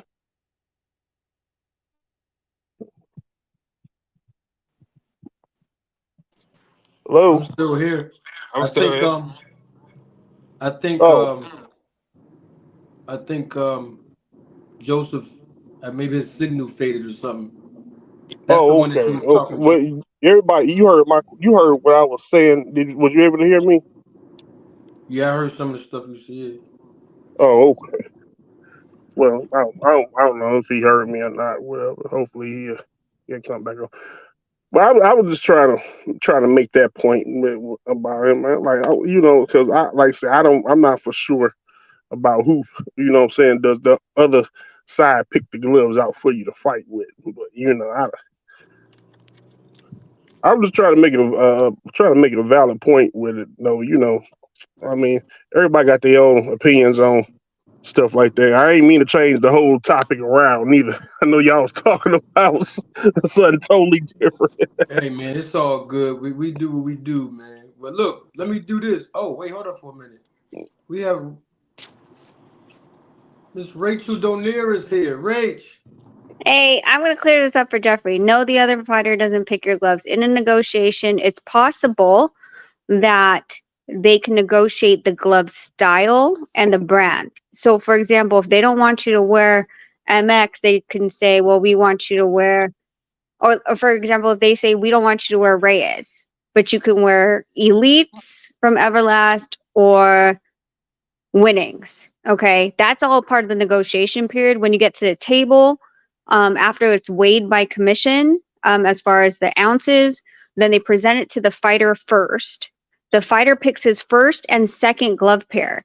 After they pick the first and second glove pair, it's presented to the opponent to feel it out and say, okay, there's no weird the padding movement or anything like that.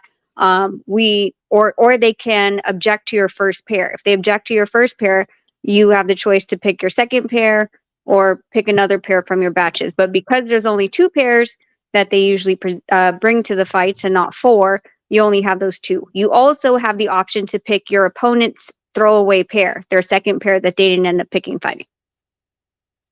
That helped. Okay. So the opponent still, so even though the boxer gets to pick his pair, the opponent still have to visually look at at the glove and see and check the padding out. They have that right? Yep. Is what you're saying? Yeah, the opponent, if it's not the fighter, it's one of the coaches of the other team. They'll put the glove on, they'll feel the padding, they'll look at everything, and then they put it back on the table and say yes or no. Oh, okay. So to back my point up even better with that. So now you have both sides taking a look at the gloves. King Crawford already said we noticed the glove. So then David Haney side took a look at it too. Then they didn't. The question is, did they notice it or didn't they notice it? It's either okay. So that's 2-part. Because there are some boxers, depending on when you started to do the glove selection, we wait for glove selection with our opponent. There are other boxers that don't want to wait and would rather go first into glove selection. And then once they select their gloves, they're like, whatever, I'm out. And then they go and eat. And commission will have to call one of their team members back if there's a problem with their glove selection. But if they didn't expect the other person's gloves, then that's on them. Oh. It's not mandatory that you do it, but if you're there to begin, with the other opponent, commission will hand you over the gloves and let you expect it. But if you decide to take off and was like, nah, I'm hungry, then they're not going to hold you and be like, oh, you have to inspect it. You have to sign off on these gloves. That's your responsibility. If you didn't want to do it, then you didn't want to do it. Oh, well, then Ebenezer has some blame of that themselves. Then you guys failed to inspect the glove thoroughly, and before he put them on and fought you, and now all of a sudden you crying wolf at the end of the night. So he had to take a little bit of that blame himself. Then did you know what I'm saying? Because they gave you the option. Yeah, that's kind of like when Nonito and Inoue had their glove selection. Nonito picked his first pair of gloves, and then they wanted to switch out one of Nonito's gloves, and Nonito got pissed. And then Nonito said, okay, well, you guys didn't even come in with wrapped gloves. And then that's where all the fight began. But by that point, Nonito told me what to do. And he's like, nope, get them a new pair of gloves. And then he walked away. So he allowed me to take over from there. But Inoue was allowed to switch out Nonito's first pair. Right. Okay. Yeah, that was all well explained. Yeah, well, because I recorded it, but that's not always the case. Like I said, some guys, there's times Nonito's not at glove selection. Nonito will have his Basil, because Basil knows how Nonito likes his gloves, and he'll let Basil do it. So it's dependent on the camp and the team and who they leave behind to do all that stuff for them. Okay. Yeah, and part of me still, like I say, part of me still is like, wait a minute. I mean, after they paused the fight, I mean, it's like you guys stopped the fight and took a look at the glove and seen the glove was ripped, and then you guys see it resume, and then he get knocked out right after that. So, I don't think why they could have easily just stopped it right then and there. Hey, new player gloves, and that would have killed all that, So, it's a little. I don't know. It just seems like something wasn't right about the whole thing with them stopping the fight, looking at. Team Cross said we noticed the rip in there and never did say nothing. So I don't know. That whole fight was just kind of, you know, A lot of things in a little boxing is like suspect. you said.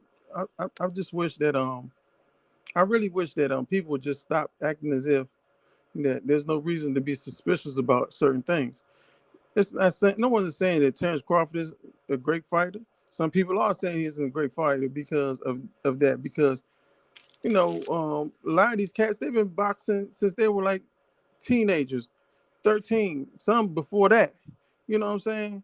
I saw a video where I think it was Nate, I forgot Nate Jones. I think he was talking about one time when he saw he was in the gym and Mayweather was in the gym and Mayweather did not box that day. He just really looked at everybody. He did not, he was like just looking at boxers train.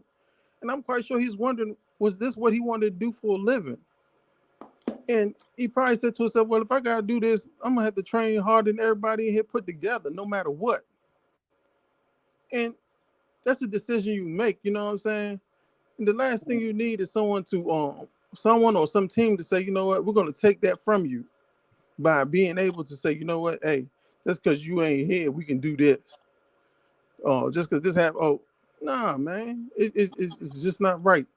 And I can see certain fighters doing that. I can see Crawford doing that. Period. Because the way he was talking right before that fight, you could hardly get a peep. You couldn't get nothing from his mouth. Now you can get everything from his mouth. He the man now. You know what I'm saying? He didn't even want the rematch. If he had his way, there wouldn't be no rematch. So He it said makes me if highly should he lose suspicious. It if makes he me lost that fight, he wasn't gonna exercise his rematch. You know, but He you probably know he would have won. or whatever. I don't know. Yeah, I just look at some fighters, not just him. They're pretty much they're good at what they do. The fight is gonna happen. They're gonna make some money. But if this is some money they never made before, and they like trying to make some more, and they did something corrupt the first fight, they know every aspect of looking at the gloves, the wraps, everything is going to be watched the second fight from the same fighter. They're not going to get away with the same thing the second time. right. It will have to be their skills the second time. And let's just say Crawford does beat Spence the second time round, but his face, Spence's face isn't messed up and all this other stuff. There's going to be so many different ways of saying, oh, well, that's because of this, that's because of that. As opposed to saying, hey, look at here, that first fight we have to still be suspicious about that. You know, we are not dummies, man. And we got to stop acting as if just because our favorite fighter is the one that's winning, that we got to accept it. Don't wait till something happens to your favorite fighter before you say, okay, hey, something should be looked at. You know what I'm saying? Something should be um, done about that. Because we all know if Spence wore some gloves that was really suspicious, something that where they were a certain way, we know what Crawford's face would have looked like. We all know what his face would have looked like, whether Crawford was a better fighter or not. Yeah, yeah. I mean, yeah, well, yeah, because that's like knuckle touching the face almost. That's like you almost like your bare knuckles. You're fighting with your fists with no gloves, really. You Really, know. yeah, it is. So And I fighting mean, when you, brother Brooks, yeah, I could tell that you're not just a boxing fan. You're just a person who really, you have your favorites or whatever. But fighting is fighting. yeah. You know what I'm Oh yeah. saying? So Oh yeah, yeah, yeah. It just it was just when after the David Amnesia fight and the whole thing with the holes and this and that. Because my whole thing is this. I mean, Crawford most definitely didn't have to tamper with his gloves to not get his TKO. I think that was going to happen regardless. So that's why I really questioned the person he's fighting. Why would he need to do anything to the person he's getting ready to fight? That's a for sure win anyway. You know, it'd have made more sense if he did that with a much better opponent. Then that would have been a little bit more of an eye opener. Like, wait a minute. But I mean, consider the fact everybody knew what was going to happen, regardless of the hold there or not. we knew that was automatic win. He was just, everybody was just really messed up that he just left the negotiation table. Why did you do that and go and take another fight? More so, we know you're gonna win the fight. Yeah, That's no we question. knew he was going to win the fight. We accepted Yeah, the fact that we all even accepted the fact that he wasn't fighting Spence. Spence even accepted the fact because Spence could have said, you know what, later, Slim, I'm going to fight somebody at 154. You show me your true colors. But it was one of those things whereas if you're going to fight David Avenesia, at least have some character with it. You know what I'm saying? Don't take that away from David Avenesia, man. David Avenesia, you can just beat him up, beat him. You didn't have to knock him out with some gloves that was suspicious or whatever. Just beat him as a boxer. You know what I'm saying? And David Avenesia is going to court. I think he's still going to court up to this day behind that. I'm not sure, but I think up to this day. That's been almost 2 years ago. You know what I'm saying? yeah. And as good as Crawford is, it makes me suspicious as how good he ever was. Because if he did that to David Avenesia, who's to say what happened to Mean Machine or Jeff Horn? Jeff Horn had a belt. You But know what I'm the saying? thing about it is, a big difference. It's a very big difference of somebody getting the gloves and making the holes they self and then go out there and fight versus you getting the gloves that's already got holes in it and you just choose not to say nothing about it. That's a big difference. A lot of people talking about he made the hole, you know what I'm saying? Which that's not true. T Cross Based said on what we I noticed. saw, brother Huh? brother Brooks, or what based on what I saw, it looked almost like the glove was opening, the seams was opening from the side before he got in the ring. So it was almost like either he had so much gauze tape or whatever on his knuckles before the fight began. You know what I'm saying? To the point Yeah. where it was ripping from the seams was ripping from the side. Okay. And Yes. Now, and that has nothing to be, do really with tampering with the gloves. If you're going to stuff your hands up in that glove to the point where it's all the that padding doesn't even matter, it's almost like experimentation. You got to see what works and what doesn't. And right. and, And, and, and and be honest with you, he never. And my whole point to that is he never. The fight never should have even got started because when he got in the gloves, when he got in the ring, what we first noticed, we noticed the referee checked both fighters' gloves. She visibly did the inspection of both fighters' gloves, and she didn't say a thing. So she ain't it's say like nothing. But it was also in she. Nebraska too. It was also in Nebraska We was too. in Nebraska, right? So it's like at what point we can be mad at Crawford, but at what point do we get mad at the system? You know what I'm saying? Because Right. That's why it's very important for us, the fans and people who watch boxing, whether we're serious, casual, or whatever, for us to take this seriously, whether you like Crawford or not, because at least this generation could put an end to this corruption. This generation can actually do it because we have the videos and all these different aspects of things. I was literally just about to cut in. Um, I don't want us to go too far. I mean, we spent a lot of time, basically talking about a situation that happened last December right, with Terrence Crawford's gloves against David Evanesian, and Facts. whether that has something to do with his performance and all of that. And I think we covered all of that last year. And I appreciate all of your perspective about the gloves. I just wanted to move forward because we've been on 4 hours. It's Friday. It's all good. But at the same time, Ryan Garcia versus Devin Haney. That's the last topic that we were going to discuss before, Terrence Crawford and the snack program, and then now the glove gate, as they call it, started to come up. I talked about the fights yesterday, and briefly in the beginning of this, and I want to I got the perspectives of some of the other panelists, but we're going to deal with it like this. Let's talk about Ryan Garcia versus Devin Haney. I guess we can read. You missed it a little bit, Rachel, but it's all. We'll bring it back. We'll get a piece of this perspective on that fight. If that fight happens, what's happening behind the scenes on that fight, because it looks like Ryan Garcia is talking himself into that fight. And then we'll, if anybody want to rejoin or join or in the chat, give your final predictions on Wilder versus Parker, Joshua versus Wallen. We can talk about those two because we know if either one of those fighters win, or let me reframe that. If both of those fighters win, we're hearing sometime early next year in March or somewhere in Saudi, those guys will fight each other. Ryan Garcia versus Tank Davis. This is, Lord have mercy, I'm tired. Not Ryan Garcia versus Tank Davis. We've seen what Tank Davis did to him already. Ryan Garcia versus Devin Haney. Ryan Garcia talked his way into this fight. He basically was like, look, I want to fight Devin Haney. He was on Twitter, social media, or X. That's what it's called, X.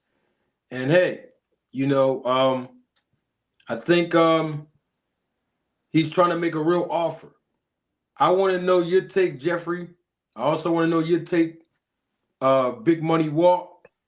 First and foremost, is that a legitimate fight that could possibly materialize? Both of those guys obviously will be fighting on DAZN, since De La Hoya and Ryan Garcia, they fight on DAZN, and of course Eddie Hearn and Devin Haney, they fight on DAZN. So it's definitely easy for the network of DAZN to make that fight materialize.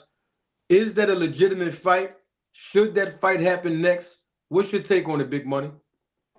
Yeah, I think that fight is more realistic of happening, more so than David Haney moving up to 47 and fight anybody. I think that fight will be more realistic of happening. Hey, I'm all for it. I think that'd be a great fight, man. That'd be a real good fight to watch. And as far as who I think will win, I think that's a real good fight, man. I think it can either person could get that victory. It can go either way. All right, Big Money. Big it's Money. more realistic than him moving up to 40 than Devin moving up to 47. To me, I think. Got you. I appreciate that. I agree with that. Definitely, instead of him moving up to 47, if he's not going to fight Tank Davis next, I guess this might be a fight. I don't know. Let's see what Big Money Walt say. What's your take on this whole fight? Is that a legitimate next fight? As far as the demand, Big Money Walt, and if so, who do you got on that? Who do you have on that fight? I was looking at the fact that Ryan did call him out. He did it in the way he did it. It was kind of like he's he's growing up. You know what I mean? Like he's growing up and he's taking things serious with his career. And he's like, you know what? I want to make statements. I want to get big fights. I know how to ask for them, and I'm going to do that. That was cool. I've been seeing some stuff that I haven't had a chance to look into where they're saying like Bill is kind of like mucking up the discussion of trying to put it together. I don't know how true that is. I've just been seeing little stuff about it. Could it happen? I mean, I guess it could. Devin has never said that he wouldn't fight anybody. Devin's always saying, that's the one thing everybody says. That they don't say, let's fight. So the fact that Ryan did, and they're at the table, I want to see it happen. Who'll win? I'm pretty sure Devin is going to take him. Ryan doesn't have enough experience. Yeah, he was in there with Tank, but that little bit of experience is still not enough. Ryan's still kind of figuring everything out. He's still working with DJ. Hopefully he can look better when he steps in with a debt if he gets to that point where they fight. But I still don't see him winning that fight. Isn't that what we want to see fighters do, though? Don't we want to see fighters ask for these fights and then get them regardless of what happened in their last fight? We want to see them do something better the next time around, and we want to see him in the ring with somebody who can either make them prove themselves or make them stop fighting altogether. That's what I'm happy to see. I mean, yeah, Ryan got in the ring with Tank, and it didn't look too good for him, and he lost. He lost with grace, and now he's trying to come back, and he's coming back with another strong fight, or possibly another very good fighter to compare himself, or at least to get in the ring with and see how he matches up. I think we should be happy about seeing all those guys in 135 and around the 140, 135 range should be fighting each other, regardless of what happened the last fight out. But I just think we should be happy to see these fights happen. People be saying, "Well, I don't want to see this. I don't want. I want to see all of them fight." That's how you're gonna find out where they at. Fighters will sometimes lose. Sometimes fighters will get a controversial win, but we should still be able to see all of that, and we should be able to see it a lot before they get too old or they negotiate into the ends of time, and those fights never happen because of greed or something like that. So I'm happy to hear, and I hope Bill does not talk them back out of the fight. I hope the fight does come to fruition.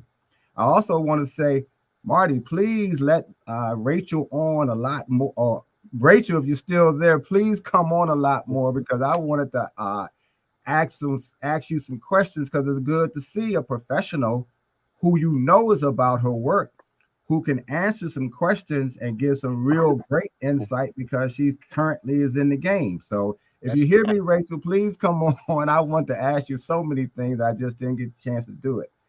But as far as that fight between again, between Devin, if it happens between Devin and Ryan, we should be happy to see that, guys. We should be wanting to see Tank with them, regardless of whether we think Tank is going to crush all of them or not. We should be happy to see them while they all are still young, before they get 40, before they get to the point where they washed up or they have too many losses or things like that. That's just my take on that fight. I wish we could talk about. I guess we will talk about it more if it takes place. On we're going. I know we're going to ask about how improved Ryan is, and those are good things to talk about. What is he doing? If he's taking it very seriously, well, we'll begin to see. If he asks for this fight, I don't think it's for money, because we know he made some nice money on the last fight the fight with Tank, at least. So I think he really wants you all to see that he's serious. He's not just the image of being the pretty guy or the model guy. And he can fight. He just has to learn how to use his skills better. So let's, really push for those kind of fights to happen, for them to happen soon. That's just my take on that. Hey, Greg, real quick, your wardrobe is cold, man. I always wanted to tell you that your wardrobe is cold. Oh, well, thank you. I appreciate that. but the other thing is that I wanted to say is I'm not even coming from a perspective of Ryan does not deserve it because of losing a Tank, blah blah blah. Mm-hmm. I'm just saying that I don't think that gave him enough experience to go in and possibly compete with a Devin Haney, where it will look like, oh wow, look at Ryan go. I think he still has some work to do. That said, I still want to see the fight if they want to make it. He asked for it. Devin came and said they're sitting down talking. I'm happy to hear that. Make the fight. Let's watch it. I want to see what happens either way. Yeah. I think that's the only way to do it. I always use older fighters because I'm an older guy. I remember Jacobs, who was Ray Leonard's trainer, he quit when they made the fight, when the fight was made for him in the first fight with Duran. He didn't think Ray was ready. And of course, Ray did lose, but it did not diminish him, because, back then, when that fight happened, they were still calling Ray a media creation. So same thing with Ryan. When he lost the Tank, they were saying similar things, not the exact same thing. But you have to take that. You have to learn from that. I think Ryan did learn from that. And this still might be a bridge too far. But where else does he go? If he takes a lesser fight, he's going to get criticized for taking a lesser fight. Well, we expect him to win. I want to see him fight someone that we are questioning whether he can. I get what you're saying, too, whether he's ready. But when are you ready? They say that Canelo who was, I think, 31 fights in when he fought Mayweather, wasn't ready. How you gonna be 30 fights plus fights in and not ready for Mayweather or Facts, any other facts. fighter? So that's the kind of stuff that we should be more encouraged by, as fight fans, and if you even just a fan of a particular fighter.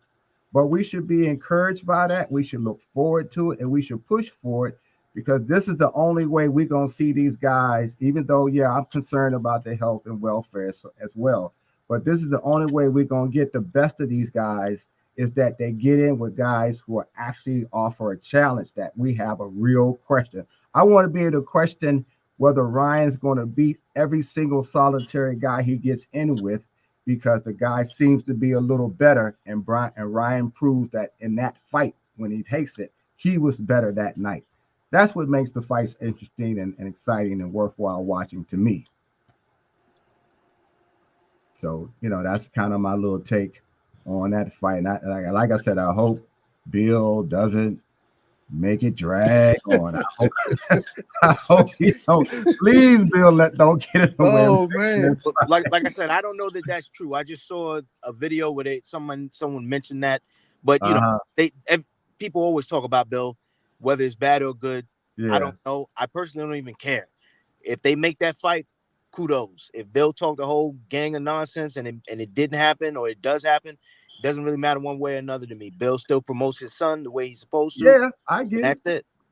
Well, he should, just like T.O.'s father be talking, but at least the fights actually happen. Right. He talks, and somebody else I'm thinking about Garcia. Then Garcia. Yeah. As long as they make the fight, you can talk as much crap as you want after the fight is now signed is going to happen. That makes it more interesting. I don't know if Rolly's father gets involved, but can you imagine Rolly's father being like Rolly is? Oh, that would be a pay-per-view. That would be hilarious. That would be great, though. But that's what we should be trying to push for. Because I don't want to argue anymore. I stopped about fights that's already happened. I want to now talk about, and that's what I've been doing, at least. It's just me.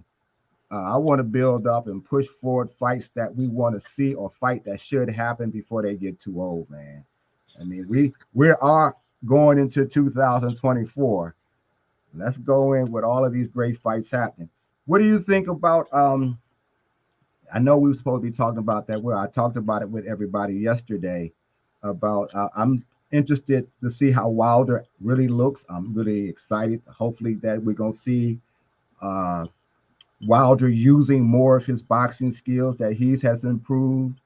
I question Joshua, I really do, but that's a 60-40. But Wilder is the one I'm looking for, because both of them needs to win, so we can talk about once they win and that fight is actually signed, how that's going to play out.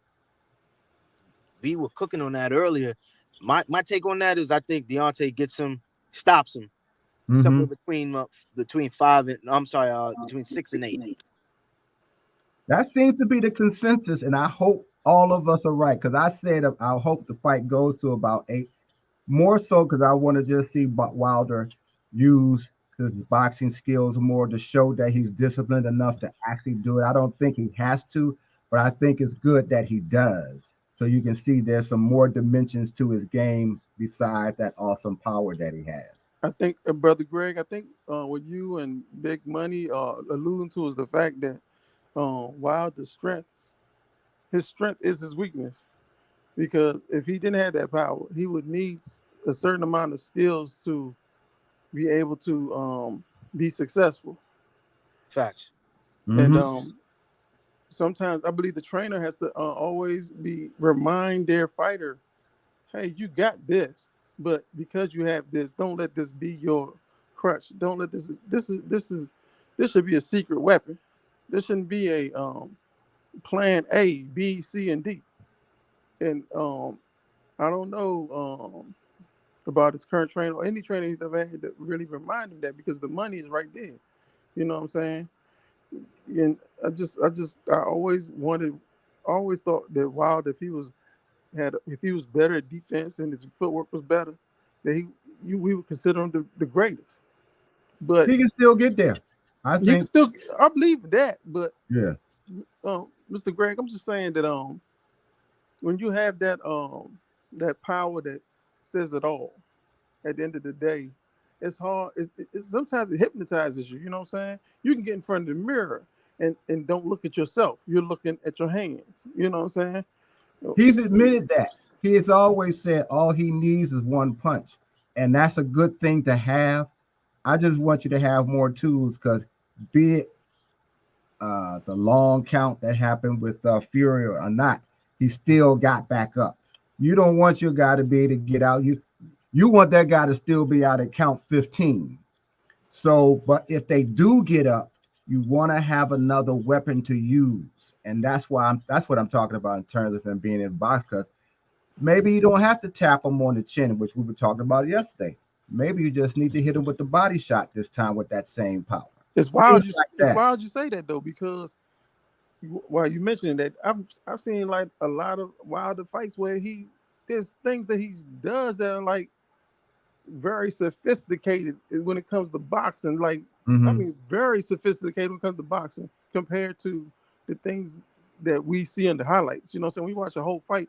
Sometimes there's rounds where he does a lot of things that you're like, hold on, there's a lot of intangible that's involved with making those particular moves right there, doing those particular things.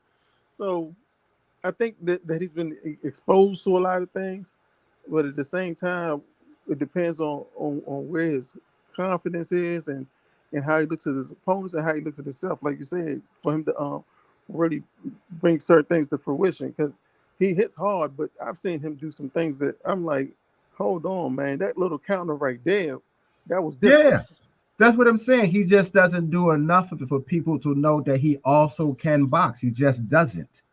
Because he got that equalizer. He can get everybody out of there. I don't think anybody has not been hurt badly that Wilder has fought.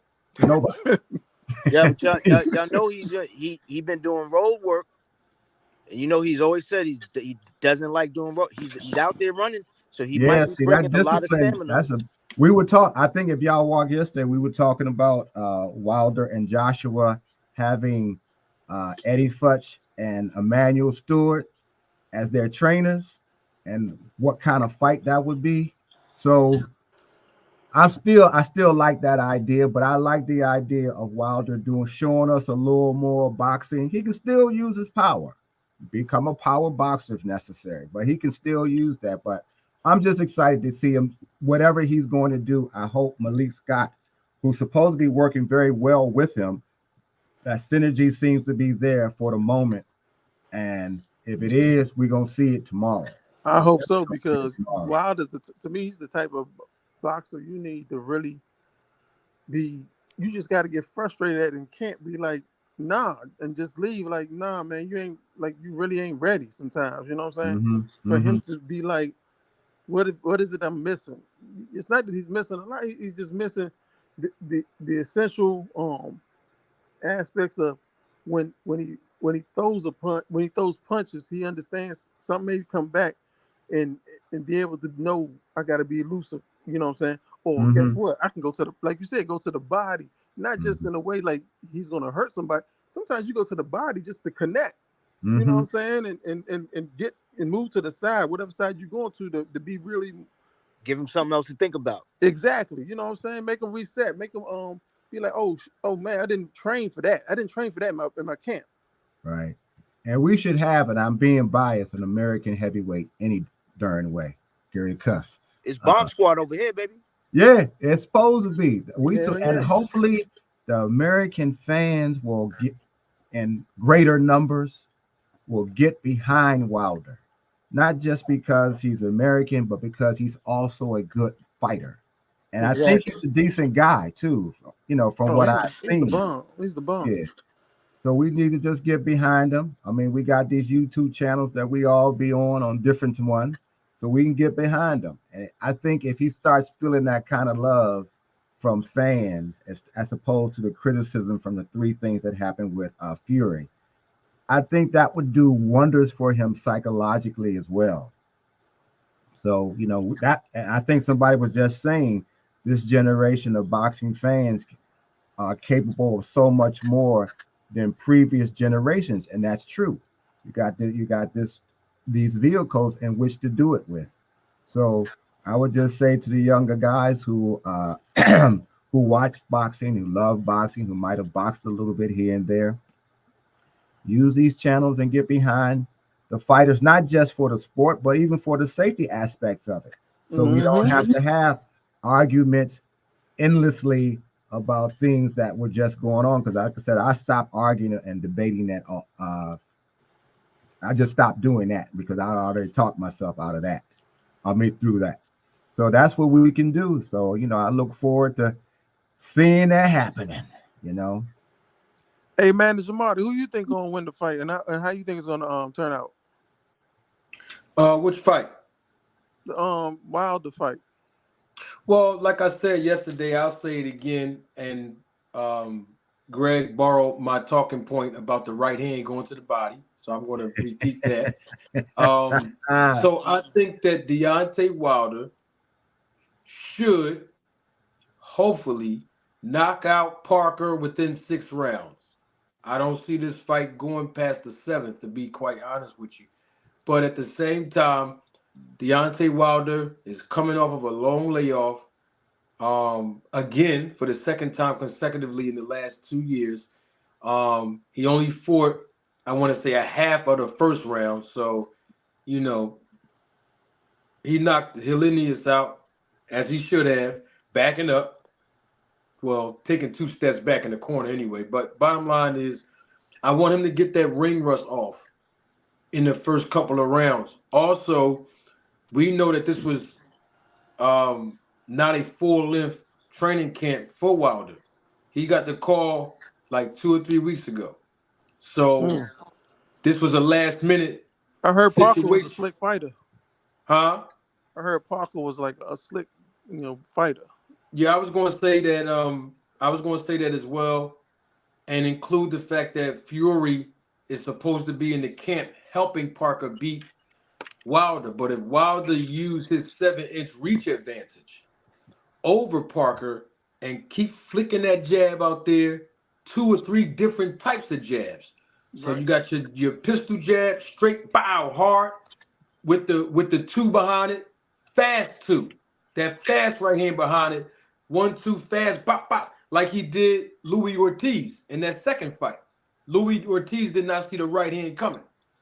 Or he can do the second type of jab, where he's pulling it out in the face of Parker as Parker's, trying to advance, which we know Parker's going to try to Yeah, do just disrupt his lead as hand.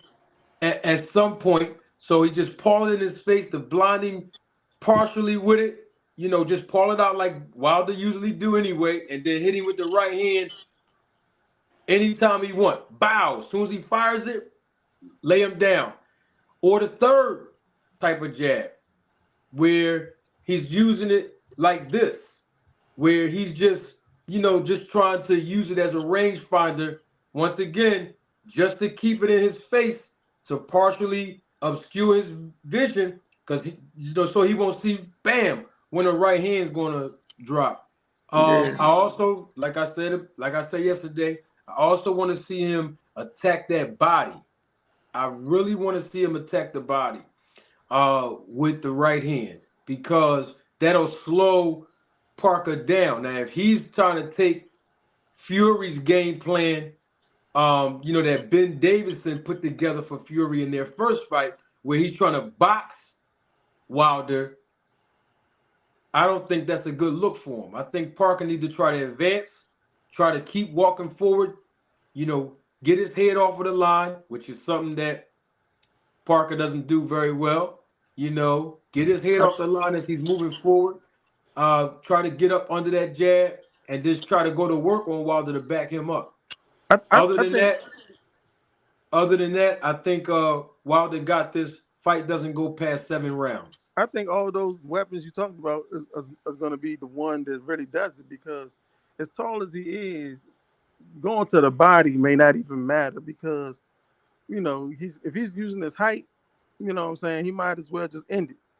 You know what I'm saying? I agree with you. Even if he comes in, even if Parker just tries to be real aggressive, that's going to be even way more dangerous, because I've seen Wilder be able to, like you said, use the jab that just to blind you, or just sometimes just so he can move to the side a little bit and catch you coming in, or in other words, you're not really you're seeing in 1 second, in the next second you're feeling his punches, you know. Right. So him going to the body, I would love to see that too with somebody he's fighting that's the same height. But somebody that short, it's gonna be a situation where he gonna be like, man, let me just. He might get him out of there in 3. If he might get him out of there in 3. If he use those weapons you talking about, he might get him out there in 3. Yeah, it might. Joseph, you from DC? Yeah. Yeah, that's what I thought, because I was recognizing your cadence. Yeah, you from here too. Joseph and Greg, real quick, do either one of you know whether or not this is the heaviest that Parker has come into a fight? I don't know that. I don't either. We were wondering that earlier. Because I think that his plan is to try and do that Fury thing, come in heavier, try and lean on Deontay, even though he might not be able to get close to him. We were just wondering. I think Wilder, unfortunately, I think for a lot of fighters, they can't do what Fury does. And what a lot of people don't understand, in my opinion, what Fury does, he uses his height real well. You know what I'm saying? Fury uses his height real well. He's an anomaly.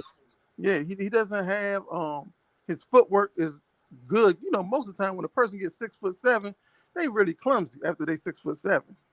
But he's like 6'9", and he's real coordinated. You know, sort of like Shaquille O'Neal. You know what I'm saying? He's real coordinated. He got a rhythm to him. Yeah. Hey, Marty, I meant to ask you, did you all, before I got on yesterday, did y'all ever talk about what was going on with Charlo? Yes, I did that in the very, very beginning of the segment. Okay, I missed it. Okay. Yeah, right before we did our Town Watch check-in yesterday. Yeah, we did. Okay. Wow. I ain't even checking out yesterday.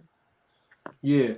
What I will say this though, when it comes to Joshua, I'm gonna keep it 100. I think Wallen is going to put up a better performance than people giving him credit for. You know, he only has 1 loss, and you know, Joshua, he basically only fought a few rounds with the same guy Deontay knocked out before him. You know, so and I believe that from what we're told, he's going to use Ben Davison and as his number 1 trainer and not Derrick James. But that still remains to be seen. I think that's going to be more of a competitive fight than Wilder and Parker, unless Wilder make this fight too hard on himself.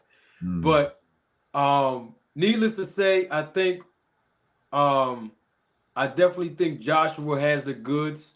I wouldn't say I don't think he's going to knock Wilder out, personally speaking. I don't think he's going to knock him out. But I think he does have the skills to kind of outbox him and you know, make it competitive, but come out with a decisive win. He said, this is Joshua, he said, if he loses this fight, he's going to retire. So, of course, we know if he wins, if he wins this fight and Wilder win his fight, like I said earlier, they setting it up for both of those guys to fight each other in Saudi early next year. I wonder if that's motivation or resignation.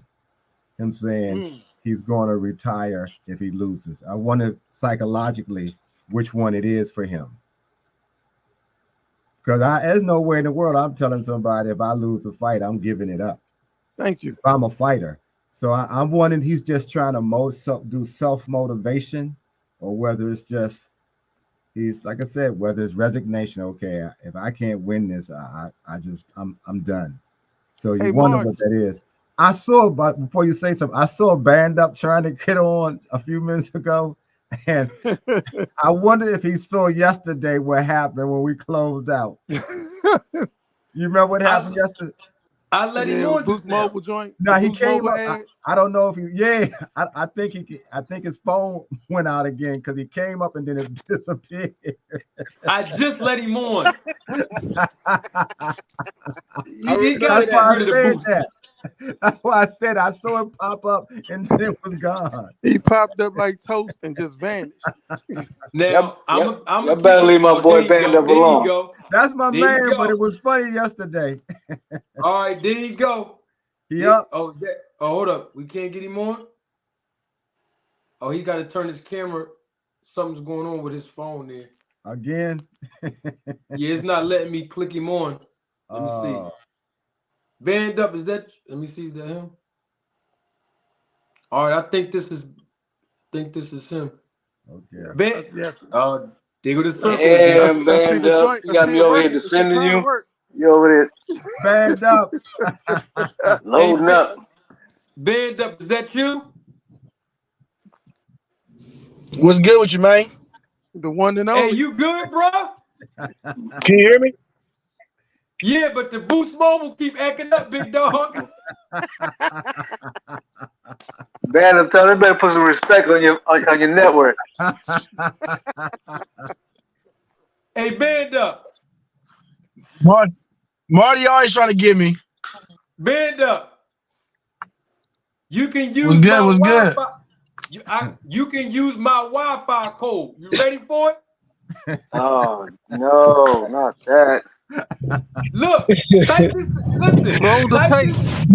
Yo, type this in your Wi-Fi. Marty, you always on. You always on when I'm driving, Marty. Hold on. I'm gonna give you my Wi-Fi code. Type this in. Blue blood. Type that in. Yo. Blue blood, the SSID. Yeah. Type that in Marty. the SSID. Marty. Blue blood. Hey, man. Hey, look, I'm going to tell you this. I told you this before. You and him, man, on a debate is like Jordan and Kobe. No, Oh, my God. That would be so fire. You're lying. Yes, it is. Yes, it is. Yes, it is. Because, hey, Marty, you have amazing questions. But that man got points. I'm not gonna lie. He got some points, and he has some knowledge. Of the sport. You know what I mean? He's a historian within himself. I'm gonna give him that because I've Who's never that? heard anybody been able to rattle off arm reaches and height and weight like he does. Hold on, Blue man. blood. Hold on. Blue You can look blood. that up on the That's what I'm internet saying. while you talking. You Blue can be on blood. the phone and talk and You say said what? that while No, hold on. But, hey, no, but yeah, you can. Yeah, you sure right. they You can got do all that. these But different when tabs on the internet. Blue No, blood. look. I understand that. But this man, hey, somebody challenged him. And he was like, okay, name some name. And bro, without looking at no internet, no phone, you will drop a name on him, and I promise you, he'll tell you the weight class, the arm reach, and everything. That's crazy. I give him respect on that. Well, look, I'll Bruh. tell you what, I'm gonna go on this show. I got some names for him, and I know Bruh. he's not gonna come up with it. Bruh. Band Up. Yeah, Band Up. I know what you're You've gonna been on this. say. No, you don't. I promise you don't know this one. Greg gonna laugh at this one. You've been on this panel before, right, Band Up? Yes, I have. He know your shoe size. He what? He knows your shoe size and What you what say, Marty? size you wear in t-shirts, bro. Come on, bro. Nah. You gonna get this man all Nah, this you don't credit, know all bro? that. Bruh. No, I'm not giving them credit. I'm not. No, look. I'm gonna call a spade a spade. I call it. You see what Matrix said? It's gone again. Oh God. He didn't put the Wi-Fi code in. Mr. Oh Greg, he didn't Lord. put the Wi-Fi code in. Oh Lord. What you say, Marty? Bend He's up. back. Bend up. There you go. Yeah, I'm He here. in and out like Bend. those. He in and out just Did like you those cats in jail. bend You up? need a snack. You need a snack charge. Yeah, I'm here. Do you see it with the guy Matrix said on your screen, bro? Yeah, I see what he said. That's all I'm saying, bro. I know. That's Hey, what the when I people told you this saying. a couple months ago, you said he don't want no smoke with me. He don't. I know how you feel, Marty.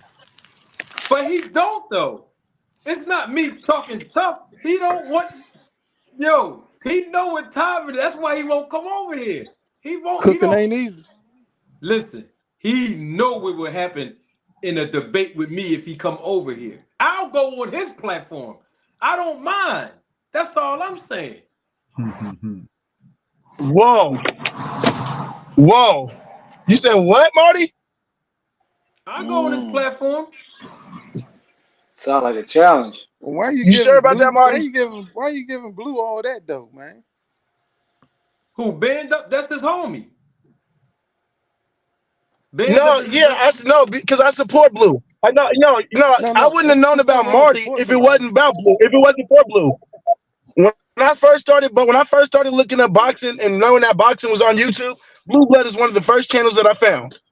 That's Facts. why I rock with him, and that's that, you know what I mean. And I found, you know what I mean. I listened to some other people, and I didn't like how they was really serving it like that.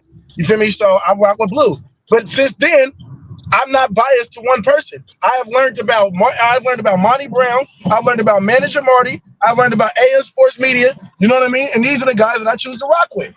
I I'm rock not. with I'm not. Manager I'm Marty not saying. I'm so not tough. saying. I take him first thing in the I'm not morning. saying that he's. I'm not saying he doesn't know certain things or know a lot. I'm not saying that. The reason why I asked you that was because um, Blue could have said a long time ago, Marty, let's clear this up. You know what I'm saying? I'm gonna call you up privately. Let me just let you know why I say this and that as far as whatever. Not to say that you're wrong, not to say I'm right. You know, just as content creator to content creator, this is where I stand. I'm not being a punk or go hard dude or whatever. I'm just putting it out there because we both brothers. You know, we should get this squared away behind closed doors. I used to rock with Blue too until there were certain things I noticed that he was like being real lackadaisical or just not reporting that was about certain fighters. And I was like, hold on, Marty, he doesn't care who the fighter is. If it's a fighter he likes or not, what he's gonna go at it, whether they from Philly, whether they from DC, LA, Chi-Town, whatever. He just does it. You know what I'm saying? Not he wants the best for us, the people who watch, on YouTube. And I think that makes a difference. Time will tell if that happens. What you're talking about, Blue and Marty, but that's the reason why I stopped rocking with him. Well, the thing I've been is, on. I can AJ respect that. 64, AJ 64. He's in the chat and he said it the best. You know, like he said, like AJ just said in the chat. On some real stuff. Um, somebody got feedback. That might be banned up. Somebody That's outside. The thing is, banned up. What you got to realize, because you wasn't. I don't think you was on YouTube then. And I said it to you the other day. I'm gonna say it again. I was on Monty Brown TV. Oh, you said you was there. You said you was there. You seen that yeah, I was video. there. I was. I told you, Marty. I've been following you since the very beginning, bro. From the Yup. beginning, Yup. You I've, told. I've, I've been a supporter Yup. from the You told. beginning. Yup. So when I was on Monty Brown channel, I didn't know about live stream, none of this stuff. And the guy, Blue Blood, came on the screen. He didn't even know I was there on the Facts. panel. And the guy, I don't even know those other guys' names, so forgive me for that. The other guys that was on the panel said, Manager Marty, Blue Blood or something. And Blue Blood was like, oh, that's the guy, Manager Marty. You know what I mean? It sounded like he was so happy to see me band up. He was just seemed like he was happy to see me. But he says, send me a link to your live. He says, send me a link when you go live. So I didn't know it live is. I didn't like what we doing now. I never knew how to do all this. I got on the phone the next day and called YSM and say, hey man, this guy, Blue Blood, challenged to talk to me or debate me. Show me how to get on this live thing so I can send him a link and then he's going to come on. And so he gave me his word and he never showed up. And I came back the next Friday to give him an opportunity again, had the link in the thing and everything, and the guy wouldn't show up. And then, he does a sneak diss video on me again, because that's how really all this started. The guy was sneak dissing me That's how all this really for real how it started. And I didn't know who he was. Now, at first, to the people that don't know about this real quick, at first I wasn't gonna say nothing to him because I only had like 600 or 700 subscribers, and I didn't know too much about YouTube. So when I looked at his channel, the guy had about 100 and man, he had a lot, 180,000. His subscribers list was real huge. I'm like, why this guy picking on the YouTube rookie?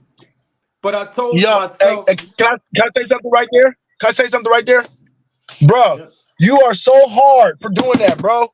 That takes guts. That's why. That's one of the reasons why I rock with you.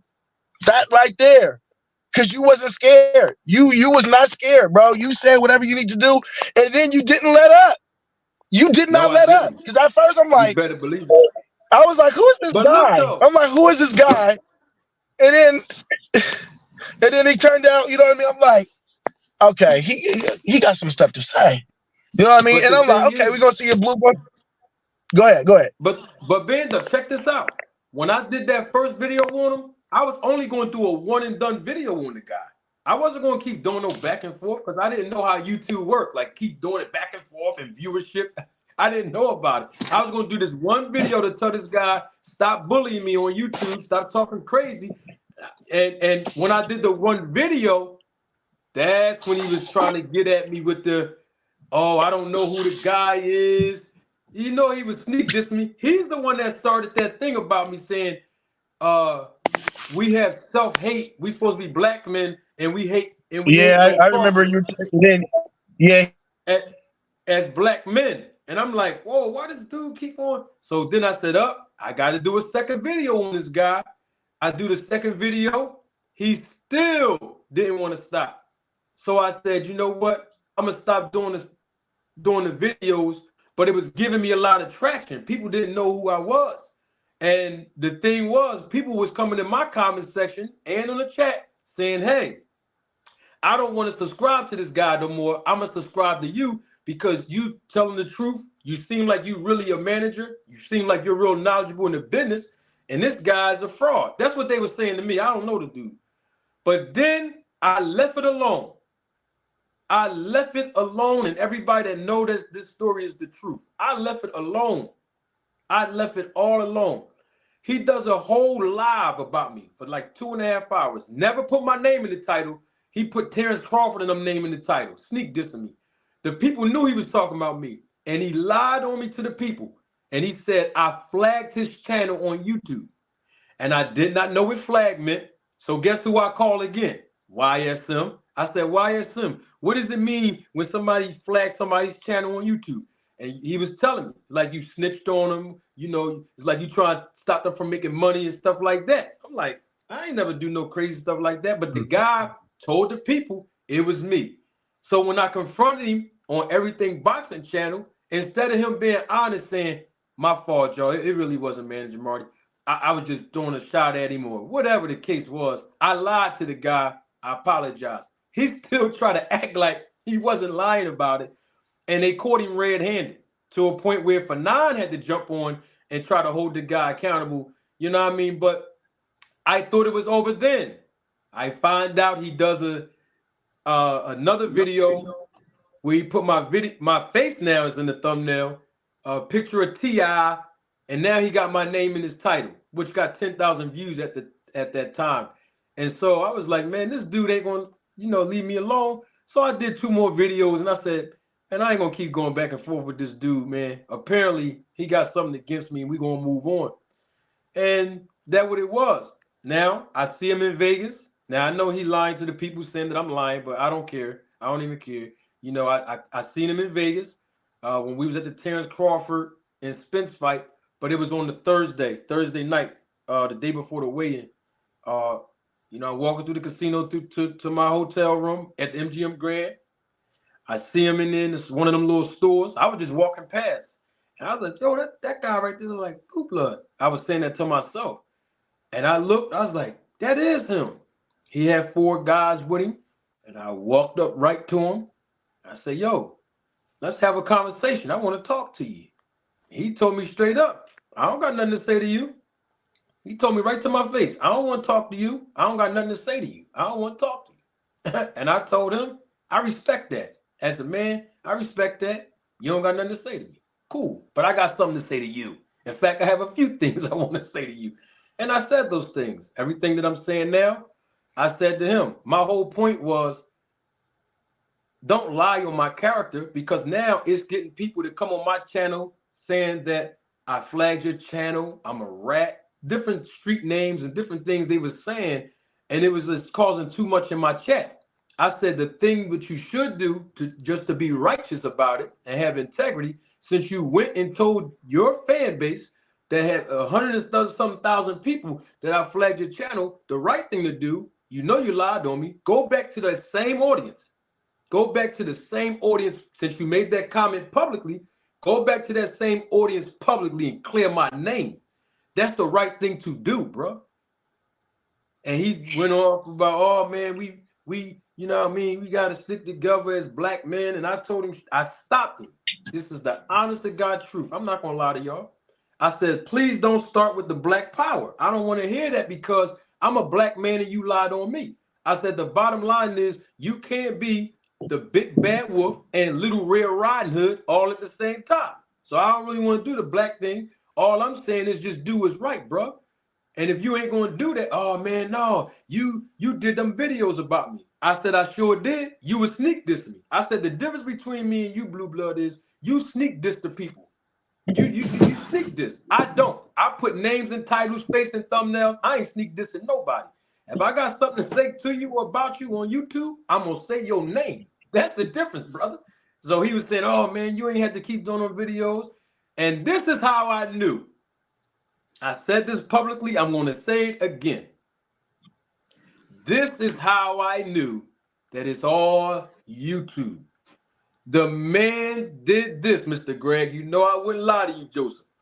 The man said, you did all them videos about me talking about some roller tape. When he did my move, Mr. Greg, I knew I made it.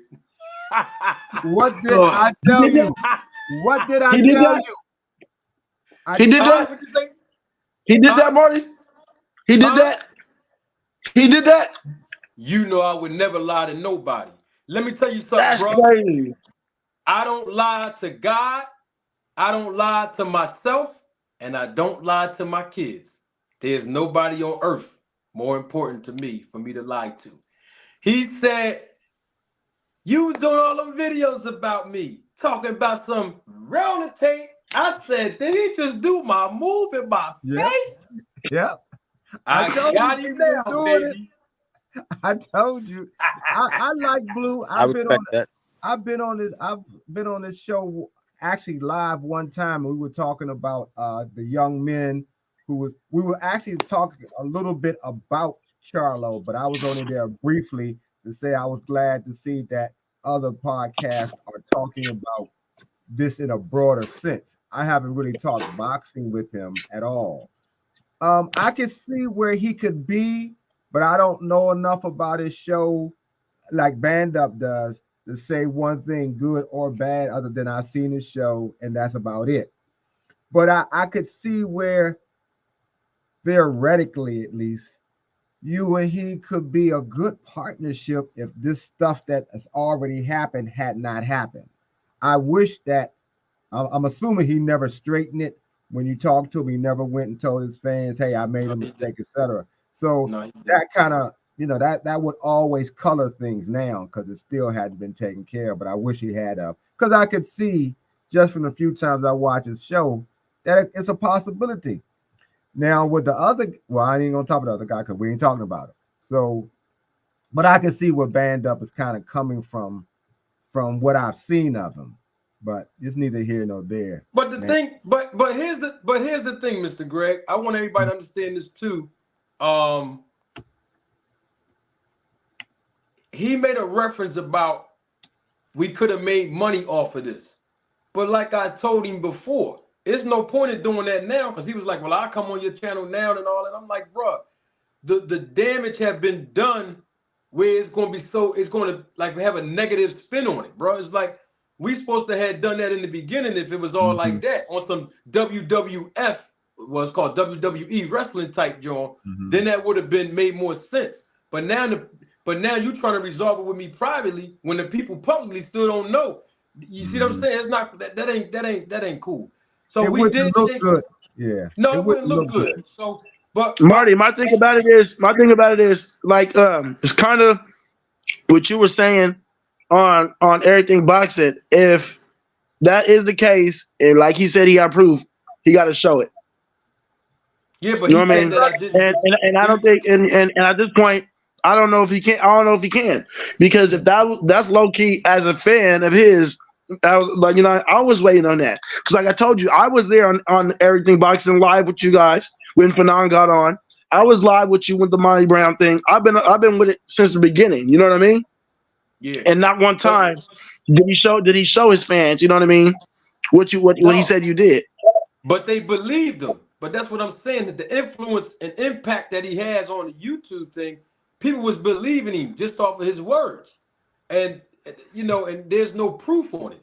But the thing is, like I said, Lucky McKinnell's was around. Lucky McKinnell's is on this panel. He's one of the Dave Runner supporters of this channel. And even Lucky was holding him accountable at one point. And I remember him, coming at Lucky on when Lucky went over there. And I told Lucky that I heard what he said about Lucky. You know what I mean? But the thing is, he extended his hand to shake my hand in Vegas. I shook his hand back as men, and to me, it was over. Or at least that's what I thought it was. And then he did a video saying that my encounter that I spoke on about me and him talking in Vegas and some of the things I said was alive. And it's like, dude, it's cool, man. I ain't gonna do no more, diss records or sneak disses. And the thing is, but the truth is though, like, you want to know why I said something to him? I know, and I appreciate you giving me credit, Band Up, when you said it took courage for me to do that with only 700 subscribers. But the motivation was when he did that thing, when he said to somebody, he was demeaning another person on his thing there. When I was doing research on his channel, and he was telling the person, "You got rats running around in your house. Your ceiling is, your roof is leaking at home, and your water, you I ain't got know no the one where running you talk hot about water." the one where he's like he said you still in your basement and stuff. I remember that. Yeah, I like was you sleep there. on your mom's couch. Oh, he was disrespecting the people. And I'm like, who is this dude? I was like, nah, man. And he touched he actually touched the nerve because I'm from the projects. I know how I feel to, not rats, but from the hood, roaches and everything. Some people, and I'm talking about as a kid, but he was talking to an adult. And as a kid, you from the hood, you don't have no control over your mom's situation and stuff. So I can understand if we were teenagers and kids and he said that, but he was talking to a grown-up, and you don't know people's situation because you on YouTube making a lot of money. You can't demean the people like that. So I said, I'm gonna do some research more on his channel to see what kind of guy he is. And I saw that he switched up on Spence, and I had him. I said, oh, he was doing good by holding Bud accountable to certain things. But he switched up on Spence, and that was really the foundation. But the thing is, Band Up, I know that's your man, and I don't use profanity, so I don't have to use the F word, but your man can't uck with me. He cannot uck with me, bro. He can't. He know a little bit about boxing. I'm not going to discredit the guy. But when it comes to like the beyond the surface, the sport and the business, he ain't got it. I can name some guys that I can see or give me a little rumble, but Even if you was a it chicken, ain't he him. wouldn't cluck with you, man. Huh? Even if you was a chicken, he wouldn't cluck with you, man. He can't cluck with me. Hey, Lucky McKinnell's. Hey, Yeah, yo, go I ahead. give Go you ahead. Hey, Lucky, everything that I said, you was here from the beginning. Did you Yeah. hear everything I said about this situation, bro? Yeah, it was all facts. Hey, Lucky, you I ain't still gonna lie got to the that people. paperwork? I wish I did. I wish I did, Mr. Greg. Look, as soon as I seen Band Up on here, I said, damn, I ain't got the paperwork. Oh, Lucky, he don't know what you're talking about. Tell Band Up what happened. Yeah, man. I had stopped past Boost Mobile last night, and I was looking at the Oh rates my and the God. plans. And hey, it's no overcoming a bad service. Band up, Yeah. please. Band Band up. up. Yeah, I'm Band up. listening. Go back to the Yeah. to the replay and you'll see it. It was so funny. Yo, We Yeah, I'm closed about to out replay with it. it. hey, Lucky. Yeah. Before you came on, I told him I can give him my Wi-Fi code so his phone, signal won't drop. I said just type in in the SSDI, just put in Yeah. blue blood. Blue blood, that's my Wi-Fi code. Put that in there. Hey, you crazy. Hey Marty, have you ever been to Seattle? Huh? You ever been up to the Pacific Northwest, Marty? I've I said, never you ever been been to up to Seattle? Seattle. No, sir. Bruh, there's so many hills up and down Seattle. Bruh, the Wi-Fi cut out just anywhere. It'll go out anywhere. If you're in the wrong spot, you just go out anywhere. That's why it's so Yeah, hard for me when I be driving and I be on the traffic side. I'm just joking with you, bro. You know how we joke around, man. I know. Oh, you I asked me know it's did I good. come? I know it's good. You asked me about did I go to Seattle? Like you got somebody out there for me, brother. What's going on out there, brother?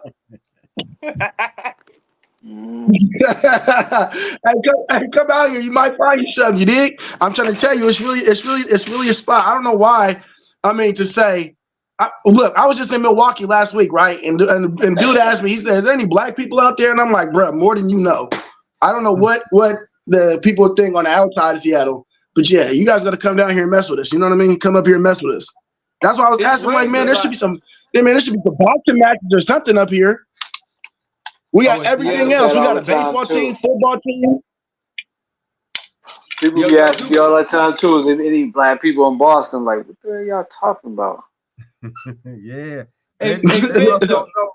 They must don't remember New Edition. Do it. Yeah, New Oh yeah, Edition. new They edition. must. And they And Brother Mr. G, Bulldog, they man. must have forgot. You know what I'm saying? That's actually be Malcolm X's old stomping ground. Right, yeah. Oh yup. Oh yup. Dang, I forgot about that. Yup. Patrice O'Neal is from out there. That's what happens when you don't learn nothing about history, though. I forgot. Yup. Malcolm Yep. X. Yo, do it Exactly. rain a lot out there? Do it rain a lot out there? It rains a lot, right? I'm gonna keep it as that. It rains, but I mean, people be like it rains a lot. That's only during the season. Like spring is gonna rain, of course. Like right now, we getting rain because it ain't snowing. But we have some of the most beautiful summers in Seattle. Some of the most beautiful summers out here. That's the thing about it. Like when it's great out here. People from Seattle, like from the Washington area, we look at it like, oh, we kind of bored with it because we done did everything this state has to offer. You know what I mean? But outside of that, if you ain't never been here, everybody that moves here loves it. They love it. Isn't Seattle the home to Starbucks? Yes, Yes, it sir. is. Exactly where Starbucks started, and the JoJo's or potato wedges, however you guys call them, from different areas. It's not Would you call necessarily it? from Hold on. Would you it's just not call it necessarily stand from up? Seattle. Your boy Howard Schultz JoJo's. got that. Howard Schultz got the idea from an Italian company for real, but he just took over the joint over there in Seattle. But I will give you credit. I know some bad And honey. what's it called? The dude that owns Starbucks had something to do, had like part ownership or had something to do with my Sonics leaving. So you know what I mean? We ain't really messing with that dude. Hold up. Big Money said something. You cut him off. He said something that was real important. Big Money, what'd you say, Big Money? What a couple minutes ago? Who said something about the lady? Somebody said they know something. Who said something? Oh, that was Joseph. Go That ahead, was Joseph. Joseph.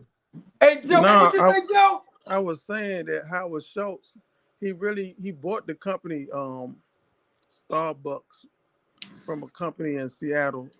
It was on a this street called Pike's Place. That's why they got one of their main drinks for coffee is Pike's Place. Vice place. But Yeah, you're right. he actually had the idea from Italian coffee company for real. You know what I'm saying? It wasn't like he was all this or that. A long time ago, a lot of people was thinking about big time coffee joints and stuff like that. His just got off the ground.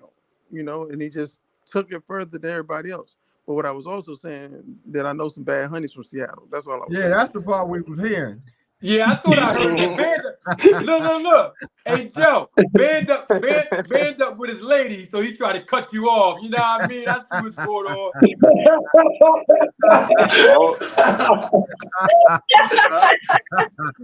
He ain't want us Hey, to hear that part. hey, my Yeah. man. My hold up. lady is a 10 out of 10. I'm not gonna cap with you. Huh? Ain't that where Sir I said my Mix-a-Lot lady from is a too? good 10 out of 10. I'm not gonna cap with you. You said Good band year. up. I didn't hear you band up. What'd you say? I said my lady's a 10 out of 10. I'm not gonna lie to you. No, is she with you? Can she hear what's going on? Oh, she can hear you. She's what do you call live and direct, and the viewership is increasing exponentially, even if it ain't online. All right. We ain't gonna talk about the ladies. I didn't know you was with your lady, bro. I Band up didn't know. representing. I hear laughing. Hey, she thick skinned. It's okay, Marty. Yeah. Yeah, I I can hear wasn't talking laughing. about him. We was talking about somebody else. Yeah. I got your back, band up. Band up, I got your back, brother. Yeah, we ain't gonna get you in trouble. Hey, Yeah, band Christmas up. time, Don't we let don't want you YouTube getting no get you in ears. trouble, brother. Don't talk tough for us. Yeah, Hey, Mr. she gonna try to Greg, put them Clarissa shits on me. isn't Blink this an twice if you awesome, need help. huh? I said blink twice if you need help. Oh, blink twice if you need help. Mr. Greg, Yeah. isn't this a lovely thing? We can have men on the panel, respect, we can have fun. Isn't this awesome, man? Yes, That's why I sir. said Oh, for every certain. show has their particular format and has their particular image. And I see a lot more of the cerebral and respectful, even when they get aggressive conversations here than you see in others. And some arts are designed to be that way. Some are designed to be just super aggressive. But this one, you get a lot of, to me, you get a lot more cerebral type of conversations that delve deep into what we're talking about without people ready to fight. Once in a while, you get somebody that you Yeah. got to time out, which you did earlier today. But that's an anomaly really over here. Well, Oh, Mr. Greg, yes. you know, if Marty, YouTube yeah, boxing you community have was built, like, you have really built a great platform for people to actually come up and you know what I mean, give they respect. And you know what I mean, I'm not trying to toot my horn, you know what I mean, like it's something. But I remember I was watching and I had said something in the chat, and you were like, "Okay, you got something to say? Click the link." And I'm like, "This dude is not talking to me." He said, "Nah, band up. You click the link." And I'm like, Right. "Oh, you want me to click the link? Let me click the link." And then we actually went for 18 minutes strong. Yes, we Joseph, did. And you was I saying remember I that. something came. band up came in. Huh? I You think said you what, was Greg? saying something before band up just came in. Who's say that Right again? after I finished talking, I thought Joseph was saying something. "Oh no, that was Oh. me. That was me." Who's me? Where am Oh, I? Oh, I'm sorry to hear. that's Walt. Big Money Walt. Oh, okay. Yeah, he was saying something. We didn't hear him because band up had started. Big Money Walk. I think he up the top. Oh yeah, Big Money Walk. I was just saying the YouTube boxing community. If you look at it like a park where they play chess, you got some of the tables where they got the speed players. That's like those channels where they like to argue a lot about everything. My fight is better than yours. When you come over to Marty's channel, he don't have the clock. He play that slow game. So you gotta think long in order to keep playing. You don't have to be on you got to be on your toes, but you also got to be able to maintain. And that's kind of like the difference from the way I see it. Yep, that's true. Hey, And listen, Marty don't. A lot. Some channels force their opinions on you, and Marty don't do that. Like I noticed, some content creators are really great conversationalists, right? And like you go back and forth with them, and they want a yes or a no answer to get you in a corner of saying something. Marty don't do that. And even if Marty does put you in a corner to get a good answer out of you, he still will hear what you have to say. You know what I mean? Other channels would just cut you off completely. Yeah, no, man, let me tell you something.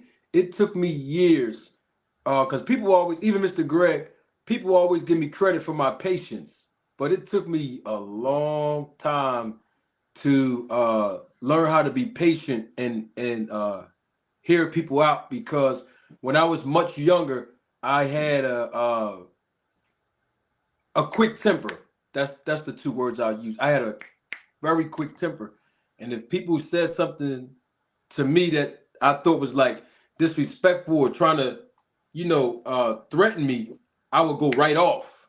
And I learned in life, thank you, Joseph, a short fuse.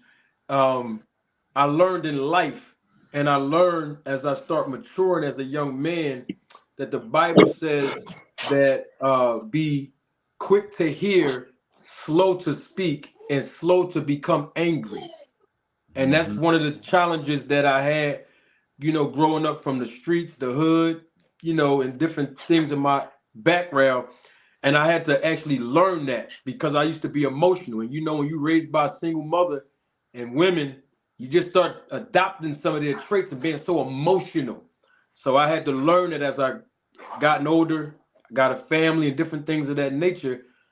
And I had some men in my life, that kind of poured into me. And that's how I learned how to be like a real man without just being 21 years old, a real man. And that's why I'm not emotional. And people might, some people may mistake my patience for, being soft, until they realize quickly, oh no, I ain't, he's he's not the one to be played with. And I'm not, but I don't get so angry, or be like, for instance, classic example, when I approached Blue Blood, you know, I didn't care if he I had was a just lot gonna of guys with him.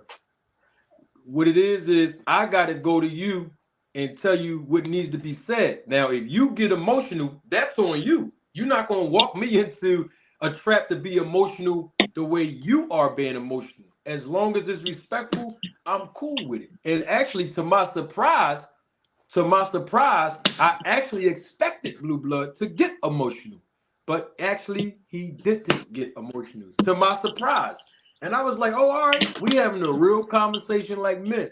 And I think that's why it ended on a positive note, because it wasn't about two grown men like being emotional like a woman. You know what I mean? And it's all good. You know what I mean? So it That's took the me that that's years. the thing. That's the thing about it. I never. I think I've heard you probably get loud probably one time, and that was on the EBT. That was on the EBT when you guys were going back and forth about the thing and about the proof, and that was Yeah, even that was towards the end of it. You know what I mean? yeah, You know what I mean? I'm gonna And you know what I mean? Like I keep it said, 100. I don't see. He got under my skin that night. He got under my skin that night. But other than that, Like I it's said, all good. yeah, but yeah, like It's I said, all yeah, good. yes, like I said, for the most part, you know what I mean. Everything, everything is gonna be what it is, you know what I mean? And like somebody in the chat a couple months ago told me, you know what I mean. You guys don't gotta agree, you know what I mean. You guys don't gotta agree on everything, you know what I mean. And you know what I mean. It is what it is. What happened with that scenario, and I'm glad, you know what I mean, that through, you know what I mean, negative energy or however you want to call it, I end up, you know what I mean, listening to you, you know what I mean. I end up finding YSM, you know what I mean. I end up seeing Dean's, you know what I mean, Dean's channel. I found Angry Man Podcast through you, you know what I mean. So certain things, you know what I mean, it's there for a reason, and it leads up all into one circle. Hey, Everything happened for a reason. that's true. You seen how Rick Glazer was acting. I let him go on, carry on. You see, I didn't get Ah, emotional with this guy. hey, and in reality, hey, if there was no Marty, nobody be talking about Victor Conte and the snack program.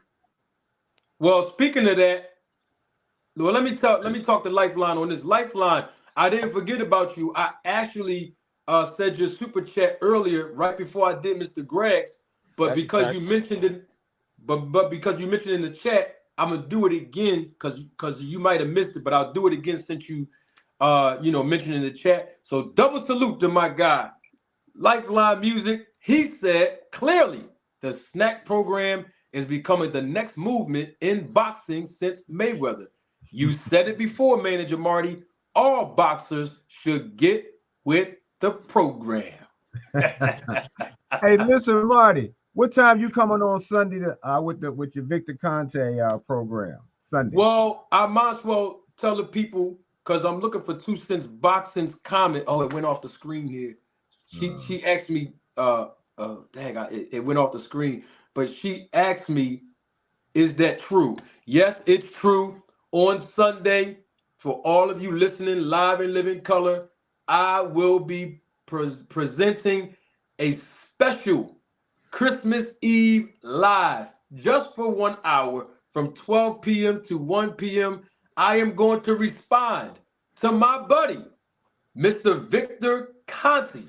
Mr. Victor Conti has made some comments on the YouTube channel here. He's also made a comment tagging me in Twitter just yesterday, making me famous.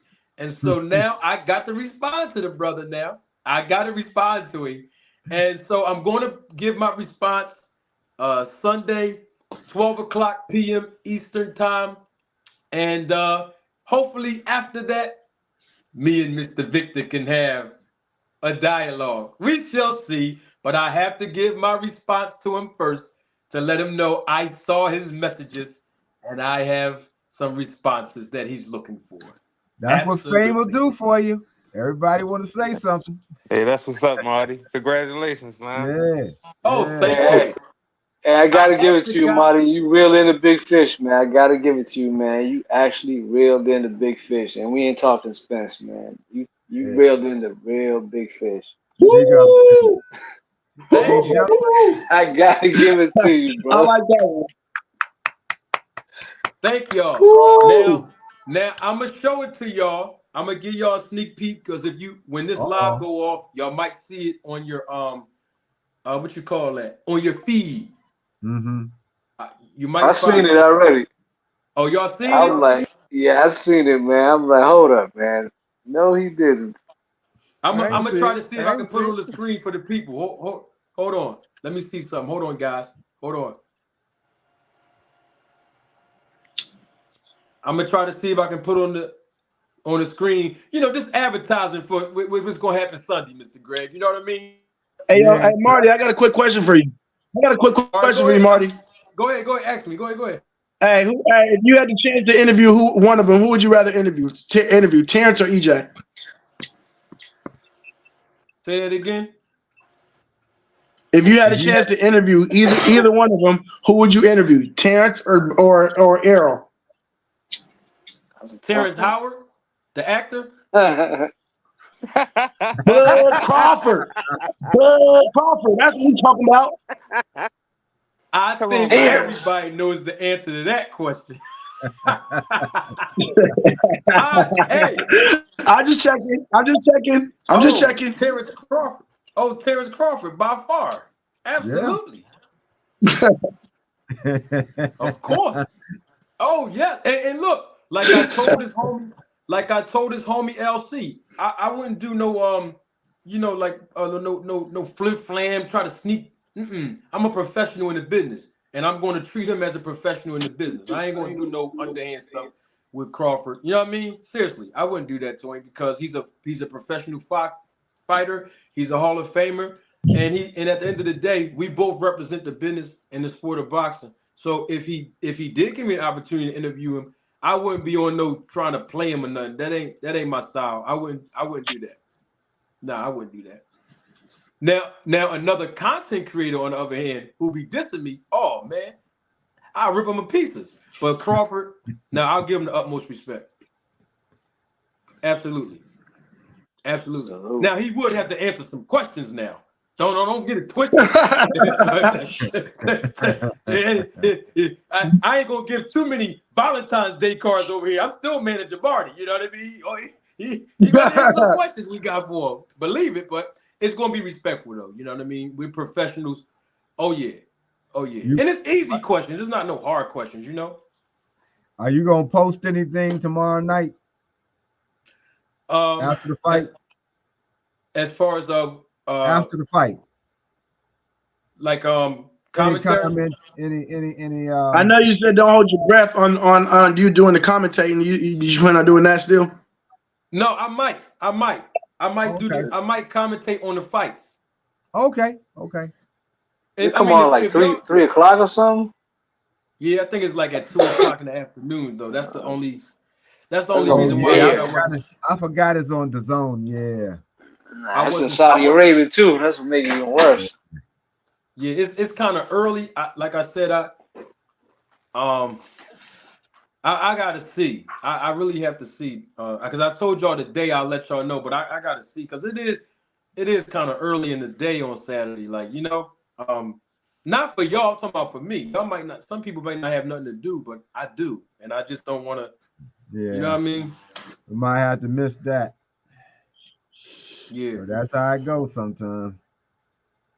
But I Hey, I might watch it, I definitely might watch it, but to sit down and like commentate on it, like, being mhm, alert with you guys, I want to make mhm, sure I'm all the way in on it with you guys, with everybody, mhm. and ladies too. I Let mean, me I let told me you the Wilder gonna do him in 5. huh? Wilder gonna do him in 5. Yeah, I don't think it's going past 7. Well, it's a general consensus the fight is going to end before at least 8. So that's general consensus on that All one. right, let So me ask y'all a question real quick. Do y'all want me to show y'all? Do y'all want me to show y'all what he said to me on Twitter, or a comment that he made to me on the Nah, YouTube do the channel? longer one, man. Do the No, longer no, one. no. What do you say on Twitter? I want to see both. yeah, I was about to say I want to see both. I can't give y'all both today Do because the I ain't gonna teaser, come on Marty. Sunday. Give us Well, the what, teaser. what do the big I know you gotta say some songs. well do the It's big one then. it's 5 different ones, Do the Well, big show one. 3 of them. huh? Show 3 of them. It's 5 different ones. I heard you. I said show 3 of them. Oh, I can't do that. Y'all ain't gonna come on I'm Sunday. just messing with you. I'm just messing. All right, I got one for y'all. I'm gonna do one that's entertaining. Mm-hmm. Hold on, who's not on here? Somebody's trying to get on. 1, 2, 3, 4, 5. Everybody's on here. That was Everybody Darth. here. No, Darth gone. No, Darth is gone. Oh no, Darth is here. No, I'm Oh here. yeah, I see him. I see him now. Yeah, he's still here. All right, I'm gonna give y'all one. I'm gonna give y'all a little teaser. All right, how do I hold up?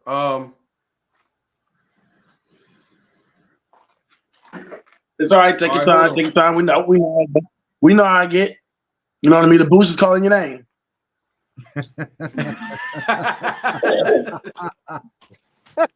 Script. All right, hold on. I got y'all. I'm still in shock, to be honest with y'all. I really am. Seriously, I am in shock. I'm just as shocked with you. I'm not. You know what's crazy? I'm not. I'm not in shock. I'm in shock. I'm kind of shocked that it happened now. I thought it would have happened when you first started calling them out. Like around that time when you had that referee in your on your thing, I thought he would have picked up around that time. Hey, Um, you know, Blue Blood. He probably like, damn, this guy. huh? Nah, I say, you know, Blue Blood. He probably like, damn, this guy again. Here go Manager Marty. So you Somebody talking else about bringing up your Conti? You name. talking about Conti? Oh, No, no, Victor no, You Conti. no. talking about Conti? No. I'm saying Blue Blood. Just saying the type of action that you getting. That everybody bringing up your name and everything like that.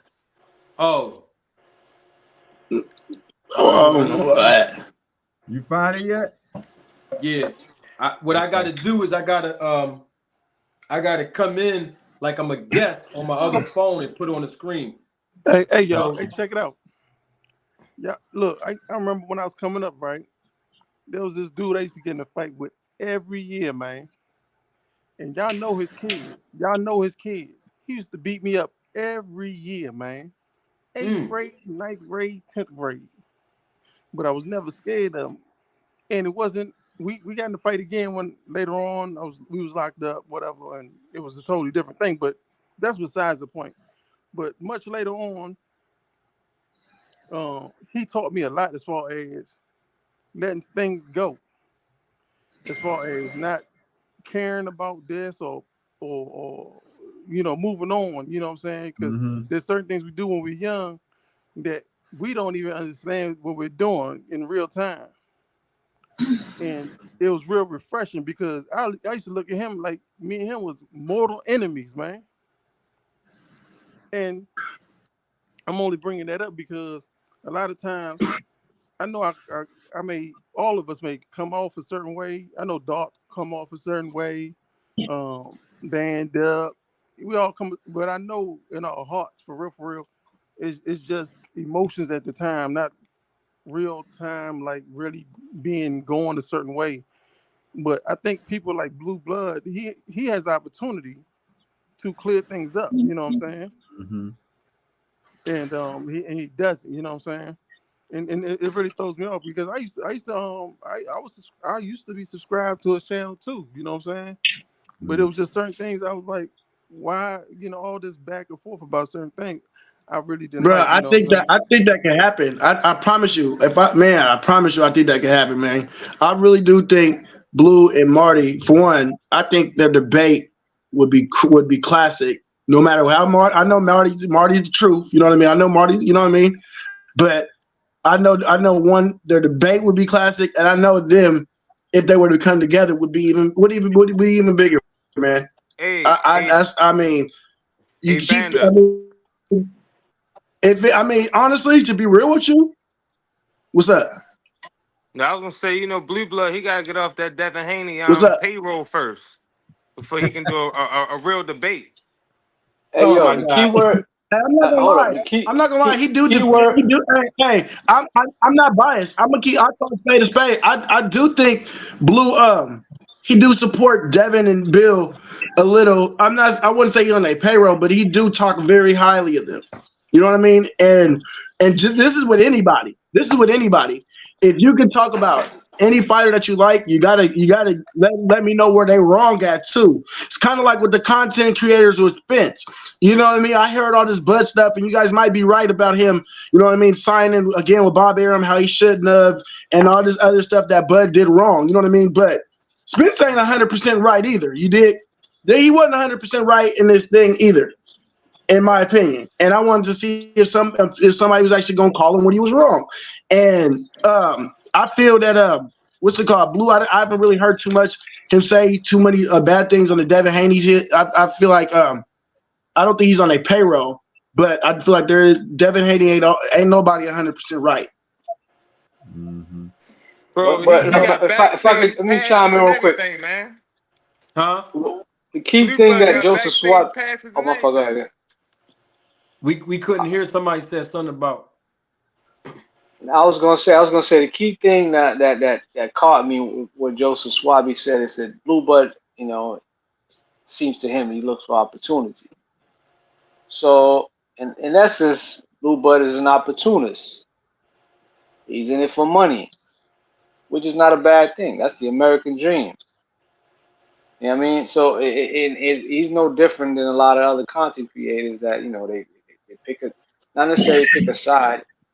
They pick a horse to ride on, and they stick to that. Like, you might say, okay, he was once pro Spence or whatnot, but I never looked at it like he started becoming anti Spence.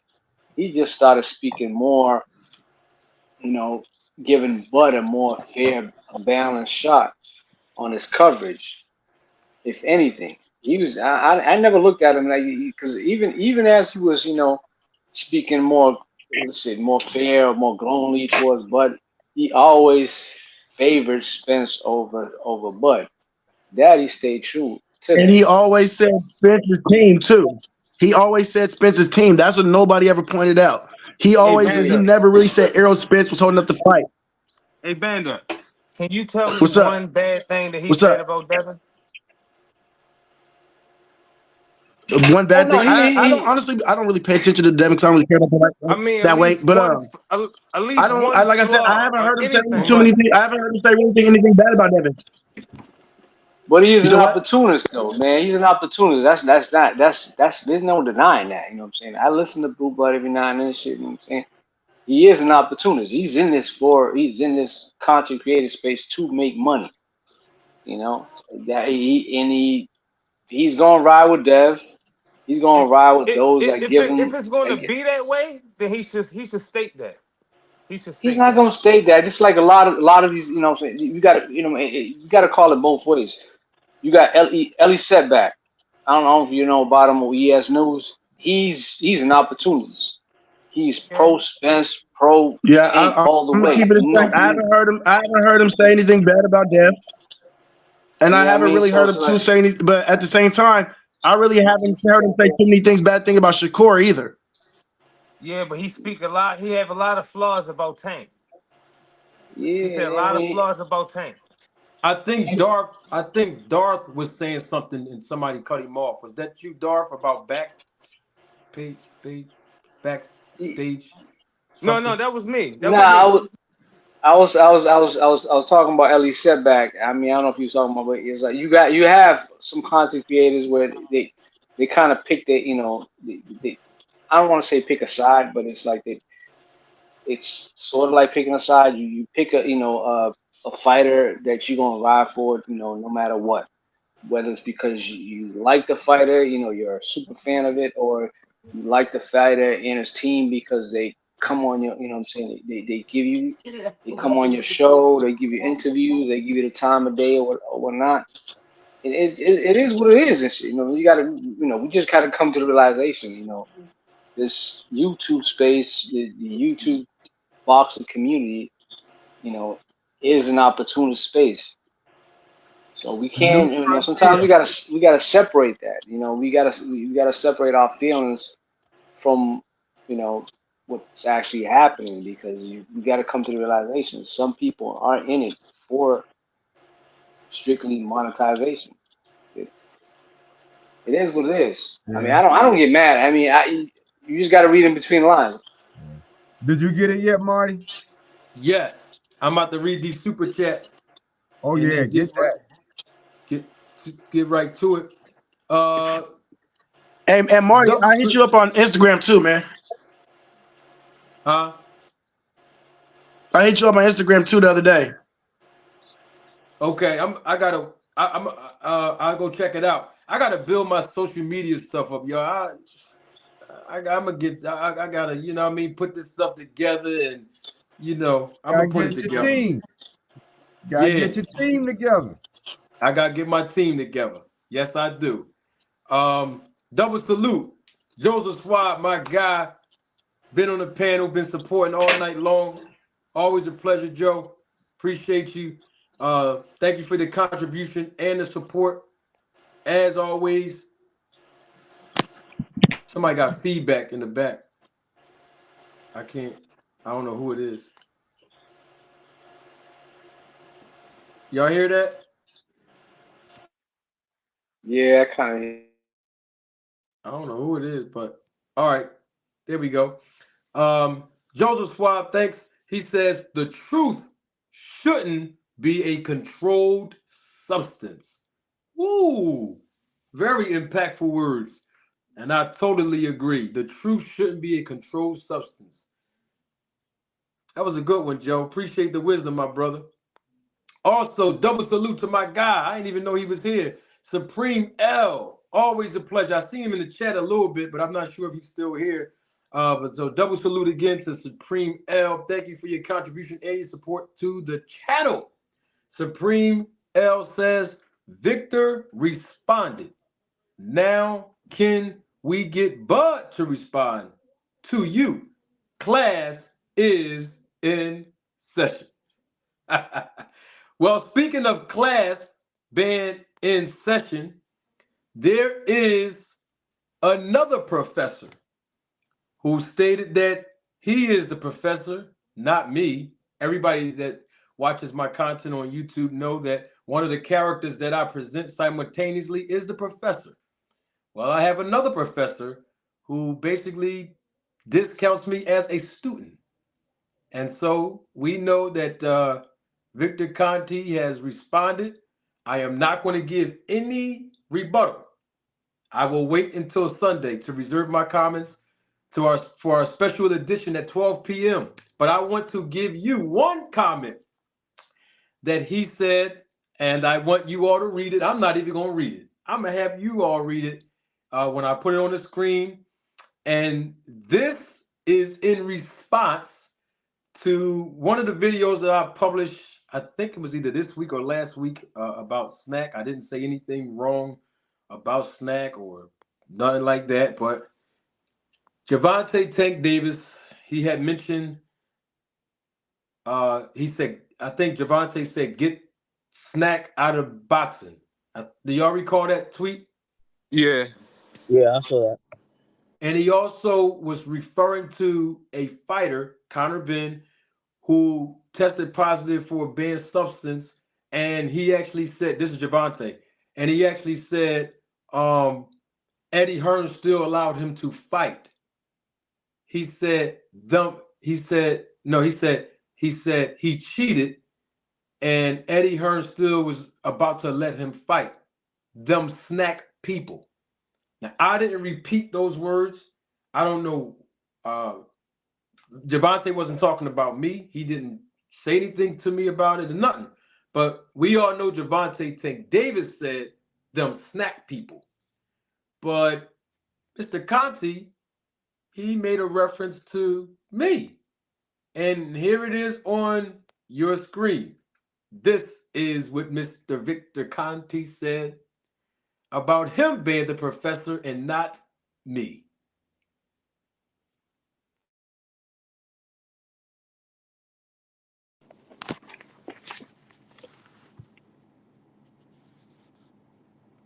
Victor want that smoke. He said something spicy. He said something spicy. He said he the professor. He don't know you the manager. He the Yeah, time. professor of cheating has said to the Hey, student, look at here, if you don't know how to cheat, hey, don't man, even Jamadi, don't even you about to be the prosecutor. if you don't know nothing about cheating, keep my name out your mouth. Hmm. We Yeah, have man. two cents boxing is here. I'm not going to say anything. Like I said, there's more comments. I will reserve, my rebuttals and my resolutions for He Sunday didn't at see you 12. about the snack shirt. I'm sorry. He didn't see you about the snack shirt. You supported him. Oh yes, I I think he's well aware that I wore the snack shirt. He's aware of everything. He's been watching. I didn't notice the person that I will say this part because I think this is important for everybody that's watching. And I'm not going, like I said, come back 12 o'clock Sunday, Christmas Eve special edition, and I'll give more and I'll elaborate more on what's to come next.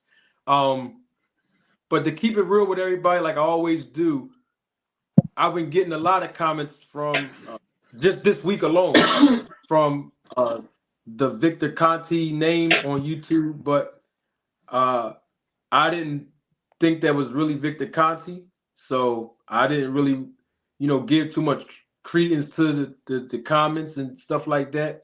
I really didn't think that was him, and I actually made a reference about it. And it's crazy because just the day before yesterday, I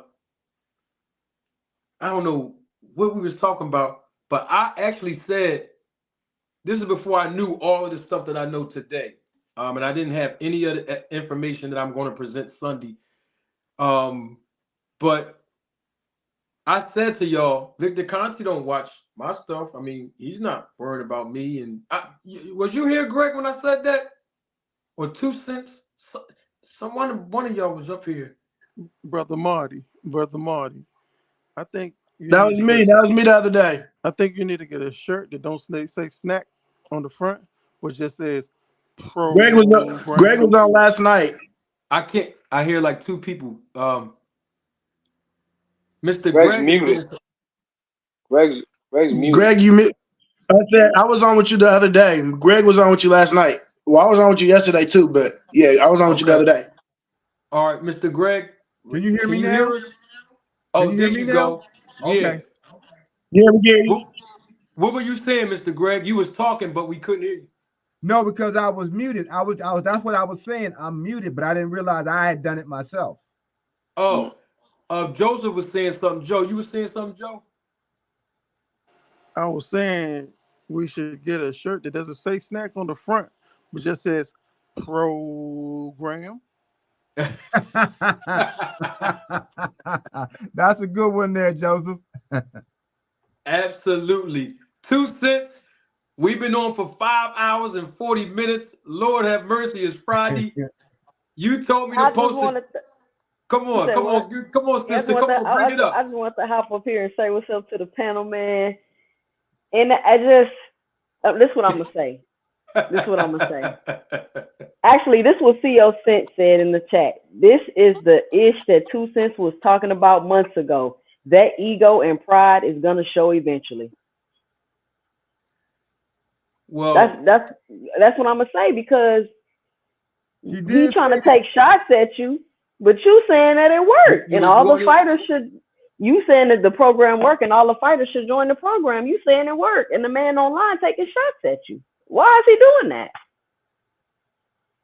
Maybe shouting out Marty is like, yo, I appreciate you shouting out my snack program. But he No. taking shots. The thing is, I don't think he expected so much light on it. Yeah. How That's you what doing, it 2 is. Cents? What up, Mr. Greg? What up, Band Up? What up, Darth? You Big funny too. I Yummy. saw what you said. Hey, 2 Cents, I saw what you said in the chat.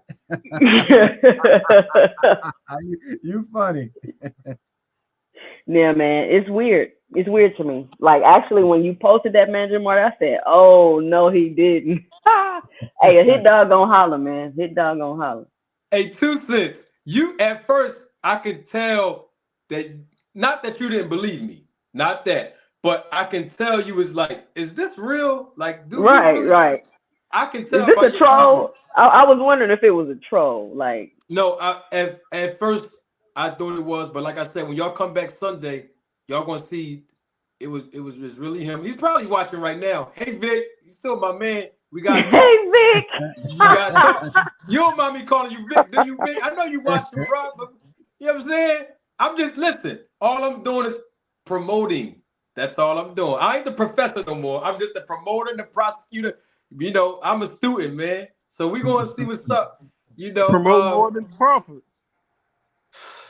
Hey, where Lucky at? Lucky still here? Yeah. I think. Hey, Lucky. Lucky probably. His icon is still up. Yeah. Where Big Money? Big Money still up here? Yo. So why do you think he reached out to you, Manager Marty?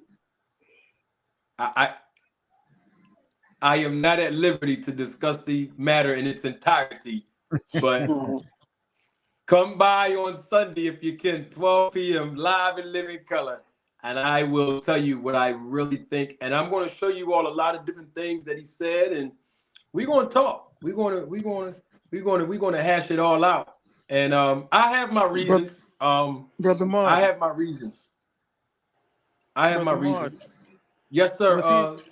Who that? Was he like, I see you all up on the videos.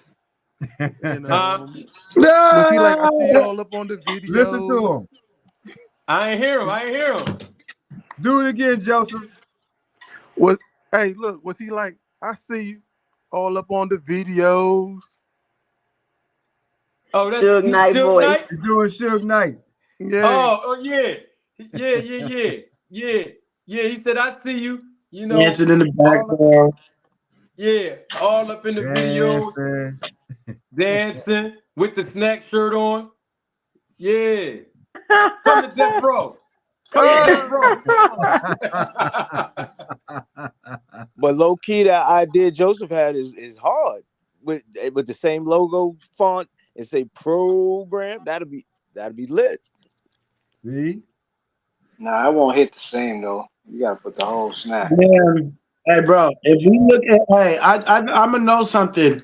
If we look in 2024 and Marty talk about entering the promo code, that, bro. You get, bro. That's all it's about. Bruh. Marty the king of this. Marty the king of this. If he do that, you get Man, Marty the king of taking this. shots at him though. He's taking shots at him though. He ain't even like, let me come on and do this and that. He really taking Conti Oh, they University gonna and get all there. that. They gonna get there. Two Nah, cent. Two cent. Vic's They gonna get there. calculated. Conti's calculated, man. Yeah, y'all can't dismiss the evil genius. Be careful, Marty. You better No, believe no, it. it's his Marty, time. It's his time to be exposed. The feds did what they Huh? could. The feds did what they could, and then Netflix came out with something. It's time for people with the character as well as the ingenious imagination to put him on the spot to the point where he realized, oh no, you ain't all that for real. And it's gonna have to be people who have nothing to lose and everything to gain. Because trust and believe, he's been doing dirt so long and thinking he could talk his way out of this and that and talk his way out of things that are real incriminating by being no, he's already shot himself in the foot. You know what I'm saying? It is what it is. And Hey, Marty just Joseph. got in his skin to the point where now he has to say something. So it is Hey, what it is. Joseph. Yeah. Joseph. Isn't this what you wanted to see? That I the want YouTube channel is forcing these things out and holding people. yeah, Yeah, this brother is brother exactly what Greg. you were just talking about this. Brother Hey, Greg. you was right, Mr. Greg. Yeah, brother Greg was talking about it too. Brother Greg was talking about Yeah, how he been saying it. He been yeah, brother saying it. Greg was always saying how it's gonna take the YouTube community to make a change. Because these guys that are getting paid all this big money, they're gonna stick to the program. Change ain't Now gonna they come gotta from them. respect you. Oh, Now you got lucky, Manager lucky Marty saying McKinnell. something. Hey, Go hard, it is Marty. because because the boxers because boxing is biggest on YouTube, man. We don't really got these big medias, you know what I mean, wanting to cover the sports. And truth be told, you know what I mean, what you guys say, it matters. You know what I mean? Because at the end of the day, they know that you guys carry a certain weight to you to get the casuals. You know what I mean? It's easy for a casual to look on YouTube. Like I said, I promise you, I wanted to learn about boxing, and I found some boxers that I like, and then I seen Bud Crawford, and I'm like, let me go learn everything I learned about can about him. And that's how I found the first channel, like I said, Blue, and then I found other channels. You know what I mean? This Marty was the second or third channel that I found. You know what I mean? And you know what I mean? I rock. You know what I mean? And I was a casual. You know what I mean? And now I know all this knowledge about boxing. So you know what I hey, mean? look, And I look, see hey, look. just casuals. You know what I mean? And I see people that don't know nothing about fighting, don't know nothing about boxing, don't know nothing about YouTube, don't even know nothing about YouTube or the boxing platform, but will still post on Facebook, oh, Tank about to have a big fight with Ryan. How you guys even know this? You know what I mean? Because the people that are, you know what I mean, that aren't that's starting to learn like myself, are going, you know what I mean, going back and sharing this knowledge and putting other people on. You wouldn't be surprised how many times I've had just general conversations with other people, and I'm like, bruh, do you know about this? You know what I mean? This YouTuber, you'd be like, no, I didn't know nothing about it. I just buy the fights. Bro, you need to learn, you know what I mean? Learn about this, learn about that. And then I tell them about Hey, these platforms. y'all see what CEO Sink said on your screen? Yo, Yeah, I see it. Hey man, salute the deck, Luke 20% off Kane. your best snack products. Salute, Promo thank Luke code Kane. Manager Marty. Man, Manager Marty, the make thing sure he don't about it, leave without giving you a code. hey, Oh, you the getting thing, that code. hey man, Marty already got the code, man. Y'all slipping, man. That was the first thing they negotiated on a private message. here's the thing 20% though, right? off. Here's the thing. Band Up always give me credit for having courage. He actually said it earlier. He had said something about, having courage. And I think that's one of my biggest attributes. If you don't know too much about me, that's fine. I think people will start to realize that my heart is bigger than my whole body, and I mean it in a genuine way too. And the thing about it is, even if y'all forget on Sunday to come, and I know you're not. Oh no. Most people were afraid to even speak on anything regarding the snack program or any suspicions of Crawford's performance or anything that everybody's been talking about on YouTube. And I think that people have given me credit for spearheading the snack program and telling people it works, and all the advertisements and the words of the advertisements that I believe is true. And that's okay, because some people can't handle the pressures. But we here now, y'all. And everybody on this panel have been supporting me since day one on this particular topic of snack. And so, I think what people need to understand is it's not just me. It's also the Roll the Tape film crew. It's not just people, that got to deal with me. It's Roll the Tape film crew. We're live and living color, and we here. And so we got to deal with it. And y'all know me, I ain't backing down from nothing. And so we going to have to deal with it. And so, hey, the professor, he sent the call out. Now everybody know I'm usually the professor, but when it comes to the snack program, he is the professor and I am the student, and I am willing to learn, and I know all of you are as well. But you know what happens when you're a good student? Good students ask good questions, and so we got to deal with it now. We got to deal with it. We got to stand on it. What I always say, Mr. Greg, got to stand on it. I stand So on the Look, strong. hey, Lucky McKinnon's back, Marty. we here. Lucky Hey, McKinnon's back. Hey, No, Lucky, did you? I was just gonna say, like, if we gotta go to class for Victor, Mr. Greg, can I hold one of them suits? You can get one. Hey, yeah. Hey, I need to get Steve Harvey fresh too. You did? I don't mess with that, but Lucky, you need a time for it. Yeah, I need that. Oh, not the tall. Special class. I go and give you the time. You say you need Well, a Yeah, we Xavier. gonna come out there sharp. Hey, no, hey, did they, Marty? They talk about suits. Hey, did they peep Marty when he was in Vegas with the suit? Didn't you have the suit with the hat on? I didn't have a hat on. I did have a suit on. You didn't have the hat on, but you did have you had the little suit piece on. Yes, I wear suits to the fights all the time. That's my uniform. I always wear suits. Now, Marty know how to put it together. We're old school gentlemen. Yeah, I put it together. I like dressing up. You know what I mean? I always, not just the fights, but I like it. I put, like, that's why Mr. Greg think he's slick. You know what I mean? He put the little. I see what he be doing. I see what he's doing. I definitely see it. When I come in, I just don't take no clothes off, because the first time I came on your show, you remember I had some pajamas on. No, I remember that. Very first time I came on your show, so you can't see on this side where pajamas and pants are, and sweaters, but I had on green pajamas.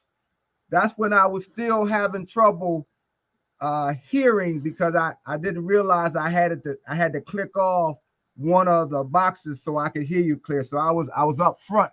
Rachel was on the show at that time. I remember that, Mr. Greg. Yeah, but normally when I come in, I just sit right down and try to catch it as something live, so I don't change my clothes depending on what I had on that day, or the day. Like today, what I got on is what I was outside in. Hey, Mr. Greg, you got on that training day. Oh yeah. Yeah. Koofy. You got the Koofy. Yeah. Training day. Hey, Mr. Greg, I might have to wear that on Sunday. You might. Because go ahead and put it on. Because listen, are y'all going somewhere? Do y'all still go out on New Year's Eve and wear tuxedos and stuff? Anybody? Nah. No. Okay. I'm gonna go out. I ain't wearing a tuxedo. Greg, you might be on that one by yourself with that. Negative. Hey, Mr. Greg, the reason why I said I might wear that training day outfit on Sunday when I come live is because Denzel had one of them lines that I love. Towards the end, when he had that outfit on, He said, I watched this deal with impunity for over 20 years, and now I got him. Yeah. Hey. Now I got him. You got him. Hey, You 2 got Cents. him. I got him, 2 Cents. Now I Hey. got him. 20 years, I got him. You drew him out. Hey, Marty, you Hey, might want Marty, to you do the gotta wear Bill it Duke now. joint. You gotta wear Hey, it. Gotta Marty, win. Marty, you I might want gotta to do the win. Bill Duke joint. Do the Bill Duke joint Huh? off of Do the Bill Duke joint off of Minister I am. Society. I'm gonna do it on Sunday. I am. I'm gonna play it on Sunday. You took that out I'm gonna play it on Sunday. You talking about Minister Society, right? Now you know you don't. Yeah. I'm gonna play. I'm already 10 steps ahead of you. I was gonna play it in the live. I can't play it on the video because I did play it on one video when I was dissing Blue Blood. I did play it at the end, but they tried to YouTube didn't want to push it because that's somebody else's thing. You know what I mean? I don't own the rights to that, but I do it in the live. I You can can do use it the like little clips though. They don't be tripping about a little few seconds. that's probably because I had just started. I had just got monetized like a week before that. But I tried again. I'm gonna do that. Oh, Omega Redhead. Dang, I be missing Omega. What's up? Double salute, Omega. What's going on? Hey, Omega. This is not a holiday edition, but we did break our own record. We're almost at 6 hours. Omega Red. That's Yeah. my guy. I got to tell him. I have to tell. He has no idea. Omega Red. I want to make sure he's still in the chat. You still here, Omega? I don't know if he's still here or if I'm reading this late.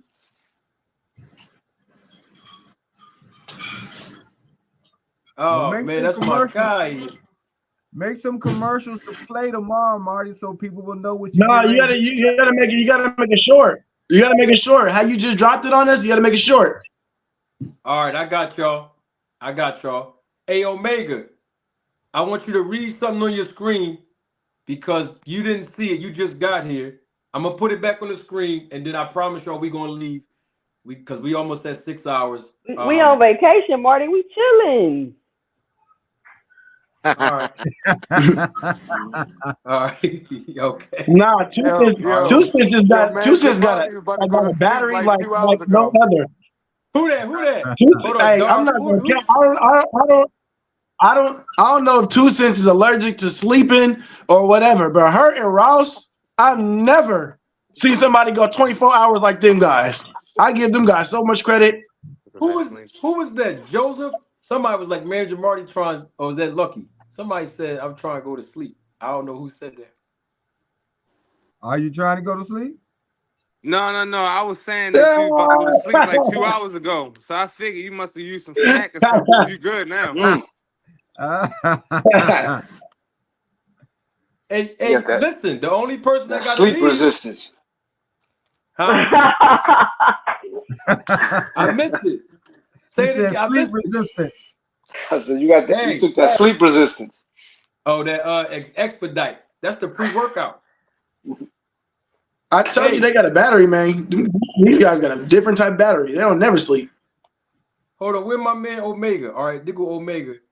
All right, hold on. Omega, I want you to look at your screen. I gotta show Omega, y'all. I gotta show him because he ain't been here in a while. Hey, Omega, this one for you, Omega. Look at your screen, Omega. This where we at. This where we at right now, Omega.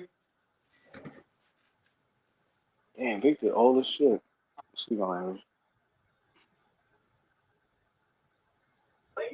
What he mean by them Marty people? Because he's talking about you, 2 Cents. Hey, 2 Cents. You know good well he talking about you, 2 Cent boxing. You know good well he talking about you. He's probably trying to talk. What you mean by the Marty people? He trying to talk like Snake, like Tank. When Tank said those snack people. They snack people. Yeah, so that's what he trying to imitate Tank. Mm-hmm. He usually trying to talk in the same vernacular, like he really about that. So when you go at him, Marty, pull Hey, out all the weapons. He won't talk like that. Go at him. Say we're not talking about Snack no more, Victor. We going to Memo Heredia, bro. that's who you should have on here to And interview. Get if Memo you go, on here. Interview and Memo Marty, already. if he go live with you and he cut for any reason, do not forget the Boost Mobile. Got you. Smooth Criminal. Smooth Criminal just got here and he just saw it. If you go live, if you go live, man, you get gold status. You got to do that commercial. As a matter of fact, do it tonight so they can see it all Saturday and tonight. All morning. Yeah. I got y'all. I'm gonna put it together. Oh, and band up. Don't forget to watch the replay of yesterday toward the end, at the very end. Oh, yeah. Oh, I got you, Greg. I got you. I'm gonna watch it. It's funny. That was I got you. It was funny. 2 cents. 2 cents. Yeah. Look what Omega Red said. Same thing you said. Hey, I'm telling you. Ooh. Somebody asked me a question. Yes, FTL don't quit for? Yes, that is a resounding yes. Yes, he's addressing me. That is really him in real life too. Yes. That's him. I can't wait. Take the Desert Eagle with you. Well, Mr. Greg, you told me. You said a lot of people going to be watching you and you have no idea. That's what you said. You told me that, Mr. Greg. That's it. And here it is. So you gave him, you told him something. Now let him hear what you got to say fully. Don't hold nothing back. Hey, no cap. I'm not gonna lie to you, bro. When they be like, oh, I know, you know what I mean, Arrow, or they be like, I know Terrence see everything. I'm like, man, I don't know if Terrence really be seeing this dude. Now that I see content, I know Bud seen you. Nah, he do. Trust me, they see him. They be watching like Game of Thrones. Mm-hmm. If he ain't watching, one of his teams, one of his close teams is watching. Listen, everybody that's at the top of the game in boxing, watching these YouTube boxing channels. Trust me on that.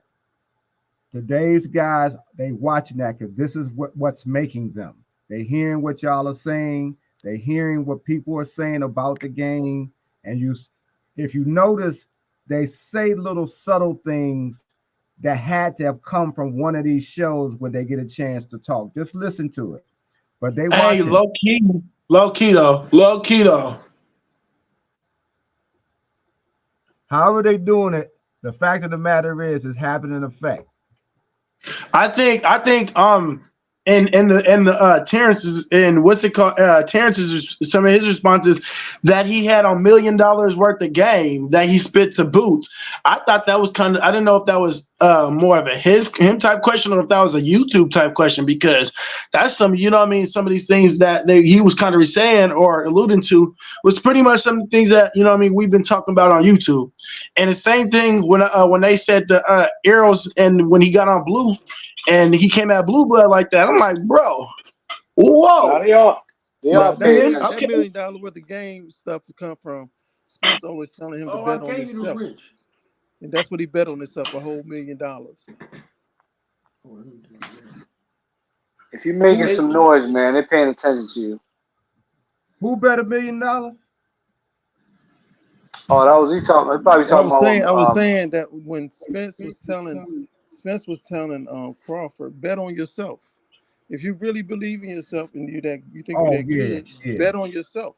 And you know that's where, remember, they already bet $1 million against each other, and Spence had to compromise so much that Spence said, you know, why should I still keep giving you so much money even at the fight when, you know, I've already bent over backwards, bet on yourself. And that's what that $1 million was. What that $1 million was about, and which is why I think your man's even cheated, because. Oh my God! I'm gonna leave it alone. Oh my God! Oh yeah! You conflate. He's talking about $1 million worth of game interview. Oh my God! Hey, you Yeah, got me up here. You got Greg up here. You got yeah, Darth Crawford. I really don't think about you to want to get say me that right now, started on man. that.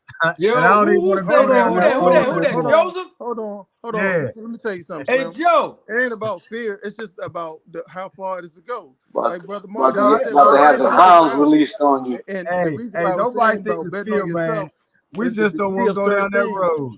What I'm saying is betting on yourself is what Spence suggested.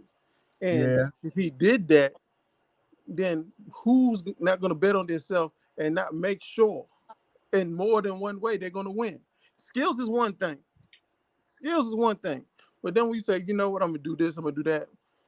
Like Conte, I always talk about the gloves. We already seen this stuff about the tape on the skins, the skin in the gloves and stuff like that. There's limitless ways just to make sure. That's all I'm saying. All I'm saying is they shouldn't have never dropped that documentary and rehashed the whole Balco scandal to a whole new generation of people.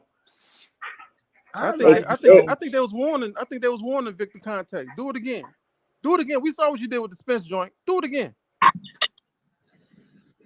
Well, But there why was warn them? If that was the case, man, why don't you just bust it's them out, certainly straight suspicious out how it No, busting? came out You though. was no, it's going and not warning about. them. It's No, very I'm gonna tell you suspicious why. how it just Because happened to come out. It didn't. Well, first of all, I don't think it just happened to come out. I think that was very calculated and well timed. Could it be though? You think so? You think it was like well timed, or could it, you actually think a major like a multi? I'm talking about one of the biggest companies in the face of Earth is but if I they knew they I was still schedule if I working was in they're was the making sports, it I wouldn't have scheduling even agreed to it. I wouldn't have like even that. agreed to it. I don't think it was just happenstance that the fight just happened to happen, and right after that, this particular. I mean, we got to remember the It fight was could be a supposed to be bigger than what it coincidence. was. No key. I don't like Mr. Well, Greg said. Like, hold on, Mr. Greg just said flat out. Nothing just happens like that. You talking about the production. You know how much money and time and things it takes to even edit a 30-minute film, 30-minute anything, a 10-minute anything. This was like Man, a over an hour 10 and a minute half. YouTube video. That stuff ain't don't take quick and ain't easy like that. I'm telling you Yeah. from experience. Yeah, so Netflix, the feds, they already knew. It's like we already know what he's doing. So we're gonna put this So out so there. you saying the feds was I'm in saying conjunction with Netflix put that No, I out don't right think it's after the the Spence feds. Listen, fight? Dark I'm Crawford. Listen, saying the Dark Crawford. feds. If you I can't believe am. that, you got a lot to learn about media. I can tell you Oh, that right I'm now. Nah, saying I I'm saying just the feds. I'm saying the believe feds that. understand and know what Victor's doing. Mhm. Netflix is already long before the fight happened. They already knew what he was doing, so they already So the knew it was feds knew, interesting. but why ain't they arresting him? Hold on. This You makes said the it. feds Makes it. know. This look. You This said the gives feds know him. what This he's this is doing. more evidence. This makes it more evidence. This The gives them feds got a more evidence. 95%.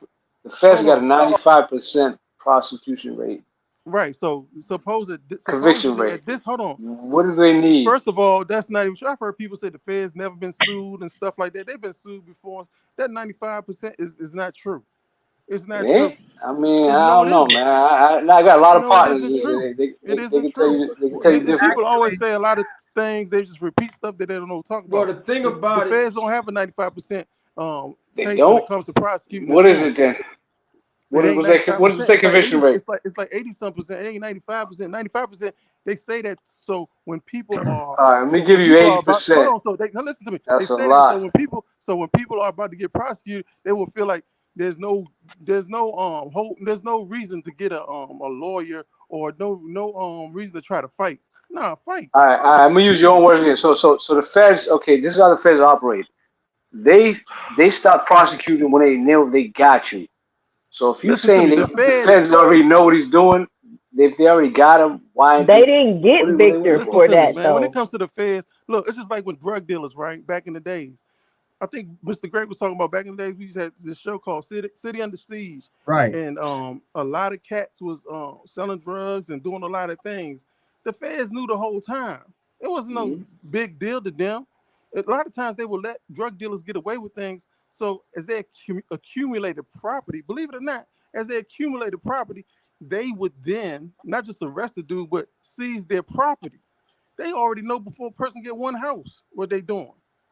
But in order for them to also get more money to not just arrest more people, but to get more property and things like that, they will wait a while. That's why a lot of times, sometimes you will have cats that would be once they find out the feds on their radar. Sometimes they do something slick. They join the military. Oh, you can't get me now. I'm in the military. What you gonna do now? But at the same time, what I'm saying is that the feds they have a high conviction rate and stuff like that. They smart and stuff like that, but they're not geniuses to the point whereas they can't be outsmarted.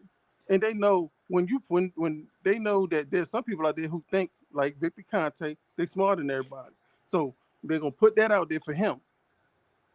And that's Normally, good. That's his warning. That's his warning right there. Hey, we looking. normally, Darth, the conviction rate isn't because they went to trial. It's because the guys decided they got so much that they're gonna plead out. Exactly, and I understand That's that. what that is.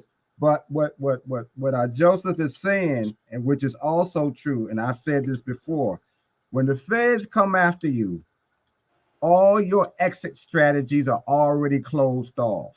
They know where every house you bought, every dollar you have, every bank account, I don't care whose name it's in, they know where all of that. Because when you hear about someone getting busted by the feds, if it's a big enough story that's being printed, at least, they'll be talking about seizures has already begun as well. We done seized the cars, we done seized the boats, the planes, the trains, the automobiles, everything.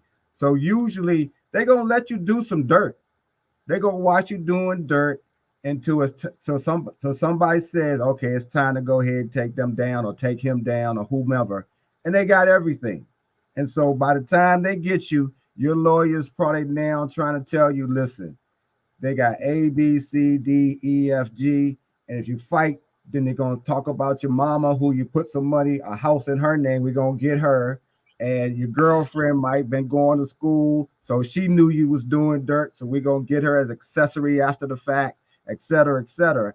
And by the time you hear all of that, it's either you're going to still try to fight if you think, and it's not wise once you know what they have, or you're going to go ahead and take the plea. And that's No, why they that, have such a high conviction rate. oh, I know that, but that's exactly what I told him. I was like, the feds is not Unless going to prosecute unless they you got enough know they money. got you. Because other than that, then they need people to tell. Now, Nah, I mean, the feds won't prosecute it. You know what I'm saying? That's one thing we'll do. Like Mr. Gray was saying, they'll let you hang yourself. They'll let Yeah. they'll investigate you for a year, let certain shit go. But and I said that to him. I was like, the feds not gonna Look prosecute at the you El Chapo case. The feds they couldn't do know they nothing got you. without his main man snitching. Well, that's a bigger case because Yeah, they that's a trying big. to get That's a they little trying to more get than the the whole feds. organization because now they got to get him out of Mexico to get that, which they did. But but when they coming after you, even when they wrong, even when you didn't do what they coming after you for, they may have other reasons to come after you. You might not have did the murder or the shooting or whatever, but you know people that they really want to get. So they're gonna get you on something that it looks like you did. Say, okay, we can let you go, but let us, talk to us about so and so, and then you realize the trap they got you they're trying to set for you, or they done got you caught up in. They don't care about that little stuff they stopped you on. It's something that you know that they want, and a lot of times people break on that. But if you go to court, if you really, really, really, really, really got the money and think you can win and know that you can win, then you're going to do it. But it's a scary process all the way through. Take it from somebody who knows. It's a very scary process. You really don't want to mess with the feds, but it happens. So with this Netflix stuff, this didn't just happen it wasn't just by accident. This was purposeful. Somebody somewhere is trying to is stirring up something for something else to happen. Right now, there's us going at the world of boxing. That might be a way that they're going to straighten up boxing where they can trigger legislation and this is a long shot, but it happens this way where they can now regulate boxing because dirty money can still be washed through boxing. I think everybody knows that, and they do too. And the only way that you can control it if it's regulated. So you got to call some shakeup. So this might seem like nothing, but who's here? He's gone. No, Joseph. If you remember what happened with Marion, it started really from the feds busing all of his underlings, and nobody even realized they was trying to get Marion, but they busted all of his underlings that led up to them trying to go after him, although they didn't have much. But that's what it was all about in the first place. Same thing, the same method. Why they were so mad at Marion though? Because he was defiant. Because DC is not a state, as you know. He's a crackhead. And Marion. Who was a crackhead? Marion. Yeah. Hold on. Let's back stuff up. Marion was a crackhead. Marion Barry used crack. That's true. Yeah, he used crack, but he wasn't a crackhead. Right. But a lot of people hold that to make it seem like I'm not going to discredit what he did good for the city. I'm not saying that. I'm just saying that. Right. I know that. What I'm saying, some people put that over his head as if he did something that was it's just like being an alcoholic. You got alcoholics do worse than crackheads, right? Right or wrong. You could drink a lot, wake up one morning and your family is gone. You could drink one night and you could run into while you drive and you can kill a bunch of people. That's right facts. or wrong. So you talk about a young man who fought a lot for his people, did a bunch of things, good for his people, but it took some substance that wasn't even from this country to come here for him to try. They pretty much changed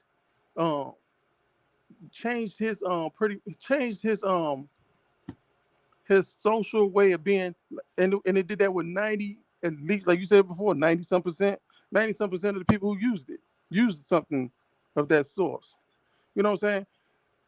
I really don't like when people discredit that man for that or bring that up a lot of times, because he did more for the city than a lot of people who are sober have done for their city. And I think it's a shame that he could represent more than people who are sober. So it was the love that people have for Marion, because he did a lot for my family. But you got to admit though, I mean, not to cut you off, you got to admit, you know what I'm saying? But yeah, alcohol is bad, but crack, not just bad, but you know what I'm saying? But that's that not spiral. But that's not why that's an addiction. You don't want. That's not. It's a sad addiction. It's a sad addiction. It's a dangerous addiction. Not it's compared to alcohol. It's not a dangerous addiction. Ain't nobody on crack going out here on no killing spree. Right. Ain't nobody on crack out here. Ain't nobody out here. You can compromise yourself to the point where alcohol addiction is put in your face. He got arrested. In America, alcohol addiction is pushed in your face. Something Thomas. I forgot what his name was. I was locked up with the dude. He's from the Virgin Islands. I was locked up with him. He was locked up in Alexandria, Virginia. I was locked up with this. He was a weird dude. I will admit that. You know what I'm saying? But all I'm saying is that a lot of people in government have a lot of sick addictions. You got people in government now that mess with little kids. Why do you think they vote the way they do sometimes in some of these states for certain things?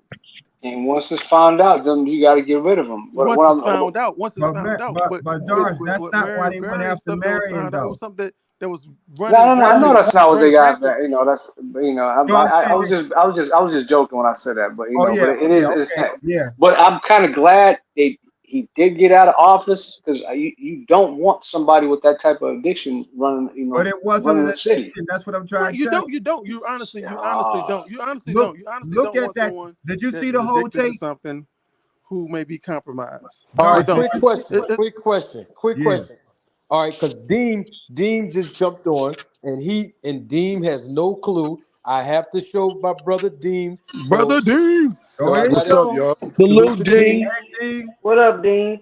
Let me say this to Doc Crawford real quick. Doc Crawford, you know how many of them politicians gonna be compromised when they drop that Epstein list? What's that? You know how many of them politicians gonna be compromised when they drop that Epstein list about all them people that was going to his island? And when they do, when it does and it compromised, get them the F up out of there. Well, that's But Well, what I what you was don't trying to I'm ask, not All right, so excusing any listen. So all right, politician. hold on, what hold you don't on. understand is this. What you don't understand, Doc, is this. They don't get somebody. They don't have people in office now that they then compromise. They compromise you first and then put you in office. That way they don't have to worry about nothing. Well, that's Period. true. That is true. That is a tactic that's used. Dean, are you still there, Dean? Yeah, I'm here, Manager Marty. How you All right. doing, good brother? hey, I'm doing. Dean, I'm doing so What's much Salute, up, better. Mr. Dean. Greg? How's everything, buddy? everything is good. All right. So here's the thing, Dean. I'm feeling so much better. I've been sick really all week, but today is the best day that I had all week. I'm not My sick God. anymore. I feel so much better. Dean, I have to put this on your screen. I want you to read this. You are aware that Tank Davis did a tweet that said, "Get that snack out of boxing." Correct. Yes, You are absolutely. you are also aware that when he was doing his thread, he used the term that he was referring to them snack people. You do recall Yes. that. Yep. All right, I'm going to put something on your screen. Don't go ham because we got to come back here on the Okay. panel 12 o'clock Sunday. If you Okay. can't make it, that's fine. And I would love for everybody that's on the panel now to come back because I'm going to give a response to it, a thorough response, and there's more messages from our buddy. And I'm gonna put it on the screen. Don't go hard. Don't go hard. Give me 30 We seconds gotta on what get you his think. reaction. Okay. I got you, Manager Marty. And I'll and save it. and then after Dean gives 30 seconds of his initial reaction to what I'm gonna put on the screen, I want us to ask the question of Ryan Garcia versus Devin Haney. I need everybody's answer because I would love to hear what y'all think about if that fight happens, how it happens, etc. But let me get this on there with Dean. Rachel Donier is back with us. Yay. So salute again to Rachel. And Shout I out to don't even Rachel. think I showed Rachel this. So since Rachel's here on in the chat, she'll see this as well. I'm gonna put it on the screen, Dean. And when I take it off the screen, Dean, you gotta give us 30 seconds of your initial reaction to it. And then we're gonna go on Ryan Okay. Garcia versus Tank Oh Lord. Davis. All right. All right. Rachel, this is for you as well. Let's Let take a her look. on too. Let's take a look at at one of the several comments that was made to me from our buddy Dean. Can you see that, Dean? Oh, I can see it. Hold on. Hey, Rachel, can you see it, Rach?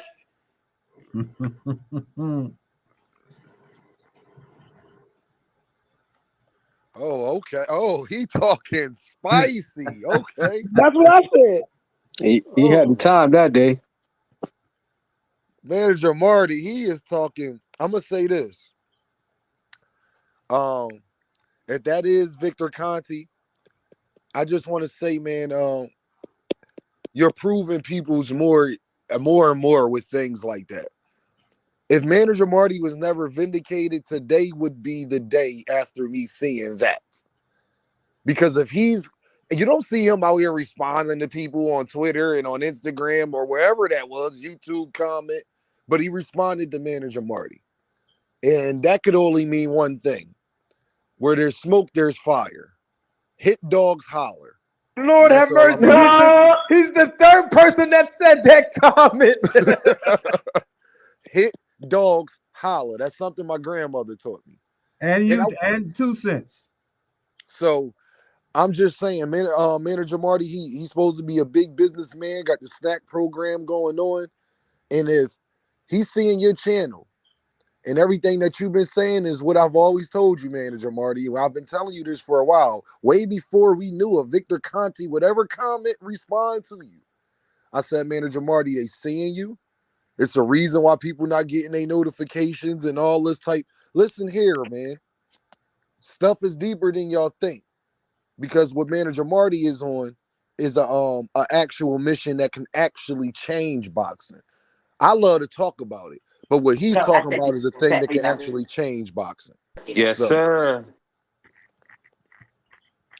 but that's my third. I wanted to chime in about this Feds talk, And certain things, that was the main reason why I came up here, Manager Marty, because just me knowing certain things and certain things that I've been through in my life without exposing myself. What the reason why the feds may have such a high conviction rate, and it's not really even the reason. I can tell y'all exactly why.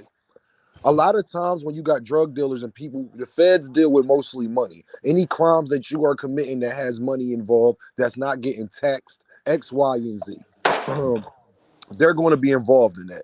And a lot of times it's because things cross state lines, whether you're dealing steroids, whether you're dealing narcotics, whatever guns, whatever the situation may be, you're crossing state lines. So other states, the states you may be from, doesn't have the jurisdiction to charge you for crimes that was in another state. So now when you are crossing state lines, only the feds and the CIA, but the CIA is not going to get involved in this type of thing.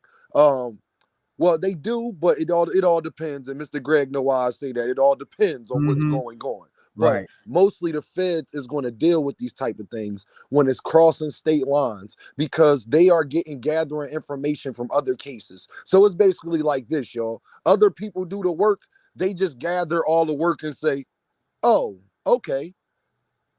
Nobody is getting when a drug dealer or a guy that's dealing steroids or things like that, they are not surprised. It's rare that the feds just pop up on somebody's radar without them knowing.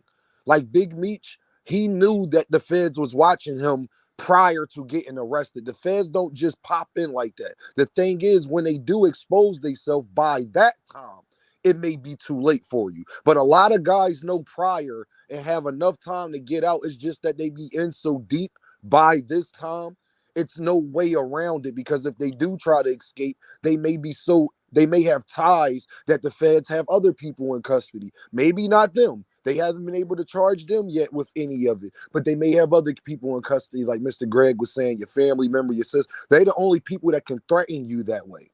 So that's why That's y'all. they even had Malcolm X like that.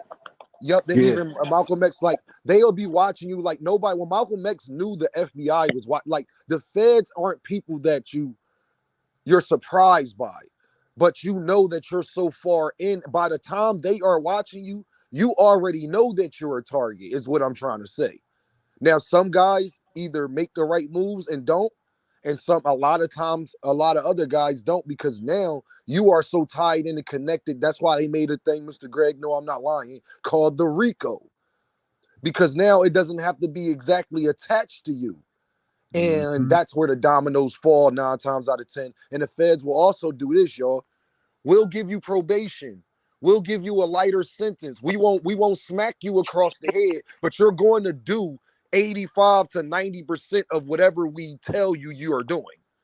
And then guys look at it like, dang, do I want to do life in prison? Do I want to do 25, 30 years in prison? Do I want my mom, my sister, my brothers, people that ain't had nothing to do with it? They can easily connect these people without them knowing. You know why? Because you purchased things for these people with the money of everything that you was doing. So now if they don't want to tell on you, do you know what the feds can sit up there and say? You're withholding information. You are a part of this organization, whether you want to or not. And then that's why they have such a high conviction rate because of that one law that they made up back in, I think, the early 80s or late 70s for that specific reason. So, That's a yeah. very good point, Dean. And this is why we have all law-abiding citizens on the panel today. And That's we right. love it. Absolutely. We love it.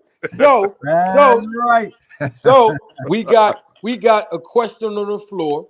Ryan Garcia versus Devin Haney. 2 questions. Number 1, should that fight be happening? And if so, who wins it?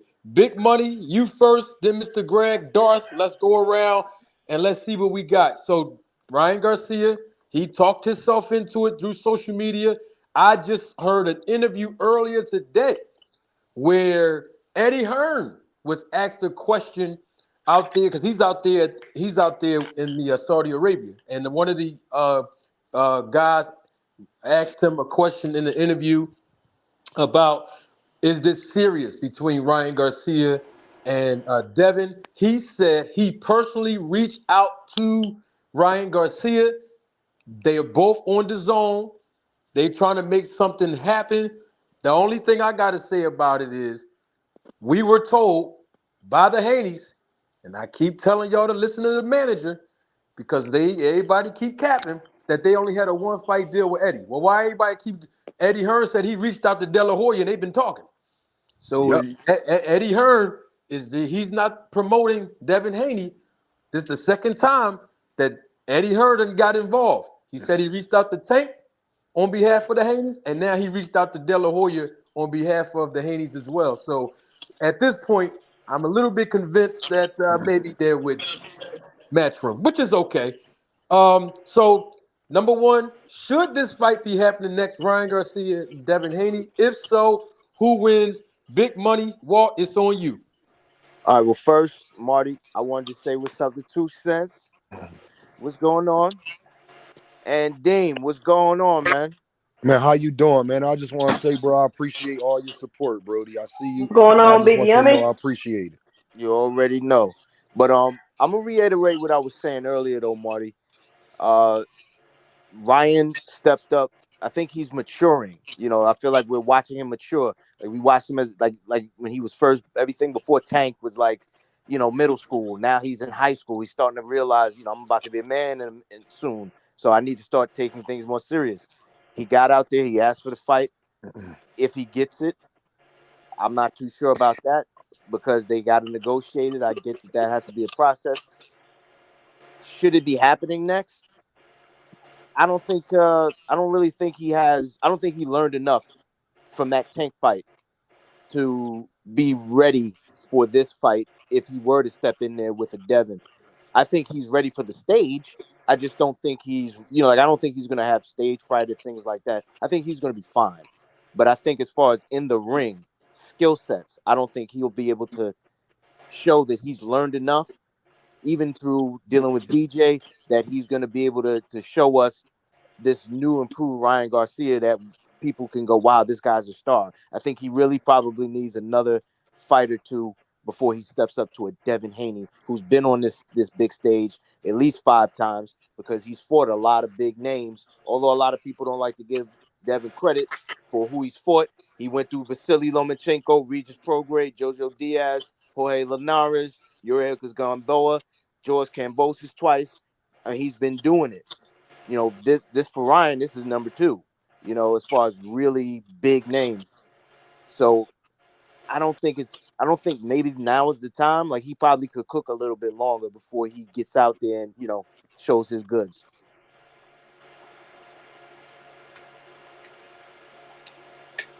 You finished? Oh yeah, that's what I'm Okay. listening.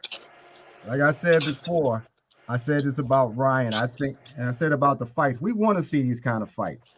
And I always believe, well, I learned this way myself. When any male is building himself into whatever it is that he wants to be, there are risks that you're going to take. And you have to accept the challenges and the pain that sometimes comes with it, because pain is a form of education. I think what Ryan is doing is great, in my opinion. I think Ryan is willing to take the risk. I think Ryan wants to be a Somebody great has a lot fighter. of feedback, y'all. Yeah. Somebody had a lot of feedback. Everybody mute up real quick. Yeah, it stopped. I think Ryan is willing to take the risk, and he's willing to pay the price. Now, what is he doing while we talking? Is he in the gym? Is he learning new things?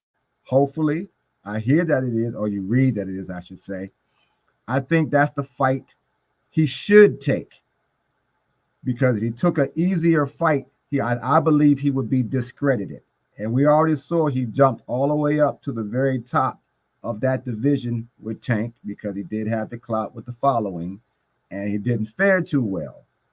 But the way that he handled the loss is what was impressive to me.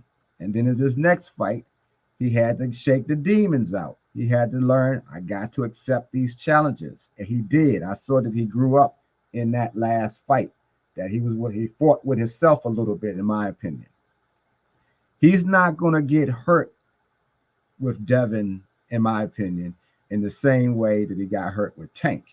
I see Devin probably having a 75% chance of winning against Ryan's 25%, to be quite honest. But I want to see that fight. And I want to see all the other fights of those guys in this division. So this is just one that's early. They're not too old. They're both young guys. They both have the degree of machismo. They got a degree of clout and fame. They need to match up. Devin's trying to do what he's trying to do. Ryan is sort of in the same position. He just has a loss on his belt. That's all, on his head.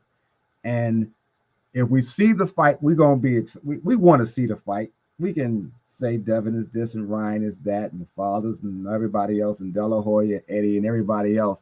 Long as they don't muddle the waters, let this fight happen, because we're talking about next year anyway. So I see right now Devin still winning, but I see Ryan challenging Devin in a way that Devin yet has to be challenged. I mean, because I think Lomachenko was an okay fight, but Lomachenko's, done lost a step or two. Regis was actually, we saw what happened with Regis, so I don't even have to worry about that. So I think this is a good step for both of them. A good step for Devin, a great step for Ryan. Let's see how it plays out, because I do want to see the fight, and I think this is the time to do it. Well, as far as I'm concerned, I think Danny's ready. Only one problem. I only have one problem with Danny, and it shows in this fight.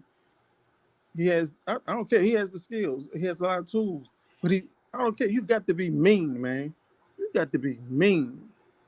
Mean. When I say mean, it's like when you're training, you already know what tools you have, but at the same time, you want to really take away everything a person has. When they got the mitts on, go to the body. When they trying to protect their body, have so many different ways to go into their head, and do it with a in a way that you really mean them harm at all times. You can start off setting people up, but he has to have a mean attitude. All that interview stuff after the fight and stuff like that, that's cool, chill. But while you're training and getting ready for it, you got to be ready to do some dangerous stuff to somebody. And that's what I need from Ryan. And I think that'll show in his performance. But it can't be all this, no offense, stuff to Jesus Christ and all this other stuff. Nah. Get in there, get ready, forget all that, and after the fight, then get into all that. Just be a mean. And I think he's ready for that, but he has to be mean. That's just me. I know Manager Marty told me not to go crazy about the last topic, so I didn't, but I'm about to go crazy about this one. Manager Marty, me and Manager Marty have been telling y'all for a while now that they are in a 3-fight deal. All of this, they not free, they free, and they can fight Gervonta. I've been telling y'all that the minute that Devin Haney got off that stage, they would start saying Gervonta Davis' name. They didn't even let Devin Haney get to the shower before they start doing it. That is just a fact. I'm sorry. That man did not even hit the showers yet. He didn't get to a press conference or anything before they start mentioning Gervonta Davis' name. Hey, Manager Marty, I need to know, is Ryan Garcia good now? Because for the last 6 months, I don't want to hear that this is a good fight. It wasn't a good fight when Tank fought him. They've been killing Tank. Have y'all heard this? I just want to know if anybody on the panel has heard this. Gervonta Davis, when is he going to fight somebody? He don't fight nobody. Last time I checked, I know the English language. If y'all saying that he didn't fight anybody, and Ryan Garcia is part of that catalog, then don't that mean that Ryan Garcia is a nobody if Devin fights him? Off that. They said that Gervonta Davis was fighting flat-footed Mexicans and fighters, but then told me that Ryan Garcia is flat-footed. Last time I checked, Regis Prograve and Ryan Garcia, Devin fans said this, not me. They both flat-footed. So it can't be a good fight when Devin fights him, but it's not a good fight when Gervonta fights him. And I've been telling everybody this, and 2 cents will tell you I am not lying. I've been telling everybody months ago, Mr. Greg, before he fought Regis, I was telling people this. He is going to fight Ryan Garcia. Y'all can do all this smoke and mirror stuff. He is going to fight Ryan Garcia. And I'll just leave it right there. So, and I'll just say this. I think Devin going to win the fight, but I think that Ryan's a live dog the whole time because Ryan is going to make him fight. And that's what I do like about Ryan. Whether you like Ryan or not, he's fast, he's strong, he catch you, you're going to get hurt. And I just think that Devin could outbox him. But I think it'll be a 12-round fight. Devin won unanimous decision, blase blah, and then Ryan Garcia will be one of the best fighters ever after Devin Haney beats him. So y'all go ahead.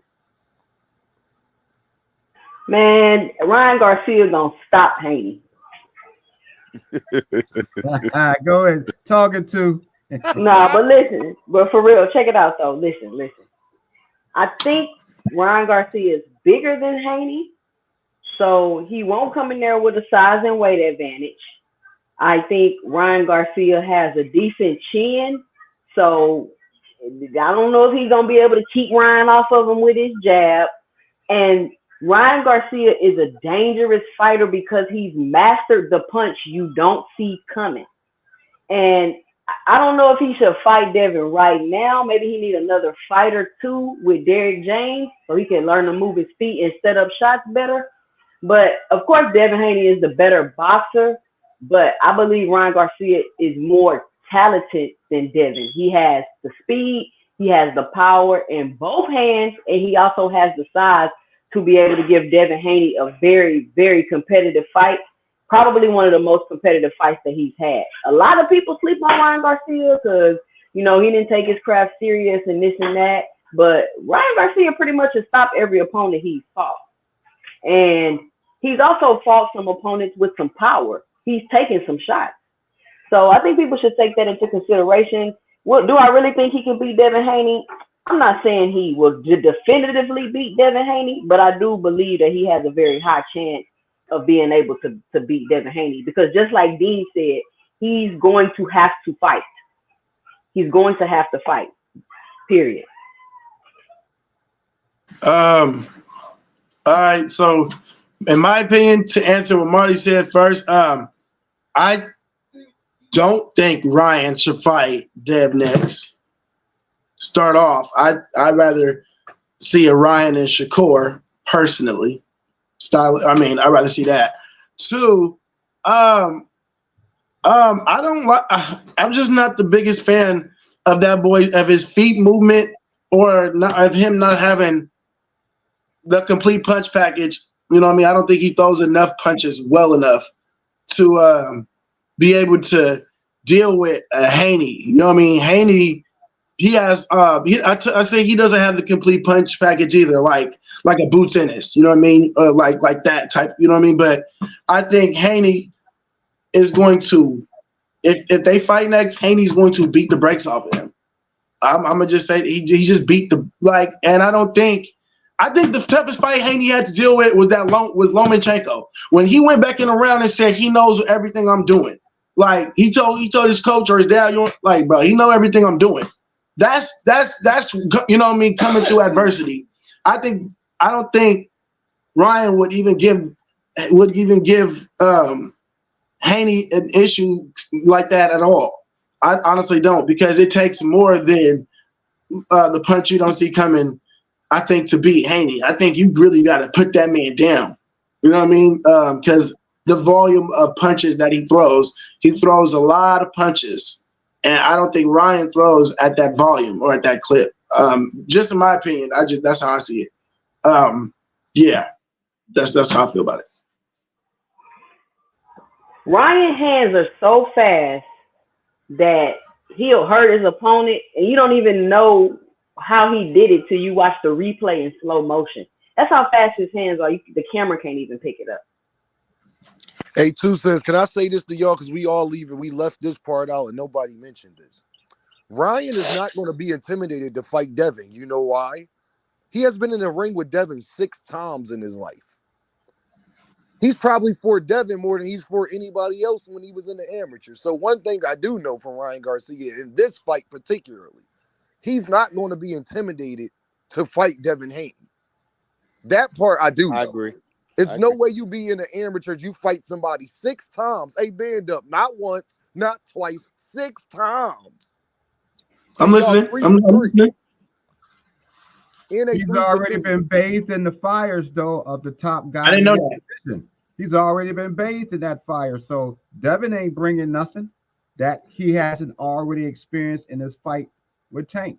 So that the intimidation factor is completely gone.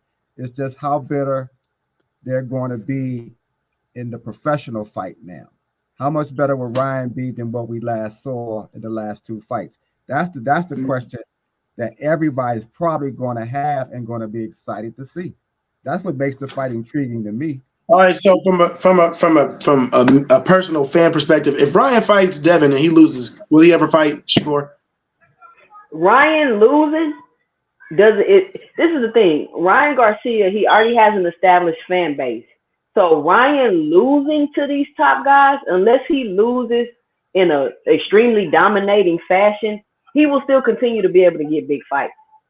As long as he doesn't go in there and get completely dominated. If it's competitive, With that being said, what would be the? I get that, but what would be the benefit in Shakur fighting him after he already lost to Tank and Dev, and Shakur want to fight Tank or Dev?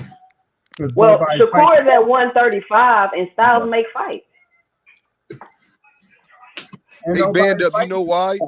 Because he could always sit up there and say, it ain't no different than these other fighters. Like I said, Devin fought Gamboa after Tank fought him, after Bud Crawford fought him. So it's like you could fight fighters after other people fight them. That part, because you got to understand, Shakur name right now is not where his name was at 6 months ago.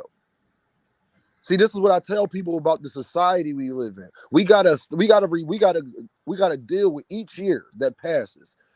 Twitter is turned into X. Band Up. Just in 1 year, Twitter has turned into X. Did we see that coming? But we got to deal with it. It's actual reality. So every year, after Tank and Ryan fought, it is not no coincidence that we have been getting all of these big fights after that. I made a video talking about how they changed it. These fighters are realizing now. And Manager Marty, I hope he could cook on this. These fighters are starting to realize like never before. Forget the A side, B side to another fighter. I'm the A side, Ryan Garcia, shout out to you. I'm the A side even to the promoter.